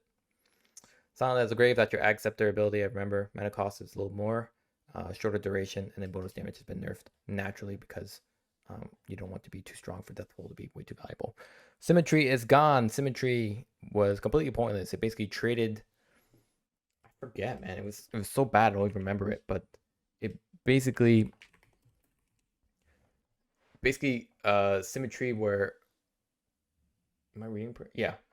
Basically, the sanctuary was Resonant Pulse, where it basically absorbed all damage types. Now the barrier amount per hero hit increased from 40, 60, 80, 100 to 50, 70, 90, 110. So it's a little bit stronger. Is it still all damage type, or is it just now kept as physical? Yeah, it's all damage barrier, which is very strong. And then the alternative, instead of Symmetry, which Symmetry was Void Spirit gains a physical damage shield equal to 40% of magic damage dealt to enemy heroes. And then you no longer had Resonant Pulse. It basically removed the Resonant Pulse giving you shield. It just did damage. Now with the new facet, Simulate. Upon exiting, Simulate, Aether Remnants are created at the 3 portals furthest from Void Spirit. No effective resembling from the center of the portal. Remnants face towards the center portal and have reduced pull duration and damage. Remnant effectiveness 40%. So let's take a look at that one. That one's a little complicated, but what I'm understanding is that if you pop the Simulate, and you get out, let's say up here or anywhere on the extremities, it will summon Aether Lens. It will summon Aether Remnants in other directions. Well, maybe I need some levels in that first. See, but then there's this area here. However, if I pop it in the middle, it will not summon anything. So basically your goal is hilarious. This is going to be kind of a mind trickery here, but if you basically pop this, you pop your remnant here, and if they decide to escape, then they escape into these 3 remnants.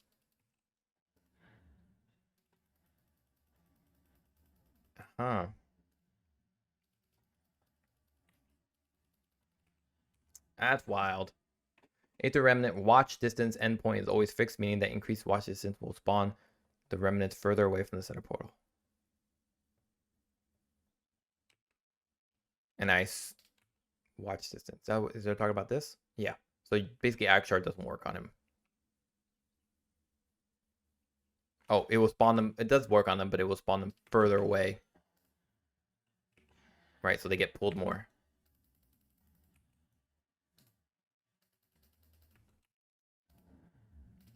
It's kind of good. It seems like it should. From my initial understanding, it feels like this dissimulate facet is not supposed to be a way for you to kind of chain stun enemies, targets, so that you can keep them in place so that you can kill them more concretely. I think it's more about punishing enemies who are either behind you, trying to chase you down, and then you can pull them in with this Aether Remnant effect, so you can escape even more when you maybe don't have your jump, your astral step. I think alternatively, it's also good for team fighting, where if you, no matter where you put your no matter where you come out of simulate, which usually to hit a target, as long as it's not in the center, then you will summon remnants in alternative spots that will hopefully disable, backline or ranged enemies. I think that's the interpretation of the simulate. Would I pick that over Sanctuary?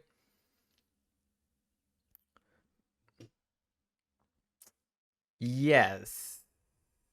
No, I don't know. I think yes. Come late game, you're not really one-shotting people. You're more about just being in fights and just being this guy who does a whole bunch of things with your low cooldown abilities and trying to burst people down with your universal attribute hero damage that you gain from Mantis Talon from Acceptor. So I can kind of see the appeal of Dissimulate just being someone that can be a lot more in fights and then more relying on maybe reducing those cooldowns on your abilities. There's like an outer Dissimulate ring, which means you can hit people from even farther. But also, I think it just means there's no center anymore. Oh, let me see here. There is a center. Yeah, there's a center. Dissimulate roots for 2 seconds. I think that's also kind of not that great. Most people are choosing Astral Step. And the Remnant provides True Sight. Yeah, I could see Dissimulate also be for maybe people who try to force posture or even pause for Void Spirits. I don't recommend it. Resonant Pulse now grants physical damage barrier, base damage barrier, 25, 50, 70, 100. Barrier amount per hero hit, 35, 50, 65, 80. Was Resonance Pulse not a barrier before? Oh, I get it. Resonant Pulse was a physical barrier. I don't know, actually. I don't understand this. Now grants physical damage barrier, base damage. Okay, anyway. I think you get the point. Let's move on. We're on the last 1, 2, 4. Warlock, heal damage rescaled. Okay. Warlock is kind of forgettable right now. Just they're all much better, more proactive, +5, so nobody's really playing Warlock unless you're a low-level player, in which case this is one of the easiest heroes to play. Weaver, Rewoven. Now Weaver doesn't get a free Geminate attack as an innate ability, which was one of the primary reasons why Weaver was so strong this patch. The new innate ability can be leveled up. Every time Weaver casts an ability, he gains 50 attack range for 7 seconds. This effect stacks independently. So basically with Weaver, what's happening is now you can effectively use Shikuchi and you have a bit more forgiveness on attacking your opponent from further away. So if you use Shikuchi and then the Swarm, you basically have 100 attack range, which is almost the equivalent of a Dragonlance. Obviously not perfectly, but you get my point. For 7 seconds, so you're getting a pretty decent amount of attacks. You're at least getting 2 to 3 attacks in there, including Geminate attacks. So pretty nice Weaver ability for both either pos 4 or pos 5, right? Casting an ability for someone like Shikuchi For someone like Weaver who has Shukuchi on a very low cooldown, it means that you're going to get some pretty stacked attack range very nicely, right? 6-second cooldown, so 7 seconds means you have about 1 second of an opening between them, of an opening to basically get double the attack range.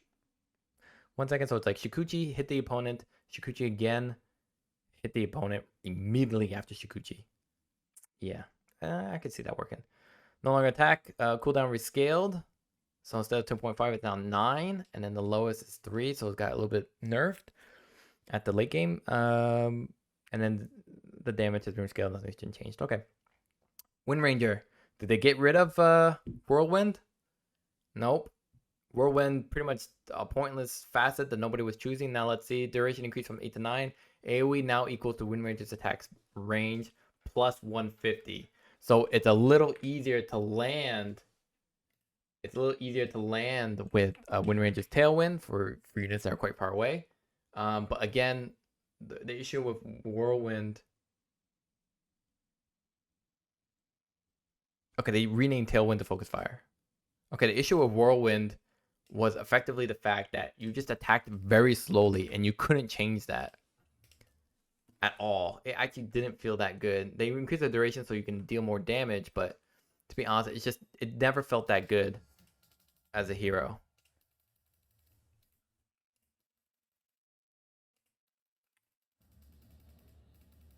So you were trying to hit as many units as possible as opposed to just hitting one specific guy and trying to kill him as hard as you can. But it actually just doesn't feel that good, honestly. Bonus attack range, attacks per second, yeah, at 11, so you're stuck. You can't increase your attack range, you can only increase your damage. And the duration is 9 seconds. And now you could do it from a little further away. So it's her attack range plus 150. So if we do this and we pick up a neutral round, then you can really hit from further away. And you're not so forced to put yourself in such an uncomfortable position, like, I don't know, right next to them. See, look at the range now. Pretty respectable. It keeps going even after, or was I just lucky?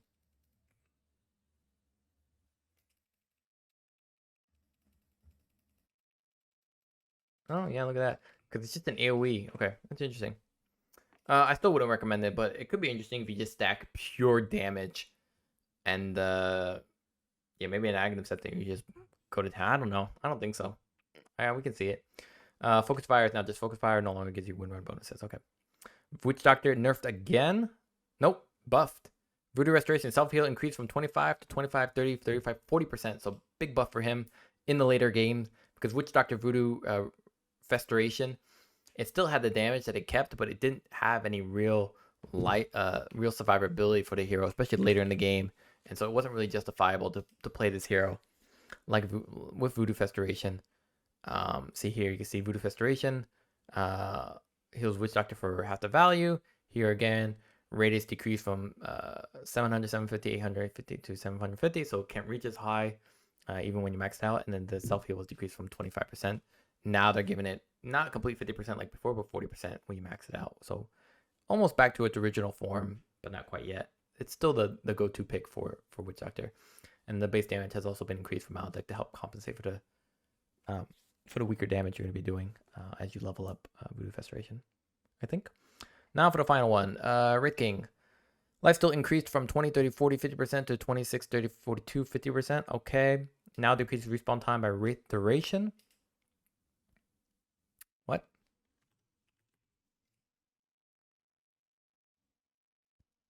When slain, Wraith King turns into a free pathing Wraith with bonus attack, delaying his death. Okay, so now it scales basically with the more levels you have based on your reincarnation. It's going to decrease the respawn timer to what? Oh, so 5 seconds Wraith duration at the final level means 5-second respawn time duration reduced. Oh, not bad. And then they changed the talent Wraith Fire Blast. Okay, so that's 7.37. Please subscribe if you get to the end of this freaking video. I don't know if anyone would because it's actually pretty insane. Please support me. Appreciate it.